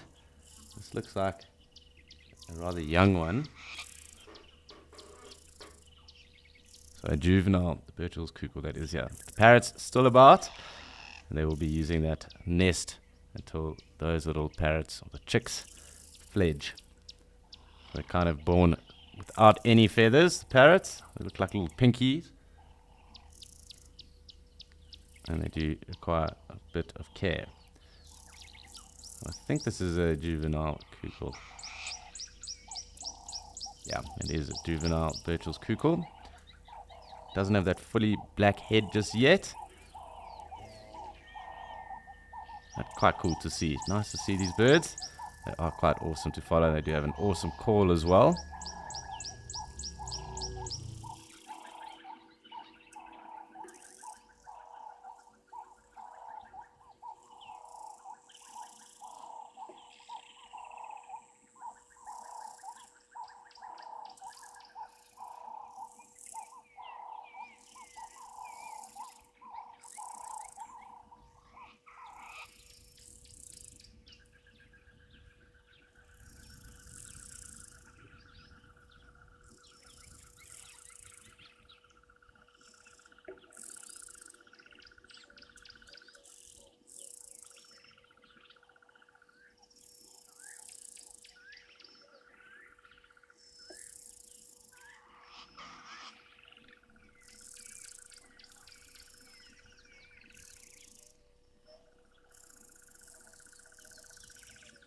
That's Mia. Thanks very much for your question.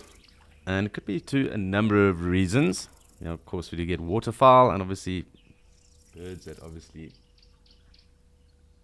use waterholes and obviously areas where there is a lot of water, primarily for their purpose of living. So things like the water thickney, for example, always found around it. Blacksmith lapwings also pretty comfortable being around the waterholes. Also sometimes there is a bit of open area for them. Of course, there's different subspecies that we get within those different kind of families. So the thickneys, you get the spotted that was not found near water, and you'll also get other plovers and lapwings that are also found away from water too. But of course, waterfowls such as duck, geese, certain kingfishers as well, obviously going to be around water sources and that. And that's also because of the food that they may take. And of course, birds also need to drink. So when it is dry in areas, they will also come through in little parties or droves even. Come clean, preen, have a drink, forage about, kind of move off. So waterhole is always a good place to kind of start if you are looking for foraging parties. And foraging parties then are awesome to then follow about, because there are always lots of different birds that are within them. And of course they kind of will use themselves to help kind of forage and feed as they go about that forage. So, one may disturb a grasshopper, and that could even be little flocks of, say, waxbills. That disturbed grasshopper would be food for another of the birds that may be within that foraging party.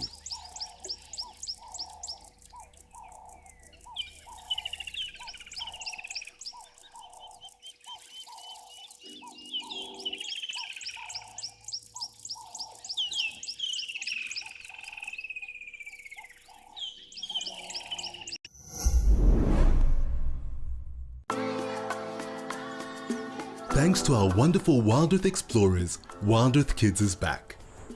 Your monthly subscriptions have allowed us to relaunch Wild Earth Schools on a weekly basis. Wednesday, March 29th will be the first session back, and then after that, every Wednesday for the first hour of the Sunset Safari. Sign your class up for a special virtual field trip to Africa, because touching the lives of the future protectors of our Earth really matters.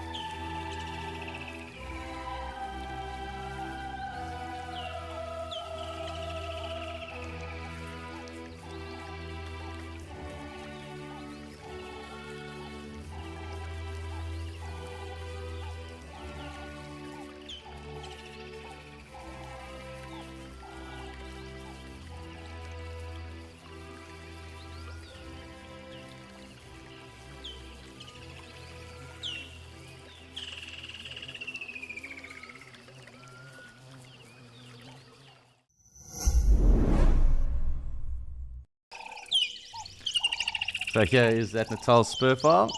Perhaps we might even hear it or see it calling. It's obviously up on this perch at the moment. Perhaps just having a little survey of the area at the moment. Definitely taking advantage of that little bush chicken that is here.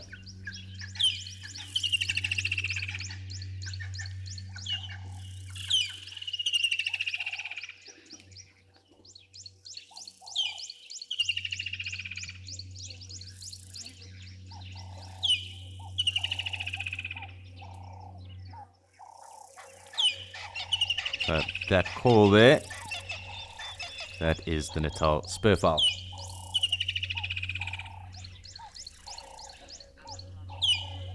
So very cool. Nice to be able to show you this bird. Also, hear it calling there. Natal spurfowl. But it's time for us also to check in again with Andrew and see what's going on in Amakhala.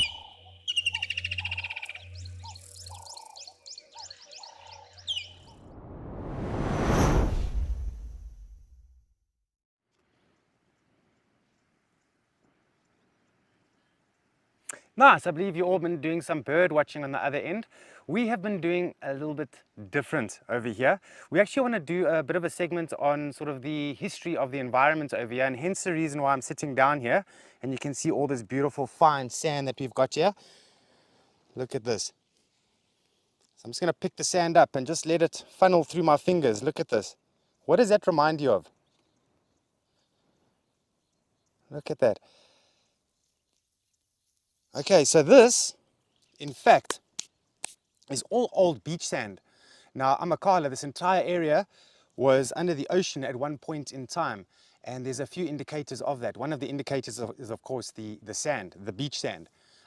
Another indicator that we do come across on the reserve, if you're very lucky and you look really carefully for them, is seashells and so on, and we've actually managed to find some.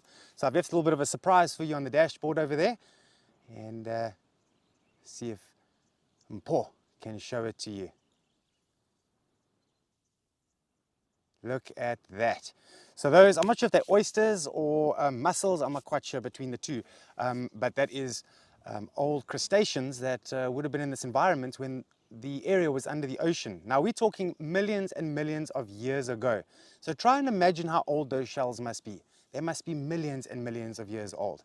All the sand in this environment would have been millions of years old as well.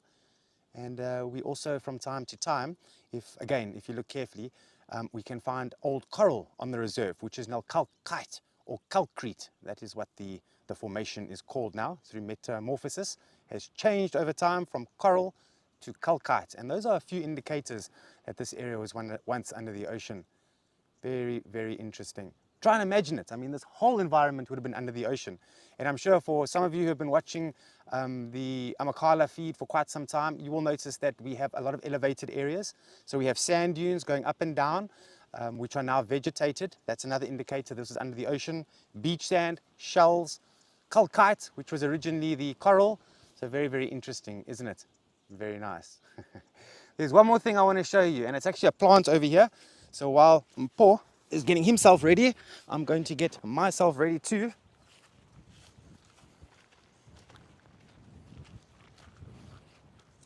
Right, now unfortunately my Leatherman is not with me, so we'll do it the old-fashioned way. We're just going to prick off nice and gently some of these thorns that are on the plant here. Now you have to choose the right ones, really. Oh man, this is going to be really prickly. Nah. Oi. Got it off? Okay. So I think, Mpho, I'm going to bring this back to the vehicle. It's going to be easier for everybody.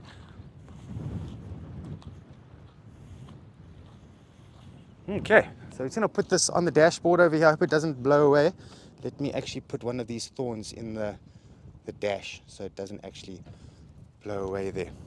Very cool, isn't it? Now take a look at this. Look at the position of the thorns here and look at the position of the leaf. See, the leaf is in the middle. So now a browser, which is really going to enjoy to eat this plant because it is very sweet, now it's going to come to this plant and it's going to try and get to one of these leaves over here, but invariably it's going to get pricked on its lips by these thorns over here. Now these thorns do have a local anesthetic effect, so it's going to make the mouth numb of some of those browsers, and it might make them feel like this is not such a nice plant to eat. Let's just go rather look for something else to eat. So a very good way of protecting itself is by having thorns, but positioning the thorns in a specific way. Now, in the time of the Bushmen, the Khoisan, they figured out something medicinal with this plant. So I'm just going to pick up the plants and show you what they used to do.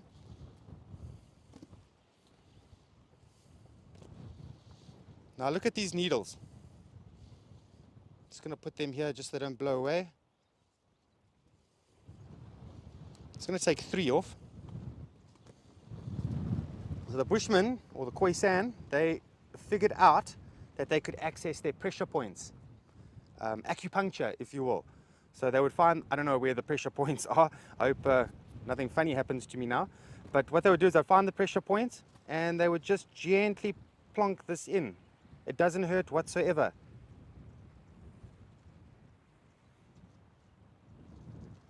See that? And they stay in, they don't really move out. And that's one of the plants that they would use for acupuncture. Accessing the pressure points to alleviate things like pains and things like that. And I think it was the Chinese that first found out about acupuncture a good 700-800 years ago. So it's not new knowledge, but Khoisan and Bushmen, being masters of their environment, they would have figured out as well that they could use these as little acupuncture needles. Danny boy, how do I know that this plant isn't poisonous? It's a good question. Plants,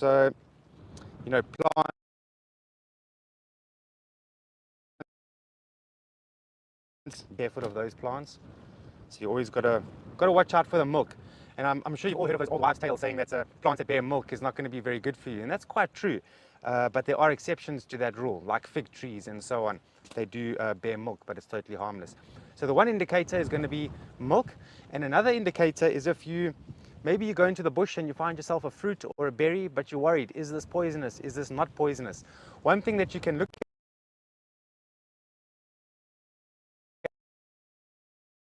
at. How's it going, Wild Earth? My name is Igor. I'm a camera operator for Penguin Beach. I've been a camera operator for almost 10 years now. What I love the most about working at Wild Earth is the amount of time that I get to spend in nature and observing animals in their natural environment. Not only that, but actually being able to see animals as they grow up. But when I'm not working on Wild Earth, what I love the most is to spend time in nature. I jump in the sea as often as I can. I take hikes. So I love being in the sea, I love being in the mountains, I love being in the desert. So I try and do that as much as I possibly can. The thing I love most about these African penguins is actually their character. If you look at the attitude that they actually have while going about their business, it is just the best thing. The questions I love getting the most from viewers are very thoughtful questions. Questions born out of genuine curiosity and a love and a passion for coastal wildlife.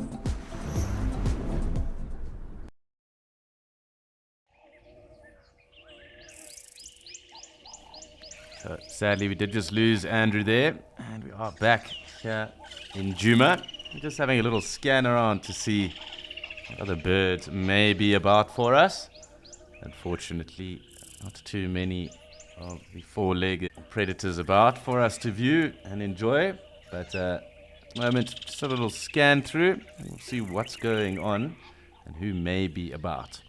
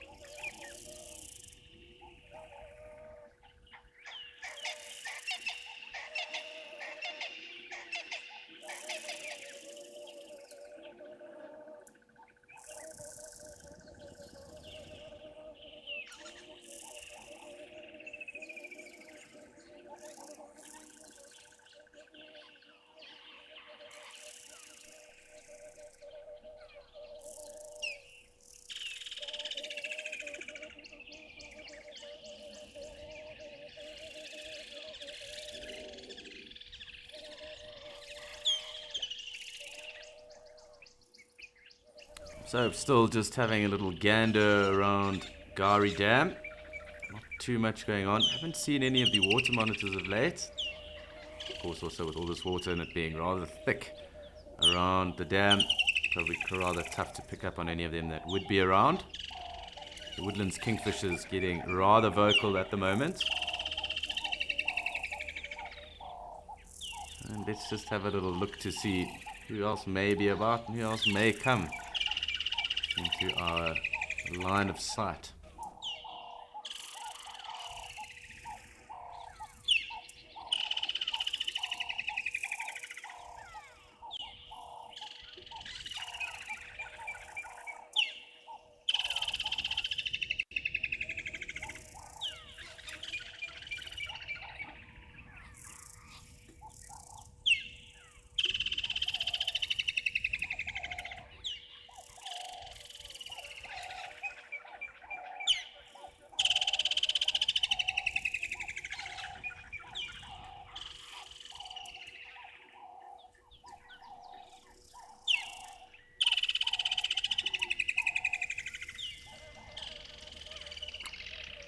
Good afternoon, Heather. Yes, the Kingfisher. Definitely making sure everyone knows it is around. And perhaps making sure it gets the last of its month or so that it will be here. And tick that off the list. Making sure everyone knows the Woodlands Kingfisher was here until they return again for the next rainy season. So they'll leave in around April, or mid-April to the end of April, and probably be back towards the end of October, beginning of November. Perhaps later, it does depend on rain though.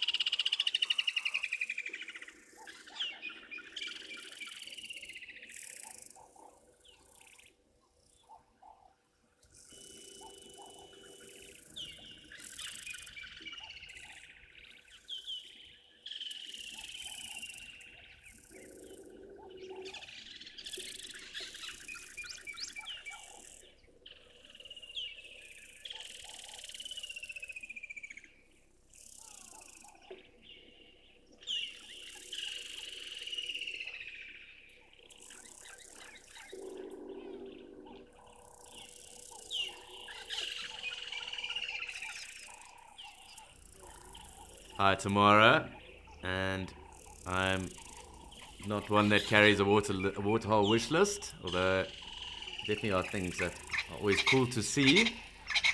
But I learned long ago that holding wish lists in the bush is probably unproductive because I feel they kind of take away from anything else that may come through and could be interesting. And also sometimes when you go and set out to see certain things, you just never see them. It's when you do see them is when you probably never planned it. So I try not to set any expectations. It's always nice to be rewarded with surprises.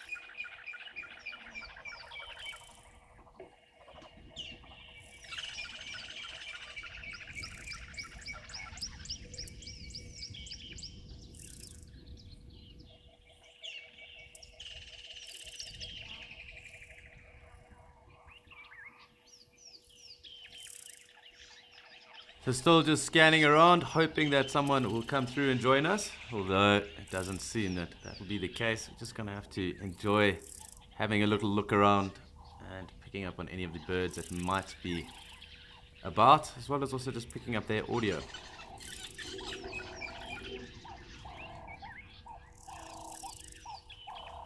Hi Ozzy, I have not been to this dam in person. I have spent time up in the northern Sabi Sands though, particular on Cheetah Plains many years ago. It's actually before I trained, to be honest, but I did grow up in the south of the Sabi Sands, so the area is not foreign. But I've never been to this dam in person, no.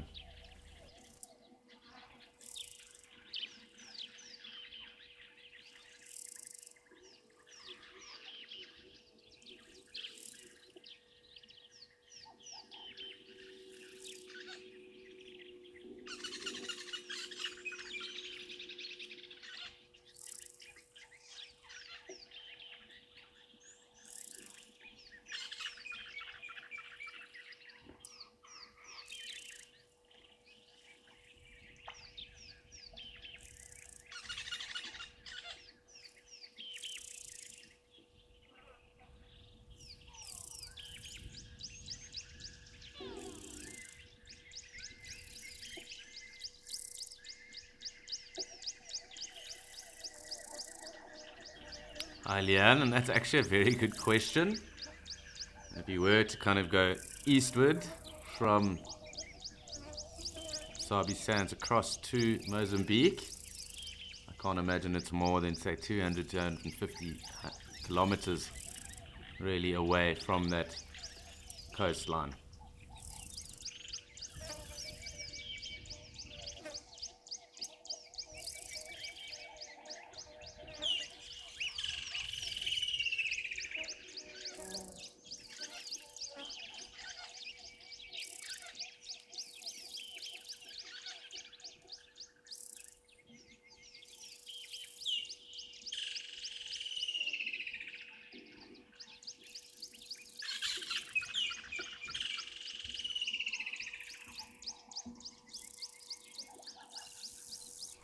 So still just scanning around, hoping something will pop out for us. Otherwise, I'm just going to just enjoy, as I've said, all the bird calls that are about. Those Natal Franklin or Spurfowl definitely getting rather loud.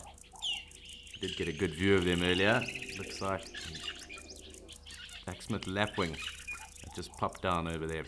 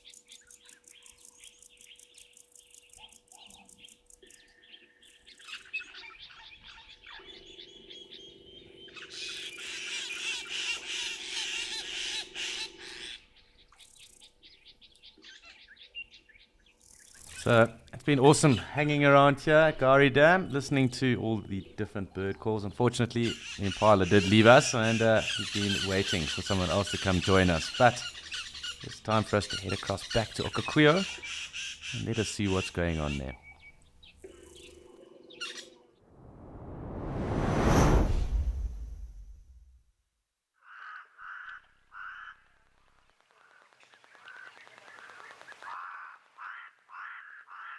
So of course, back in Okakuyo now, there is a large number of zebra that are milling about. There's a little harem that is at the water's edge, and of course we've got a couple of Adams storks. Not the large number that I was expecting, at least today, but we can see quite a bit going on. So I'm hoping that all the zebra will come back down to us, and then we'll be able to really tick off a really large number of zebra at the waterhole for today. But really quite cool. Nice to see all this action. Of course, quite different to where we've just been. But very cool.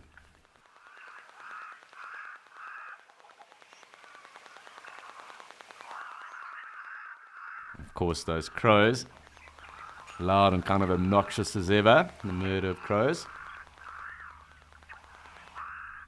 So I think it possibly is safe to assume that a lot of these storks are starting to move a little further eastward now.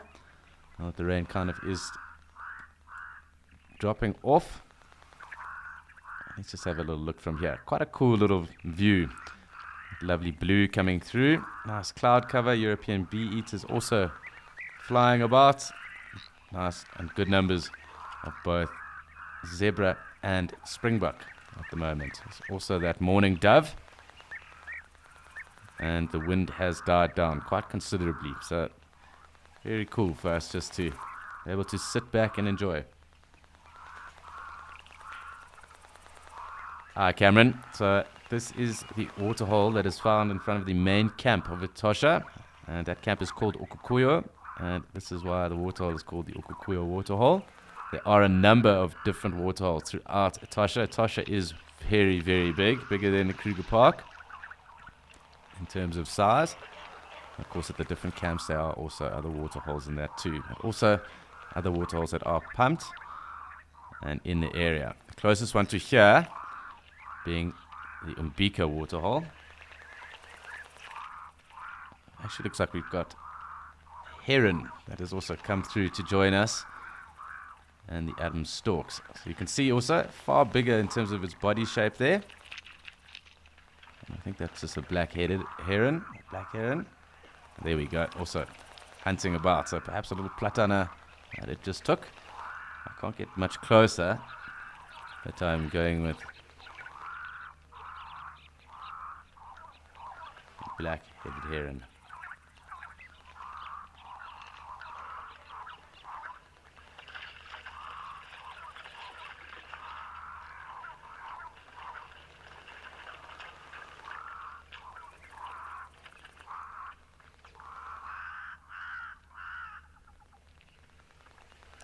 And that also just because of the way that the light is kind of playing down. It looks like the zebra are coming through. You do also get a black heron.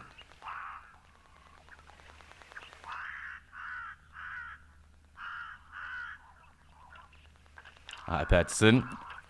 It does look exactly like that, although I think it's kind of waiting about, trying to disturb whatever may be on the bottom there. And then you'll see it kind of shoot forward. That spear-like bill of theirs. Going to be taking that on. Also, another reason why I say it's not the proper black heron is also because if I look at the back of its head, it doesn't have that kind of mullet on the back of its head either. Although you could find one here.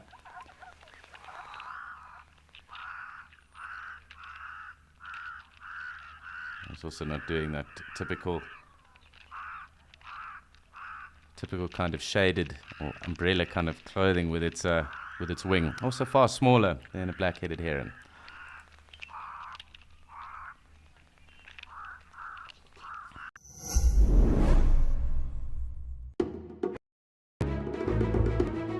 Can you imagine a world without the magic of nature? Without iconic animals like the Big Five? Well, we can't. For 50 years, we have been dedicated to protecting your future and theirs. Help the Endangered Wildlife Trust to protect forever together. Your small change can make a big difference. SMS now to donate and tune in to Mix FM to win exciting prizes.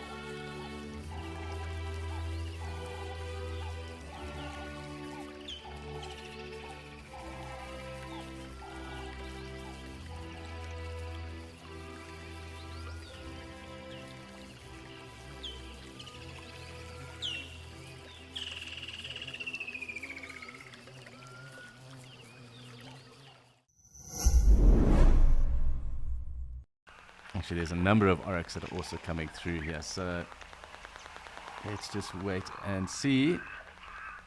Of course, these impala, the zebra, the oryx, all about us, so just what we hope for. 4 species with the springbok as well. So nice just to sit back and enjoy them all. It looks like there's a rather large procession of animals on the way down to us.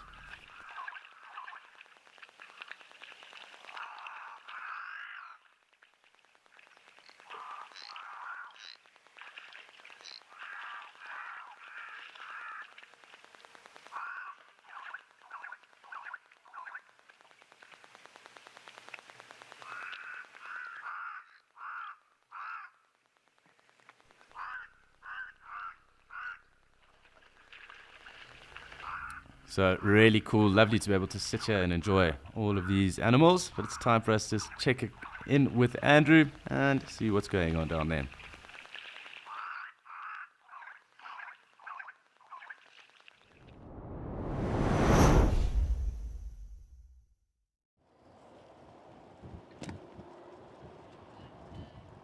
Oh, thanks very much, Alex. We've spotted a bird that's in the grass here. I'm not sure if we're going to see it too well. It's moved off quite a bit of distance, but it's a black-headed heron.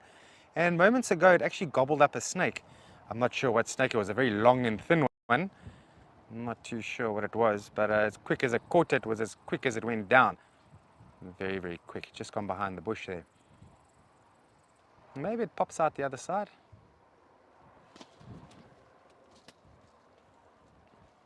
Now, this is actually a great area just to sit by for a few moments and just watch, because the meerkats that were spotted on the reserve, was it a few weeks ago, this was the area where they were hanging around.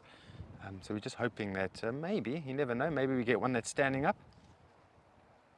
I've seen them twice, but they are very nervous. They're not used to us, not used to the vehicles.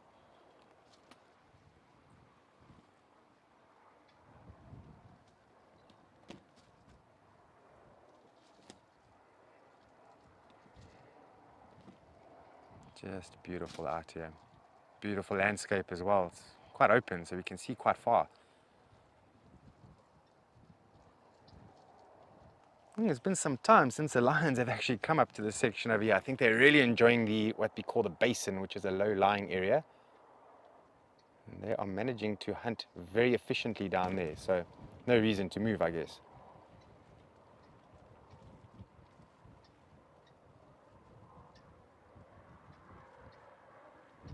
Yeah, I think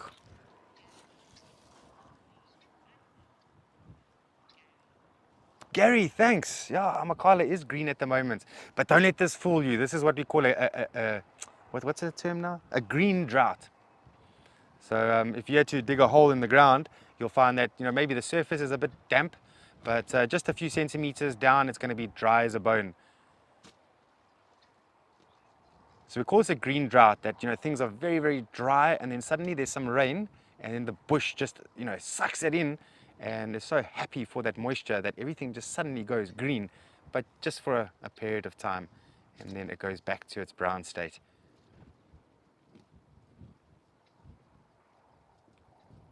Now, there's some areas on this reserve that in the midst of the terrible drought that we were in, the grass was brown.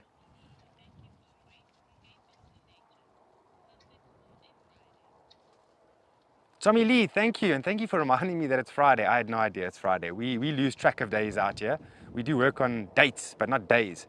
So Friday, okay, so weekend tomorrow. Good for you all. I hope you have a good weekend.